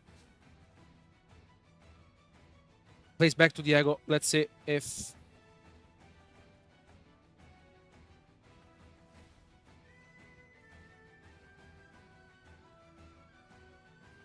It's gonna be close. Obviously, you gotta know that there is something there. The Veiler is shown. But I think you expect at least another one. Maybe an impermanence or something else face down. Because what else could he have drawn into if not entraps at this point?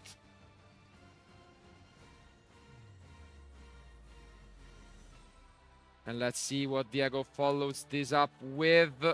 As expected, the Black Witch. He then had the Dark Ruler. And we do see the impermanence to be expected. Great way to slow things down. We could go into, you know, even a Dragozak or like some weird line here, but let's take a look at what Diego wants to do.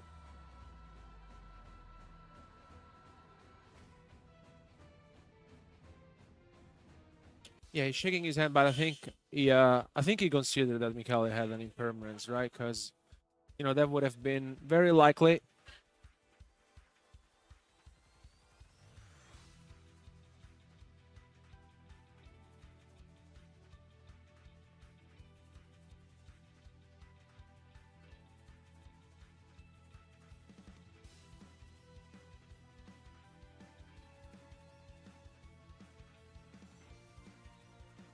Let's take a look.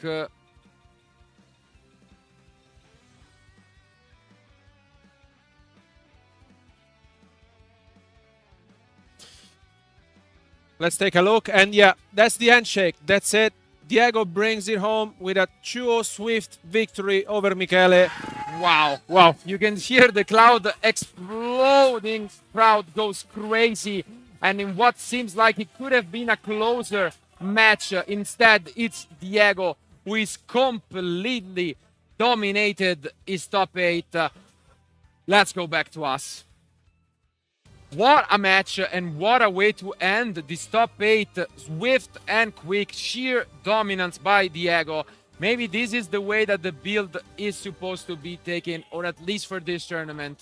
Skill Drain taking the game 1 by storm, and now in game 2, unfortunate end from Michele. And even if he had something more going on, though, Diego had a lot of these going second tools. He had Dark Ruler No More, Droplet, and Sun Engine cards, and this was just enough.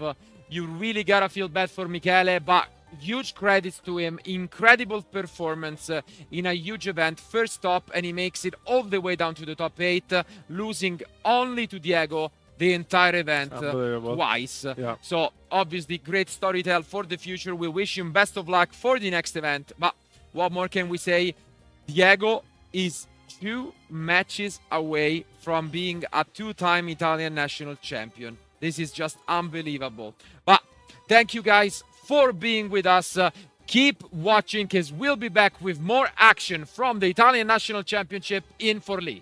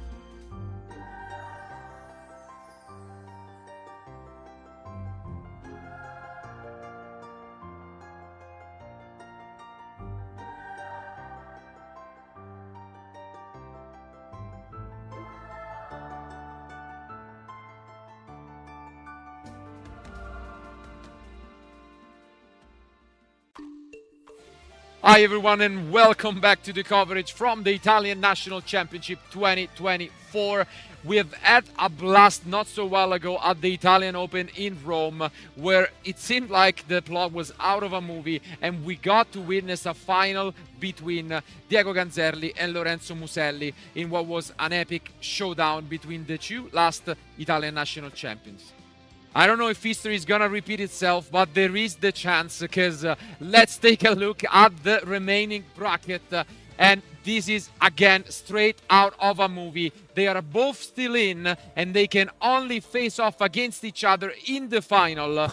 This is insane. Nothing to take out of their opponents, because what's even more insane is that Raffaele Sirica was in the top 4 last year. So both Lorenzo and Raffaele were in the top 4 last year, and they make it back to back. What an insane run. And Marco Parenti is also the same guy who lost to Diego in the finals. This is crazy. I don't know.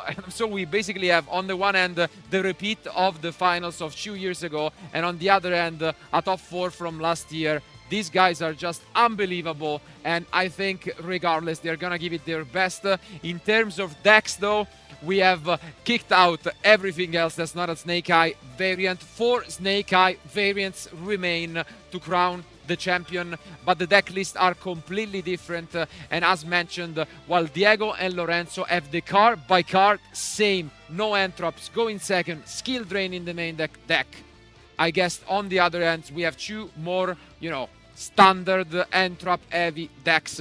And the match we are gonna witness for the first semi-final is the one that is going to be between the current champion Lorenzo and Raffaele. I think it's going to be a battle not only of decks but of minds, as they have been the 2 players with, I think, the mindset that I like the most. Super confident, killer instinct activated, and I don't know what more we can expect from these 2 guys. So I think without further ado, our players are ready. Let's find out who will be the winner of the semi-final.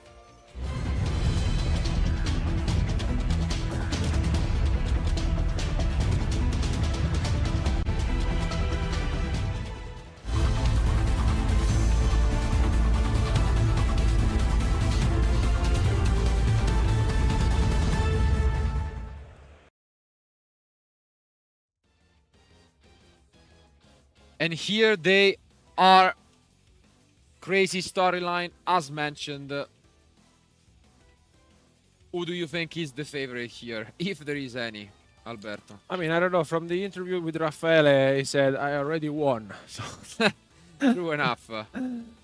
So I don't know, like both of our guys showed up incredibly strong throughout our few matches and throughout the weekend. I'm really curious to see how this will be shaped, and I think Raffaele won the title and will go first, starting with the Snake Eye Ash. And he can be reassured if he has followed the stream, I'm sure, and even just looking at the tables, he knows the deck list from Lorenzo. He knows that this combo is going to get resolved because there are no interruptions. And this deck list couldn't look more different. 59 shops and Nibiru in the main deck from Raffaele. So, very, very different options. Yeah, we witnessed this before, also from Diego in the previous round. And we start things off once again from Raffaele. As mentioned, when you know you're up against a deck like Lorenzo, something that I like and that has been pretty unique to Raffaele's deck is that he's playing number 38. And although it cannot be used against all of the power spells that Lorenzo is using, maybe it's something that should be considered in this opening combo.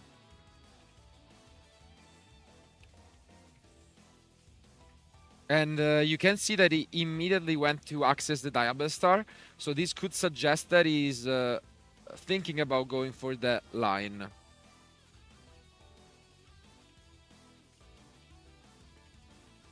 Yeah, the Debesel line has been super popular throughout the weekend, and we saw how the card was incredibly impactful. And here, with the Flamberge, usual plays up until now, and I think this is what we are going to see. Is it going to be number 38 in this opening duel of the semi-final.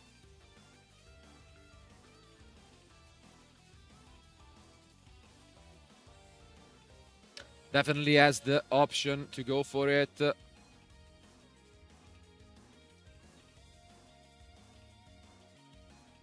Gets into the Phoenix. And this allows him to proceed and make the turn one Celine, something we have not seen at all. And this is exactly when you try and go for this line that we were mentioning.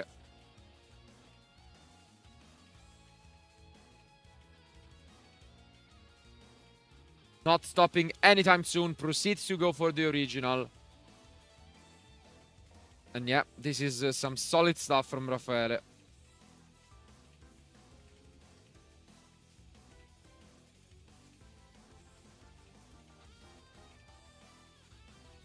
We've mentioned it, very confident player.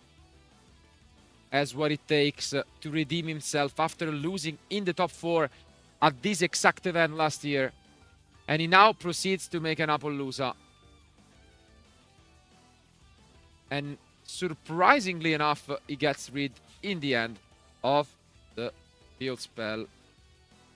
Important to mention, he is not playing Kashtira cards. He's actually one of the few duelists in the top cut with pure Snake Eye. And here comes the number 38 that we've mentioned. One of the tech cards in the extra deck. Could be extremely good in this matchup. But you know what? This board is extremely weak to. Dark Ruler, no more. And let's see if Lorenzo has it. He does! Wow. You called it. Insane. He does have it. Wow. And, yeah. I mean, what can we say? Because now, with Dark Ruler being activated, it looks as if Lorenzo can basically try to fight back into this one. Yeah, this looks super tough. It's tough to discuss his lines because when you know what you're up against, you know that there are 3 copies of Dark Ruler, but maybe you still try and go for what gives you the best chances to win if they don't see it.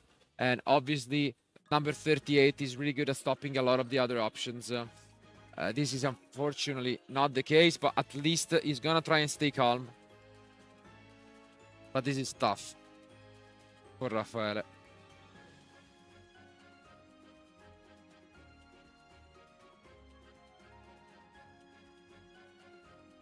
Still very well played by him with this lineup. But, you know, as mentioned, Lorenzo and Diego are the only players main decking the Dark Ruler no more this weekend. And, yeah, here, let's see.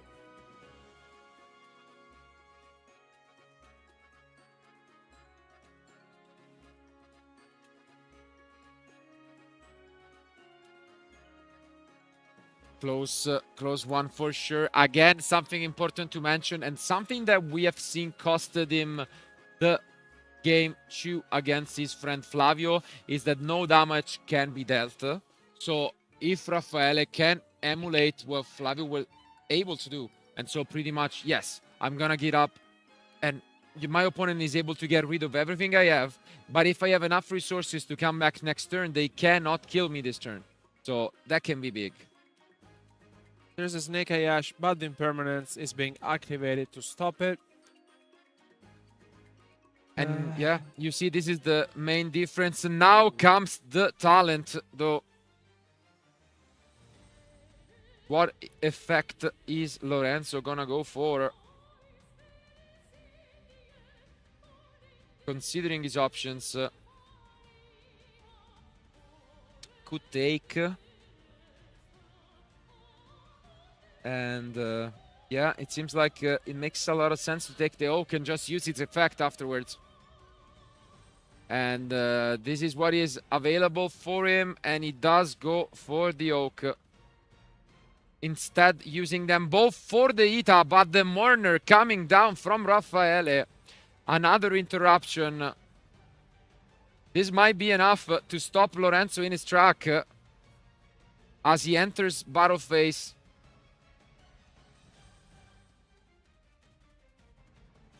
To crash into the princess.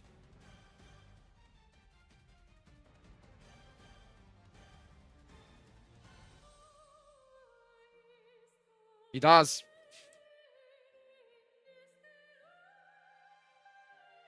Lorenzo is trying to pop this back with something alternative. Yeah, he's gonna have to use his creativeness to get out of this. And he does go for Poplar. Makes sense.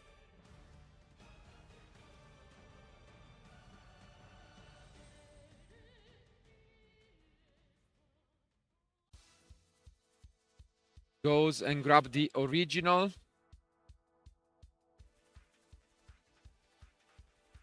And now we can at least attack over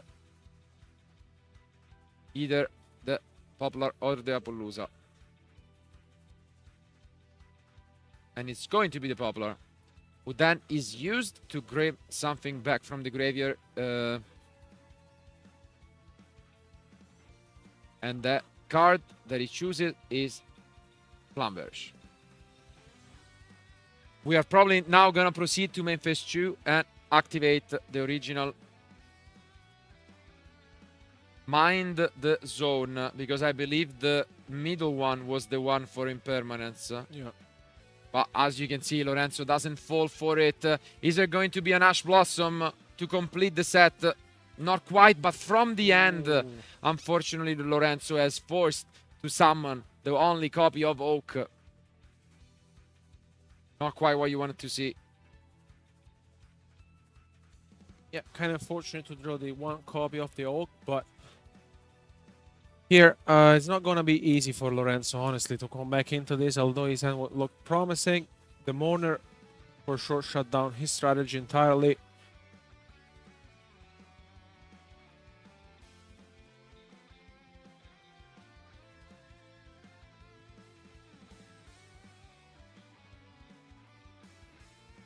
Let's see. Goes for the Anima. Makes sense.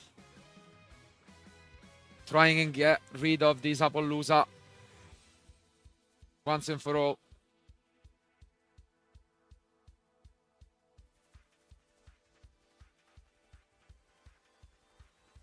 And then using the Ash to summon Flamberge potentially from the deck.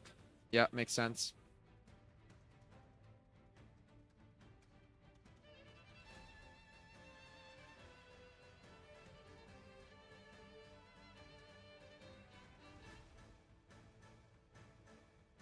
Cannot touch. Let's see what Lorenzo wants to do. Very close game. It seems like Raffaele still has the edge at this point in time.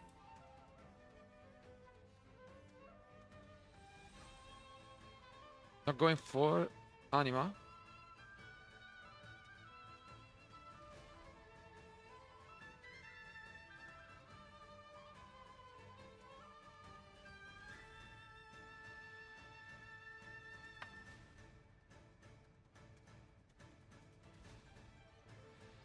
Yeah, it doesn't seem like he activates the Anima, but yeah. Okay, because he wants to try and go and find another card. Makes sense. Realizes that it's not worth it.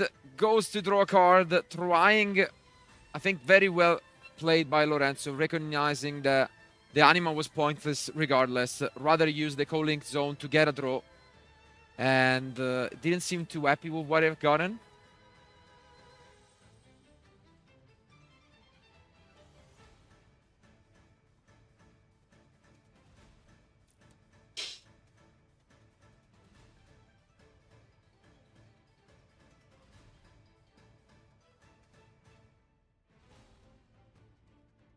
And now activated Flamberge, getting rid of number 38. Final push. Is it going to be the princess? Yes, makes sense. Again, last but not least, we've seen this plenty of time from Lorenzo. One final attempt to stay in this game one.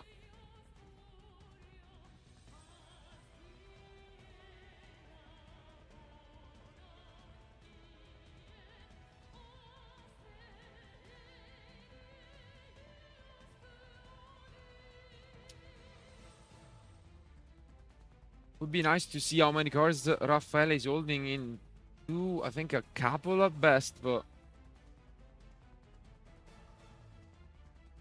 he has a bunch of resources in the graveyard.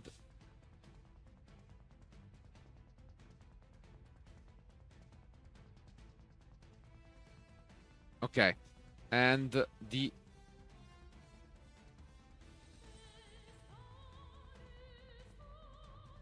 follow up with the Phoenix, setting up for next turn as much as he can. And once again goes for the SP. Is he going for the princess? Makes sense. Yeah. Again, well played by Lorenzo. Getting rid of the princess forever from his opponent. Sets the card top decked by Phoenix. As a final reminder, 3 copies of Skill Drain are in the main deck. That could have been one of the pickups, but it seems like it's a spell it's to a me. spell. Yeah. Yeah.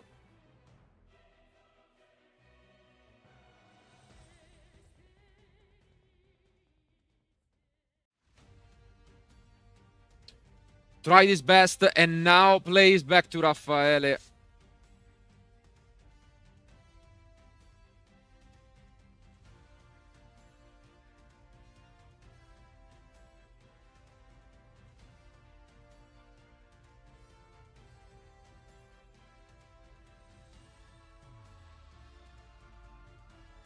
And yeah, what a play from Lorenzo.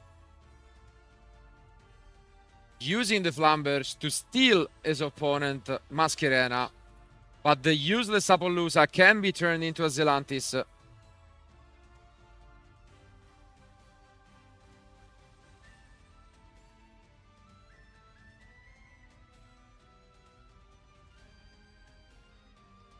Yeah, you can just see how much this matters to both of these duelists. Lorenzo to try and confirm himself. He told us that his goal is to make it to the World Championship this summer.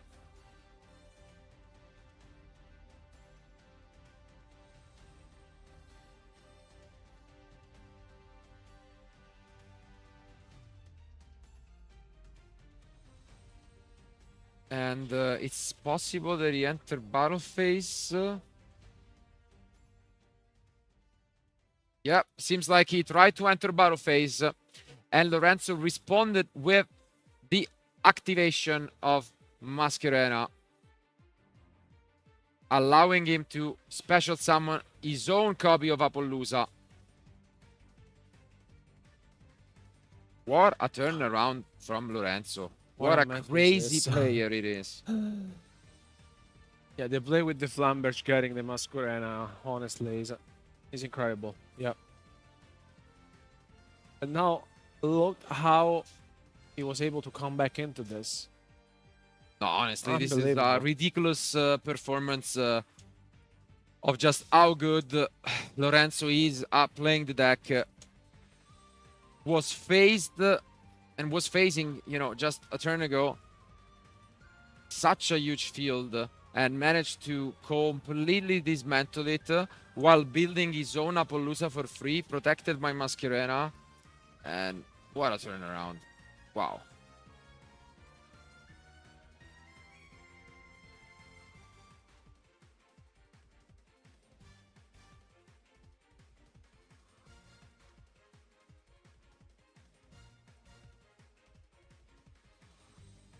Now Raffaele is in a very tough spot, and he tries and fight back with an Ash.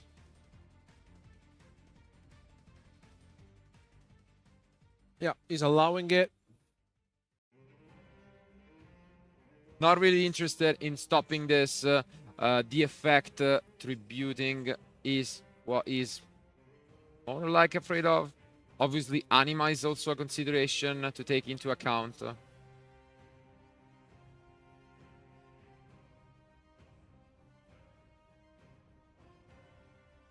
Let's see.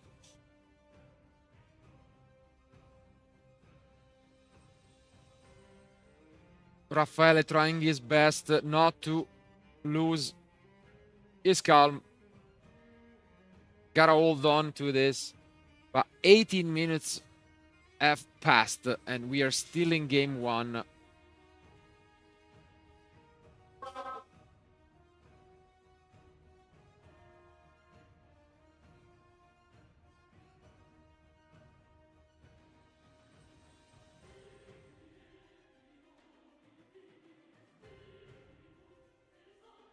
Yeah, and it seems like he might just go for this Anima, starting to force out the negations from Appaloosa. And yeah, just one of the 3 is gone. Still a long way to go.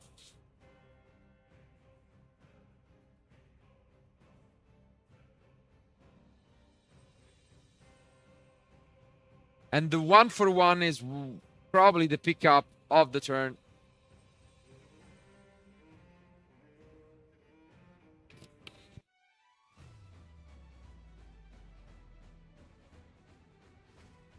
What targets are left in deck? We're about to find out.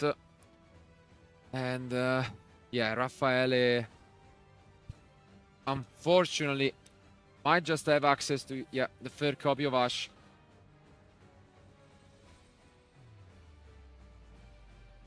And now moves on to link them away.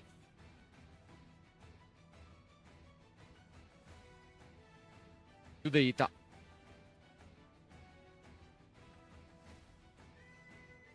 Yeah, enters battle phase and attacks over the Appaloosa. Again, none of them are going to give up without a fight. Raffaele trying to return the favor, but Lorenzo has a lot of resources. Couple cards in hand added from this turn. And a face down spell, which we are not too sure what could be. It's going to find out.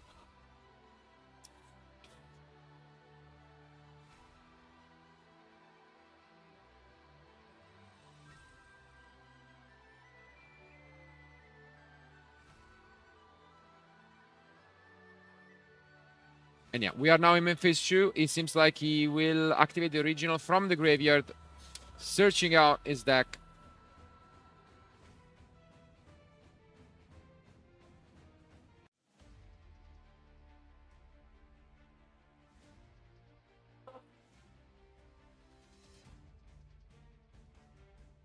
And it seems like he's just gonna be an Ash. Recycled.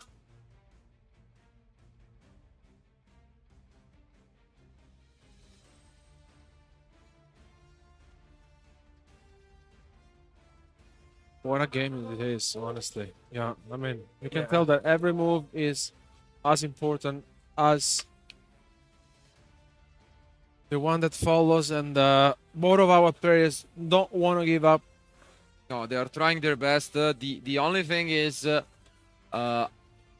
getting worried a little bit for Raffaele. Let me take a look at his side deck real quick, because we don't want to see, or at least for him, a repeat of the match against Flavio, where in game 3 Lorenzo has 3 copies of Spooky Dogwood, and he could win yet another match thanks to them. But if this is the pace at which you know, the mirror matches go, and you take over 20 minutes just for game 1, I can see his point in siding them, because it seems like when you play a really strong player, as this is the case, the match takes a bit. And it's not like they're playing particularly slow. They're doing a lot of moves. They are trying, you know, and finding also the best lines more often than not.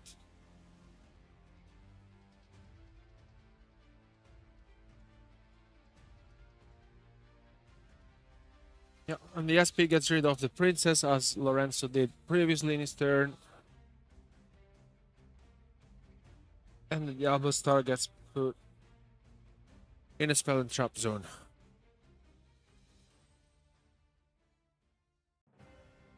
I can't really tell, honestly, who will be the winner of this game 1, because yeah, it keeps so close. being a back and forth. I still give it to Lorenzo at the moment, but let's see. And Raffaele is all done. But this is a nice interaction because number 38 does not require materials. It's one of those few XY Z Masters that just works this way.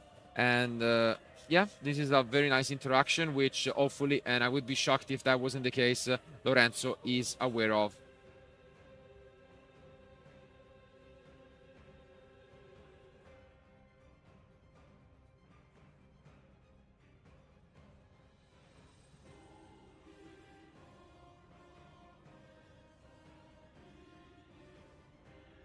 Start by turning all of his monsters to attack position.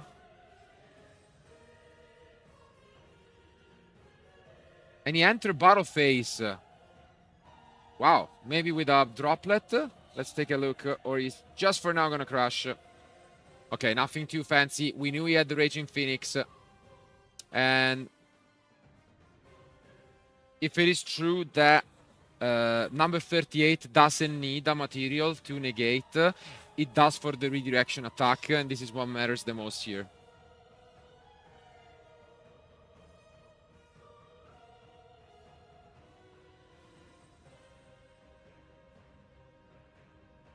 And yeah, look at this.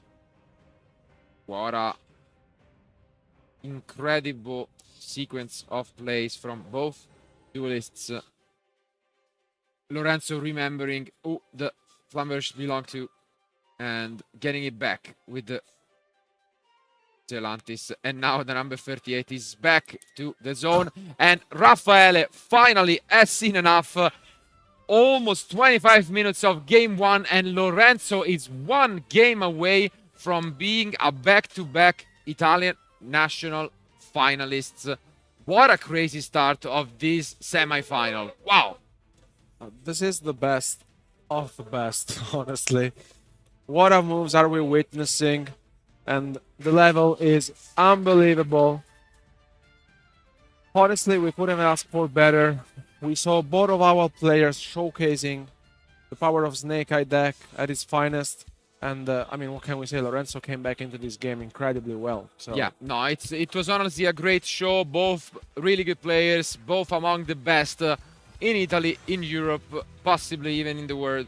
And now it comes down to another of those key moments. I've been talking a bit about how I do like the decision from Diego and Lorenzo to bring this version of the deck, but I think people might start to adapt to it. Sometimes this happens after the tournament, but there is some room for consideration. And what I'm trying to say is that after game one, when you know that they are gonna take out their cards, they are just siding with no entraps into a lot more power spells. Why not letting them start? I think, and I keep repeating myself maybe on this, I think this is crucial, and it could be something that just gives you the win. And I'm not sure, again, obviously I understand that they do have cards for going first. In the case of Raffaele, it's again the 3 copies of Skill Drain. But, you know, you just play a lot more into your opponent deck when you try and take him off guard. And I would really like to see at least one of them trying. But I know it takes a lot of courage, and doing it in the semi-final of the National Championship, it's not for everyone. So. But it makes sense, especially because we saw Lorenzo that in Game 3 against Flavio letting go first, right? So it's something that he does.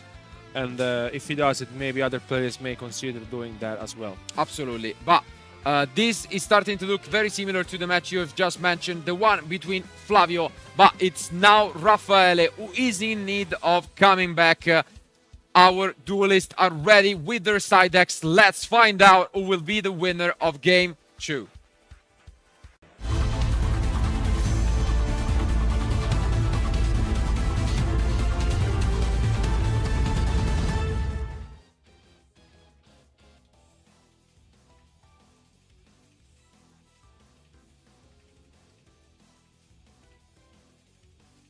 And indeed, I really like it from Raffaele.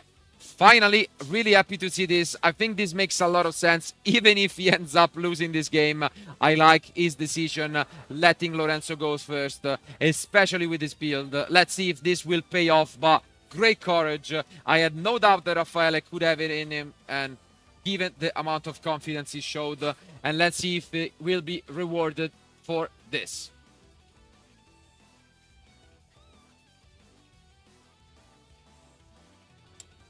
Usual stuff from Lorenzo here, starting things off with the bonfire and getting the poplar. And yeah. For now, no response. He is using a lot of end traps.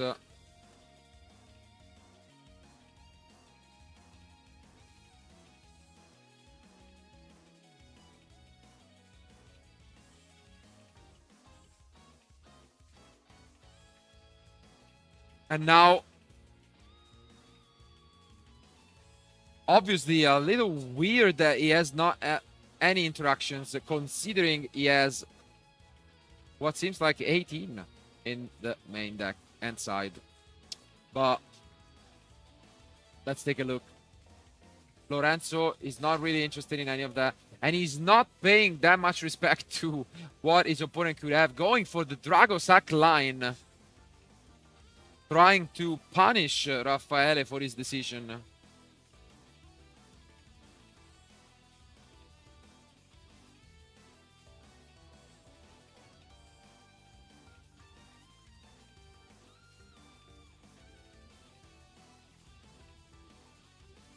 Yeah, this is something very similar that we witnessed from Lorenzo in his previous feudal match. And, you know, with the Dragosaur plus the Masquerena. Now here, let's see where he decides to go from.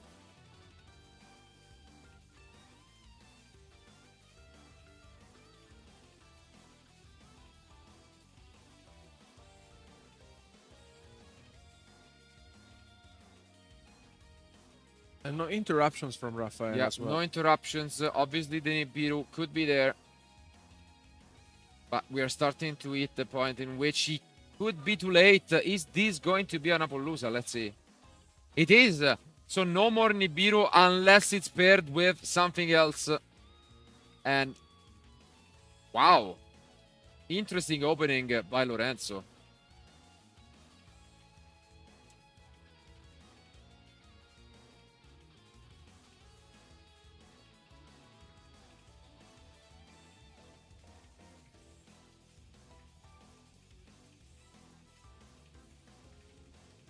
Let's see the setup.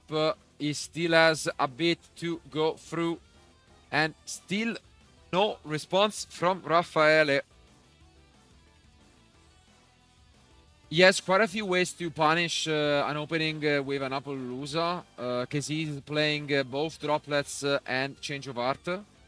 Which could be really strong here. But, I mean, Lorenzo is not done. And he'll try his best to set up in the craziest possible way.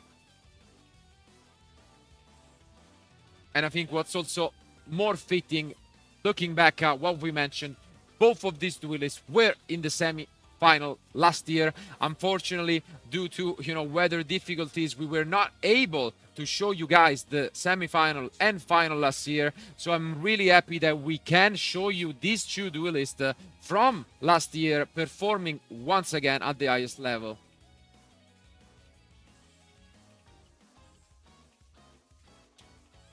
And this is something that we witnessed in game one. Now, let's see Lorenzo how he decides to go for that.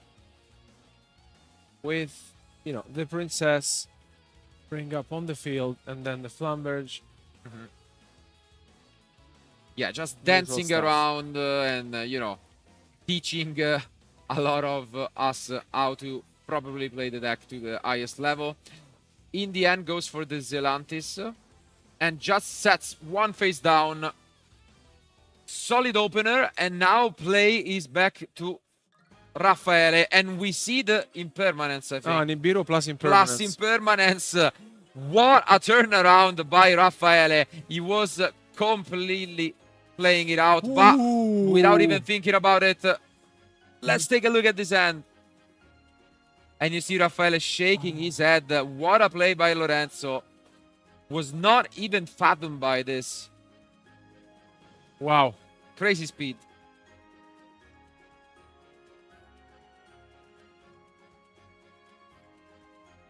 So, We have original. Diabell Star is the pick. Another Nibiru, unfortunately, completely useless.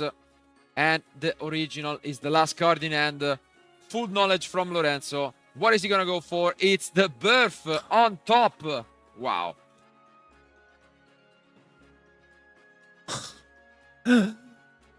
What is this? Yeah, you can see Raffaele completely laughing it off. Lorenzo at the opening, even through the impermanence and Nibiru, is able to put back his field up. And yeah, I mean, sometimes, you have these players who just keep on performing consistently, and it doesn't happen by any chance.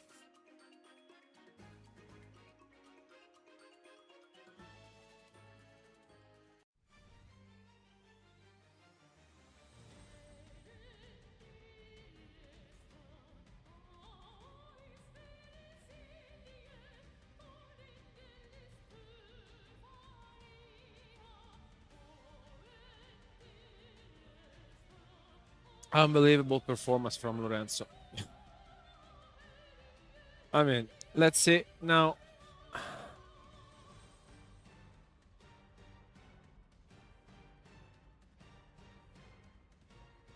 And I think here it will be very important for Raffaele to top deck something very good, because with the Nibiru and the original in hand. Yeah, it's going to take a miracle to do this, and for how crazy it even sounds, Lorenzo Muselli might be one turn away from being a back-to-back Italian national champion finalist. But let's take a look at this top deck, crucial one from Raffaele. Only has original and Nibiru left in his hand. Can he pull off something off the top?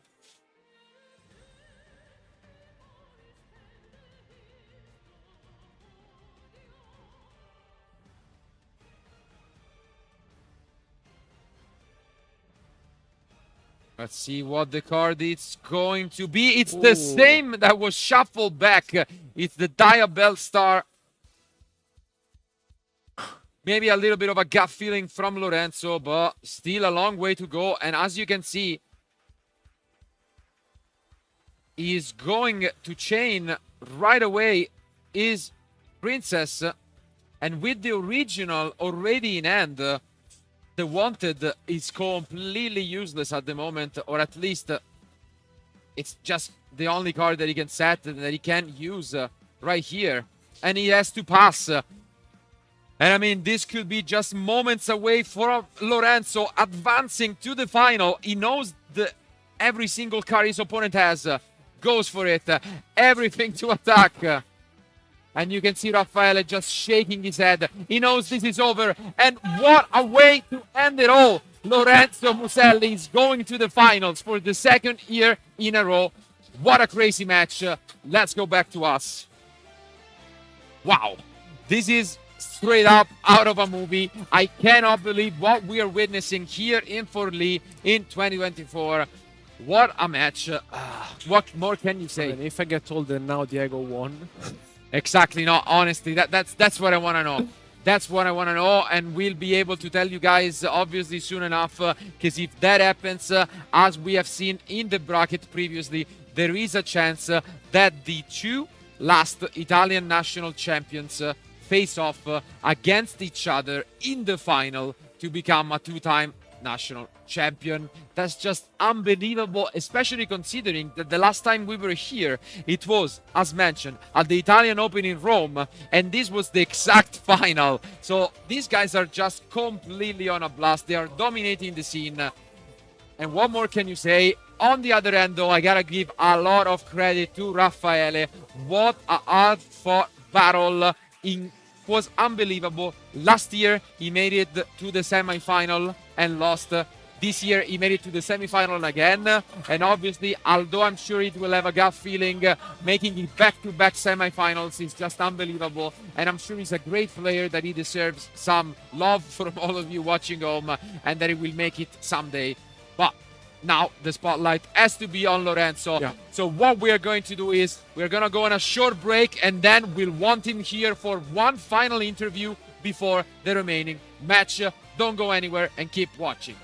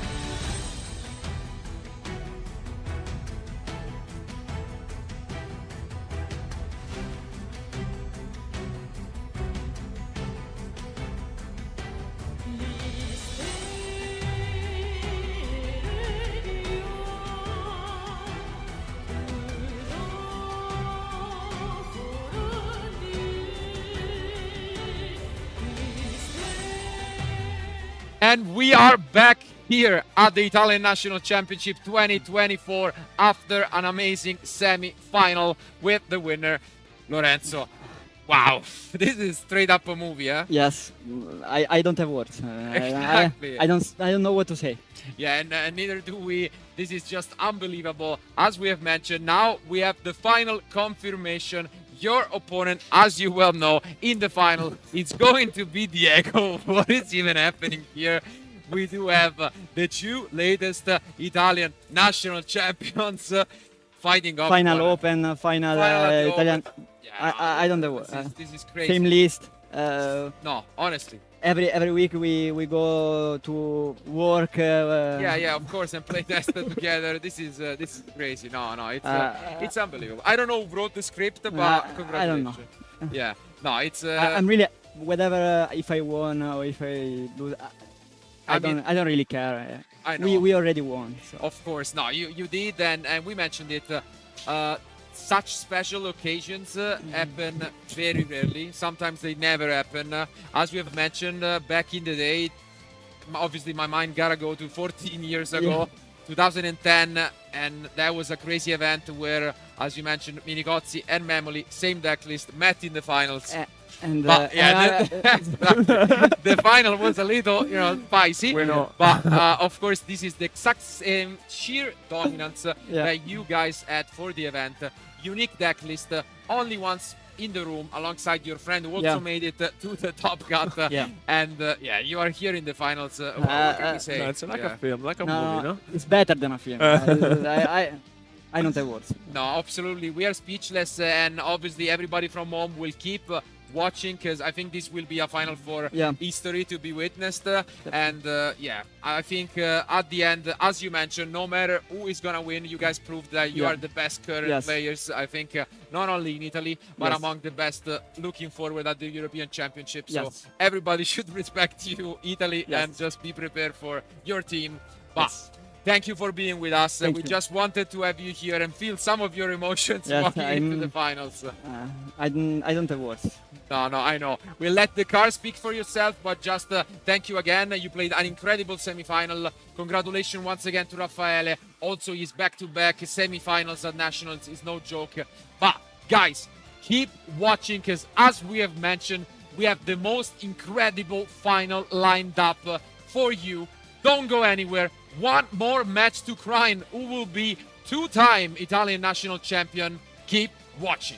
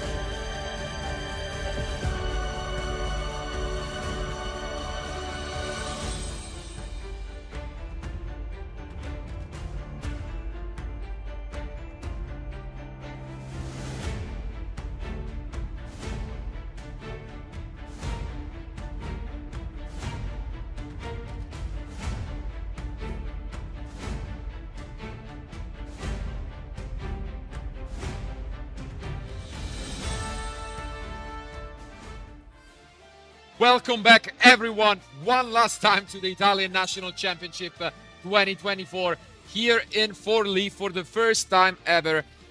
What more can we say about the match that is upcoming for us? We had over 1,300 players traveling from all over to compete here and be crowned Italian national champion. But this privilege will actually be going to somebody who already had the honor, and more importantly, who already had the honor in the last 2 years. Because as we can show in the bracket for the event that we'll try to bring up for you guys, we have the 2 last Italian national champions going off one against each other. Lorenzo Muselli against Diego Ganzerli. What is even this crazy lineup, crazy consequences and series of events, and more importantly, same card by card deck and quite unique. Yeah, I mean, unique deck, 2 friends, 2 teammates, already 2 national champions, and no, it's I'm kind of speechless, honestly. It's like a movie, so it's yeah, you know. they are having an incredible season. As mentioned, this was the exact same final at the Italian Open in Rome, where we were also doing commentary, and in that time it was Diego who actually won it. So I think Lorenzo will have even more anger. We had the pleasure to interview him, and we have talked to both. They both said it doesn't really matter who is gonna win. We are gonna be happy regardless, and all of that is obviously really nice to hear. Let's go down to the facts, because we all know that both want to become a 2-time Italian national champion, something that we have seen only a couple times in the past, and this is gonna be an incredible one nonetheless. Once again, with a deck that is completely unique. The only players, few players at the event probably, who had Snake Eyes, Kashtira, without a single Entrap, just playing going second cards, and free skill drain in the main deck. I'm really curious to see this in action now, because we have never witnessed once against each other. Are they gonna go second? What type of field are they gonna try to build? Regardless, guys, don't go anywhere, because it's time to find out who will become the Italian national champion 2024.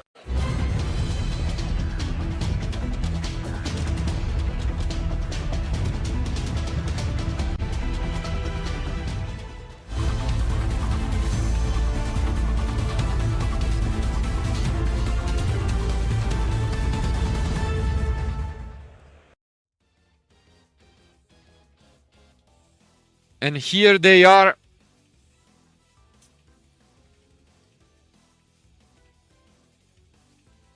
I hope you guys can hear from home the crowd going wild for these players, as deserving as it should be.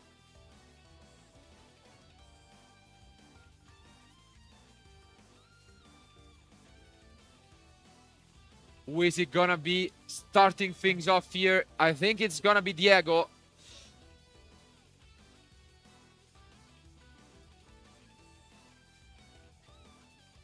Not sure who won the die roll, but yeah, Diego's going first. And he does with the unicorn. Again, no entrap, so he will be able to do whatever he feels like is the optimal going first field in this mirror match.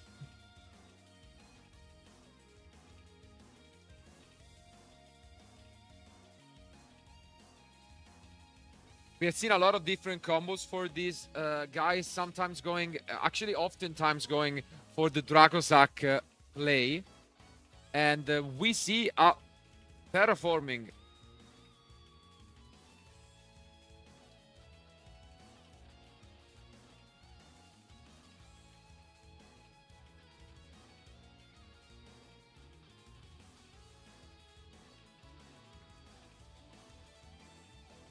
You can see and feel the tension, because although they're friends and although they are very close with each other, they both can put on the serious poker face going into this game. And this is exactly what's happening here.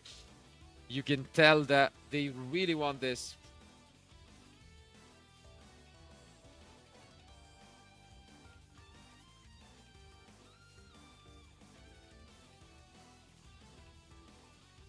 They must have played against each other multiple times in testing as well.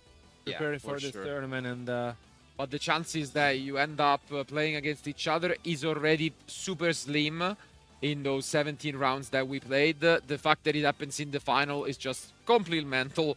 And for now, it seems like Diego is cut off his Snake Eye engine. Let's see if he has any way to access it.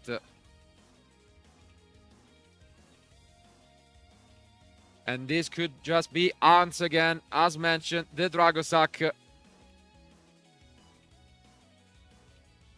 He has been going for such a similar line every time we have seen them on stream. Yeah, this is the line that they have preferred so far, and that's what they usually go for. And here, Diego sets one and pass. That's about it.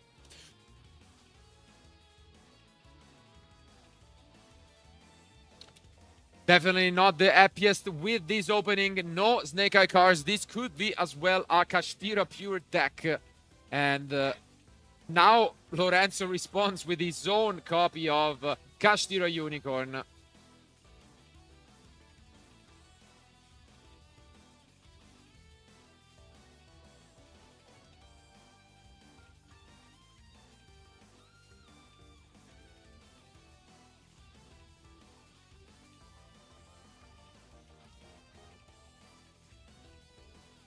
Again, as you can see, both thinking about what to do.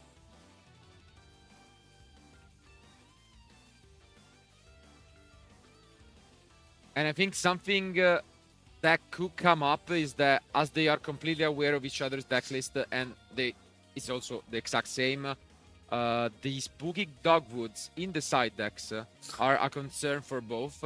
So I don't think either of them is particularly interested in, playing it out. And they're gonna try to play as fast as possible. But for now, same exact opening from both players. Crazy enough.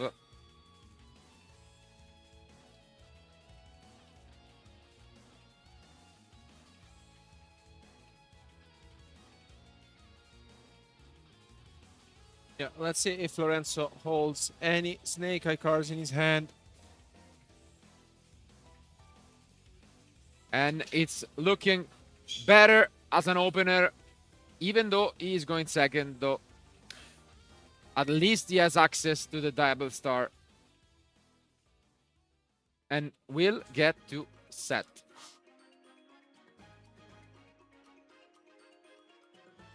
The original. Are we gonna see anything from Diego?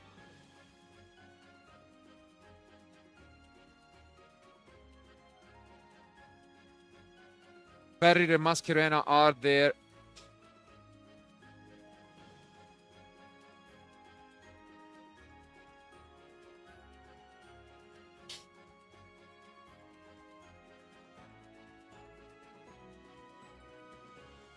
Yeah, debating a bit about it, probably thinking whether to use the Fenrir or to just save it for later. And he does go and activate the Fenrir on the Unicorn. And that is going to resolve. So one less interruption from Diego gone. Down to this Mascherena. And here comes the birth. From which, obviously, Diego can respond with his own birth effect, getting rid of the Fenrir. He responds with the Mascherena. Interesting. Okay. I think he'll go for the IP. Exactly. Yeah, you can only target 3, so you cannot target up to 3. Yeah. That's the main concern from the birth, which he couldn't use for.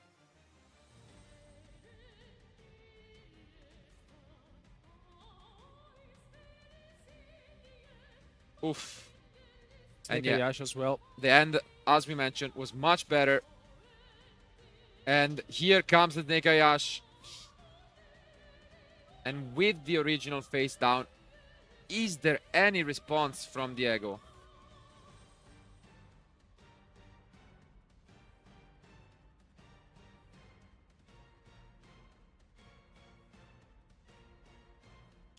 Makes sense to activate the Little Knight there. on the Ash, who's now bringing the Poplar.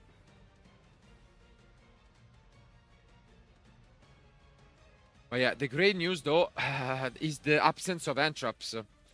And give or take, the face down could only be, obviously, you know, the skill drains, we have talked about them, but like a forbidden droplet. Outside of that, it's going to be tough. Lorenzo has to keep in mind the Birth, because that's the only card that can banish free from the graveyard at some point in the game. But outside of that, I think Lorenzo is in the driving seat at the moment.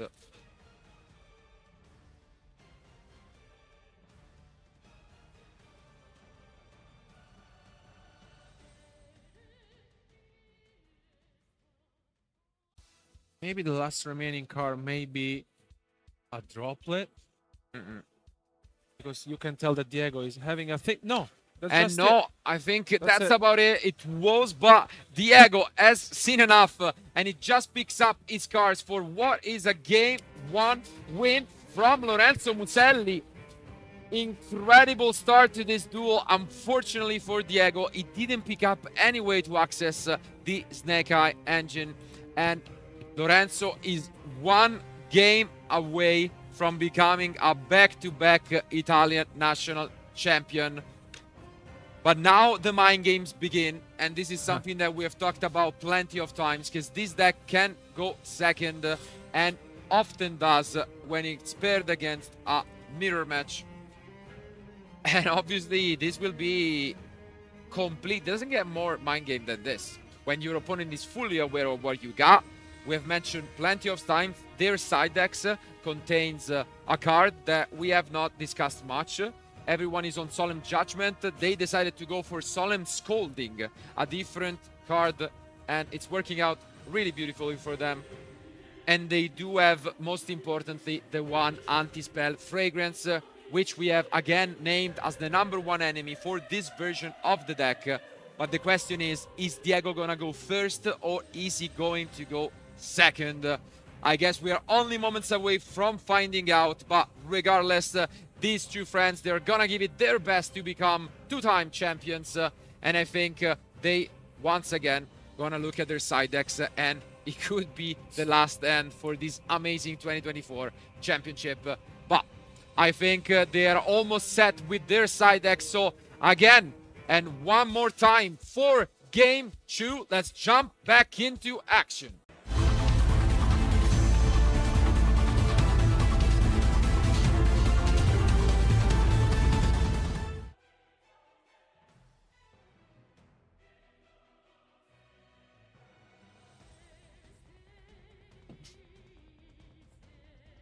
And here they are. We really gotta figure out, as mentioned, who is it that Diego is gonna choose as player to begin.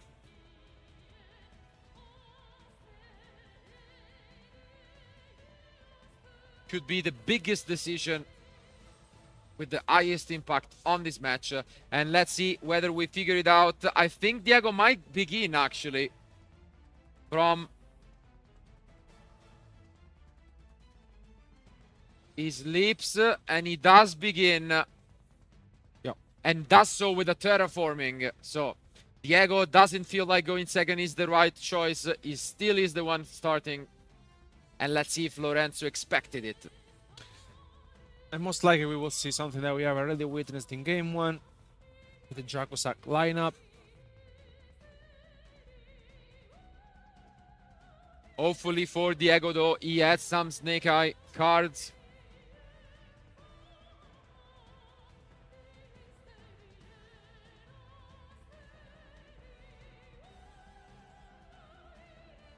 And I think probably has to be either.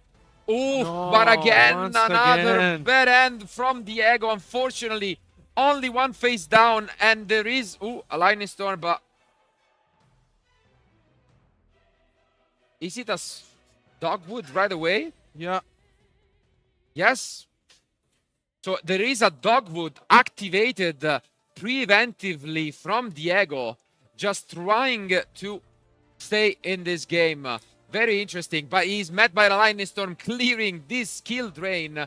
And now the question is, does Lorenzo care about this Dogwood, or is he just gonna push and, you know, just simply not care about the life points gain?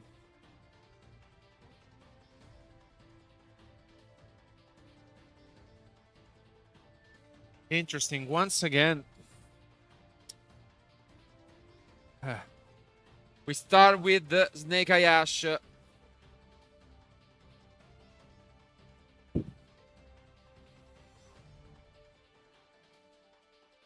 And there is some considerations. We have seen Diego bring in Ash from the side deck, Ash Blossom. And he could be holding into that, but he allows this to resolve. And now the question is Lorenzo gonna go for it? He does. So he's gonna gain some life points, Diego.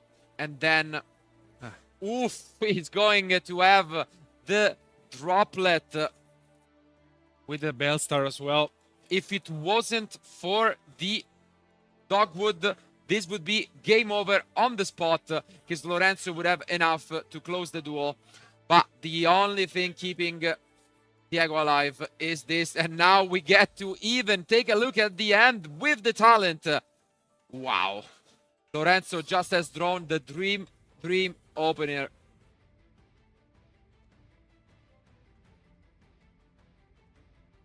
What a hand from Lorenzo. Yeah, perfect hand. He's having a big think, though. It seemed like at some point the Ash was obvious, but maybe he's not convinced. But yeah, it is the Ash. Would have been surprising if that wasn't the case.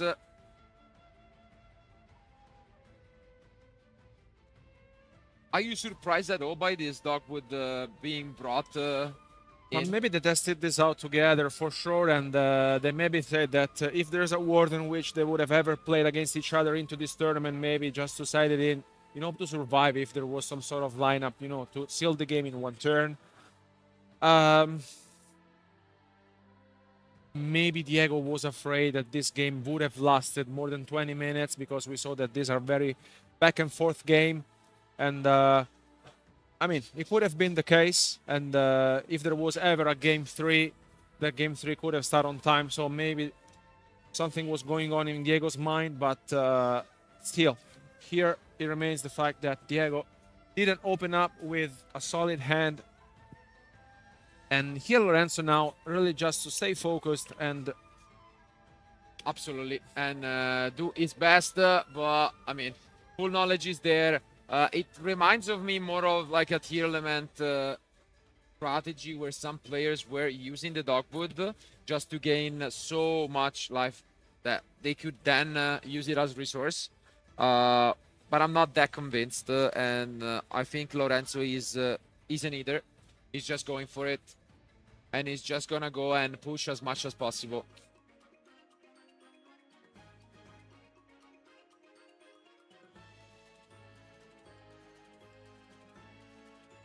Because Lorenzo now has full knowledge of the Fenrir and the Birth in hand.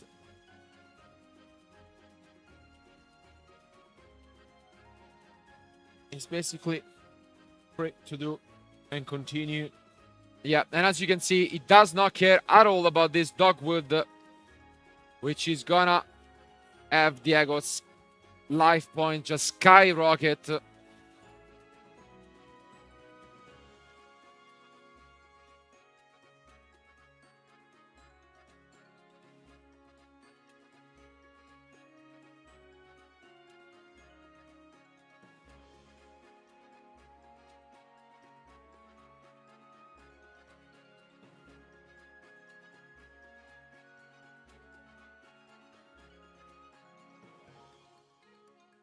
And again, this is just a matter of deciding what kind of field to bring up.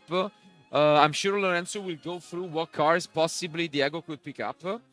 But I think something important to mention is that Diego decided to go first this game. This means that cars like Dark Looter or even Droplet are quite unlikely to be in the deck. and this gives him, you know, top deck chances that are even slimmer.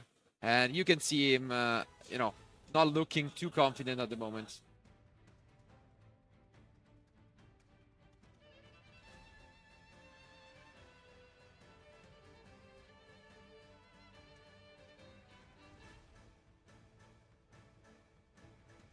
For anyone wondering, they're just waiting at the moment on a judge call, which probably has to do with Dogwood and the attack for Temple. Something along those lines is what I'm trying to figure out. But yeah, it shouldn't be anything serious.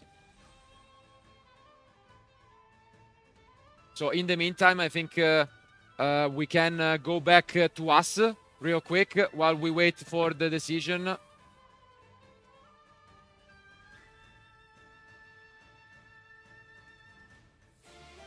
And yeah, as expected, is exactly what I was mentioning. So they wanted to just clarify if you gain the attack boost from the temple with the monsters.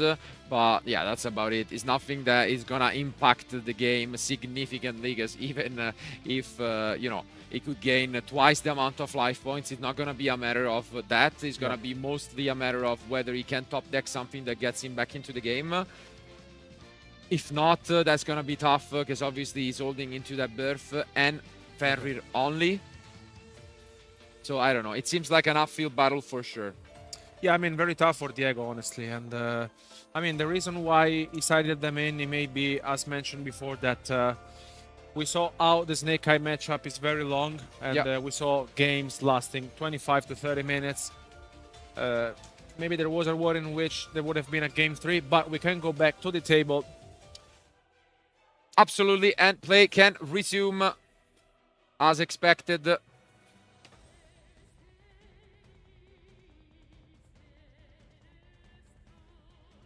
And as we can see here, Diego life points are starting to hit the 20,000s. But although that's obviously a nice little interaction to witness, it's hardly ever going to be relevant. Already tripled almost the original life points. Any duelist is given, but as you can see, the advantage from Lorenzo is through the roof. And he's possibly even one turn away from becoming the back-to-back national champion in Italy. Crazy timeline we're living. Whoa. Also... Yeah, also change of art. If that was even needed, the change of art coming down in the finals. Wow.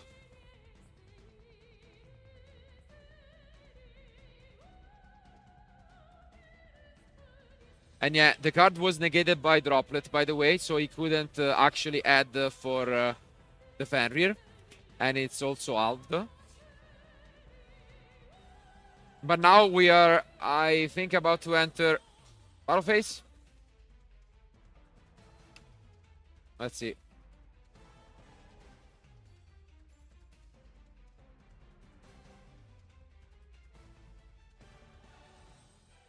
Yeah, dealing some damage. Seems like, yeah, he's thinking about entering battle phase, maybe?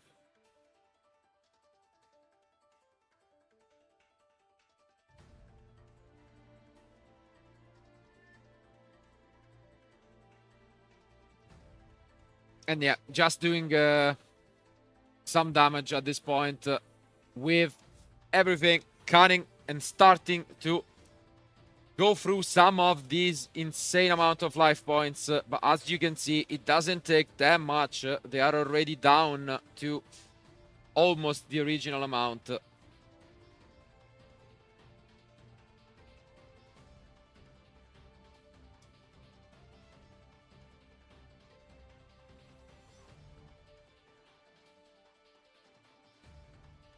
And now we are back to main phase 2. We gotta get rid of this Fenrir, it seems. And yeah, the amount of advantage that Lorenzo has is just incredible.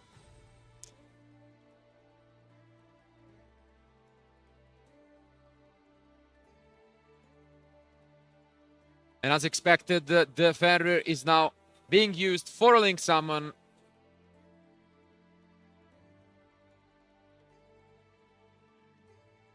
Of Ita.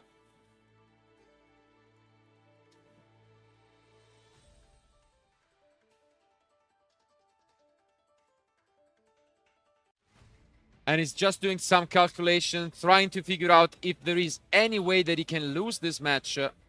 And finally commits to a Link 4, which is going to be the Appaloosa.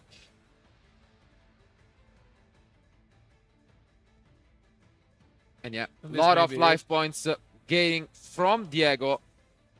And I think play can resume. Diego might be down to his last card. Can he find anything useful? He doesn't seem too happy about it. Are we witnessing what I think we are about to witness? Let's take a look at this one last top deck from Diego.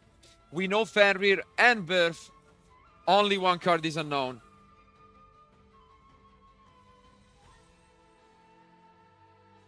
Here we should see the Princess.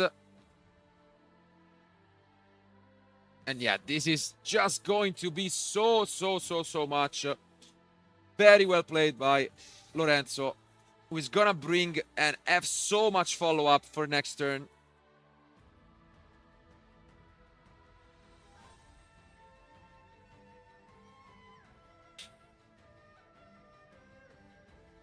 And it's sold down to the last card in hand, but I mean, honestly, I can't think of no, any card. Like Talent, it's a decent one. And this is the Birth from which we are going to see the Masquerena being used to just go for a Phoenix. Draw even a further card. What is the last card from Diego?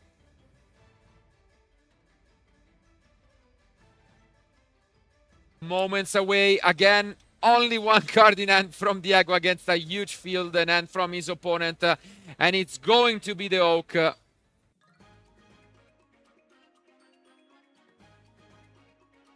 His opponent, I mean, is just asking what's going to happen as now we get into the Anima.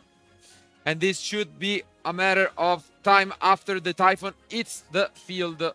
Only the Typhon is left. And as you can see, Diego knows what's up. He's probably gonna extend the handshake, although he's holding into 17,000 life points. And there he comes!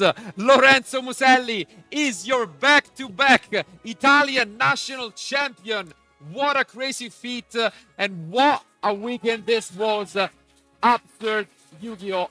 And let's go back to us. What a match. History is in the making, and history has been done. Lorenzo is just speechless. What a tournament this was. Crazy timeline. Over 1,300 duelists. But in the end, it's always those two, the finalists at the Italian Open, where Diego won. The two latest Italian national champions back in the finals with the same card-by-card deck. This is just unbelievable. But this time around, it's Lorenzo who wins it all and completes this crazy back-to-back 2023 and 2024 champion. We couldn't watch him do it in 2023, and then he was like, okay, you're gonna watch me do it again. Now I'll do it again. 1 year later, we are still here, still the same champion, and he's going to be one of the greatest players just of the history of the game that I think we will remember years from now. Yeah, I mean, unbelievable performance from both of our players. Same deck, I mean, we said it before, they're teammates, they're incredible good friends, and I mean, Lorenzo did it again. So absolutely. On the other end, though, what more can you say even about Diego? So much consistency throughout the years, incredible seasons, a lot of events, a lot of top cuts results, wins at the Italian Open, and loses in the finals to his friend.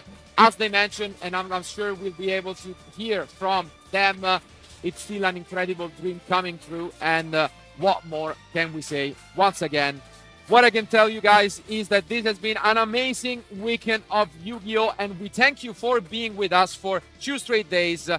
17 rounds. But obviously, we still have to go on a break and come back one last time because we need to crown our now back-to-back Italian national champion, Lorenzo Muselli. So don't go anywhere because we'll be on a break and then we'll have the prize ceremony.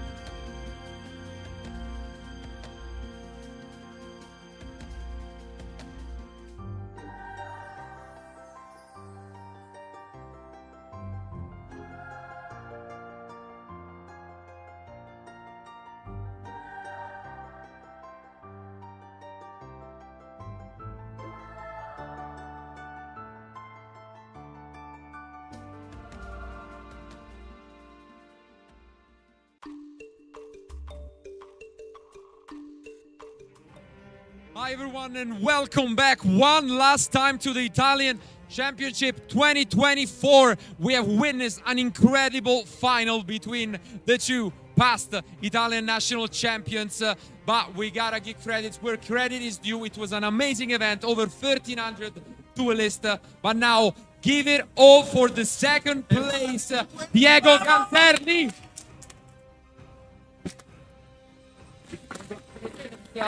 Amazing event, amazing story. Unfortunately, you had to lose to your friend, but it was incredible, and I'm sure we'll see more of you. So please enjoy your very well-deserved trophy and card. So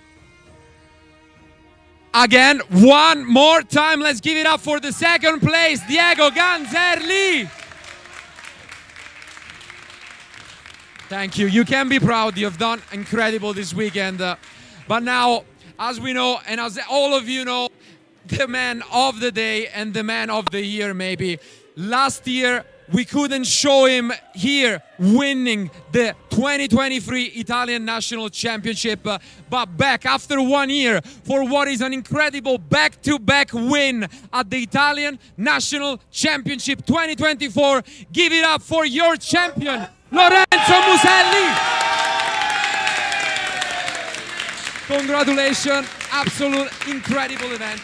You've said it from the beginning. How do you feel? And you can hear the crowd. Man. You are amazing. How do you feel? I feel speechless. I have a lot of emotion. Like the last year there isn't the stream. This year there is the stream. We won Armageddon best team in Europe, and I don't know. I have to realize.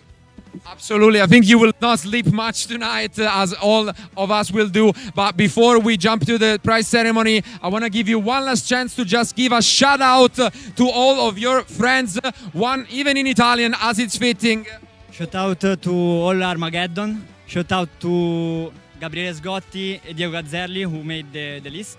I lavoratori called. Then shout out to Luca Benuzzi, Germano Di Gabriele, Andrea Ronchi, Andrea Sessa, all my parents, all my friends, everyone. It's a dream come true, and now please go and enjoy your very well-deserved trophy alongside your beautiful prize card. And now, guys, after 2 days, let's give it up one more time for Lorenzo Muselli, your 2024 Italian national champion. Thank you guys for being with us for what was an exciting weekend of Yu-Gi-Oh! But this is just the start of the season that matters the most. We'll see you at the next national championships, and then we'll see you and Lorenzo at the European Championship in Berlin. Thank you for being with us, and keep watching later on for more Yu-Gi-Oh! content.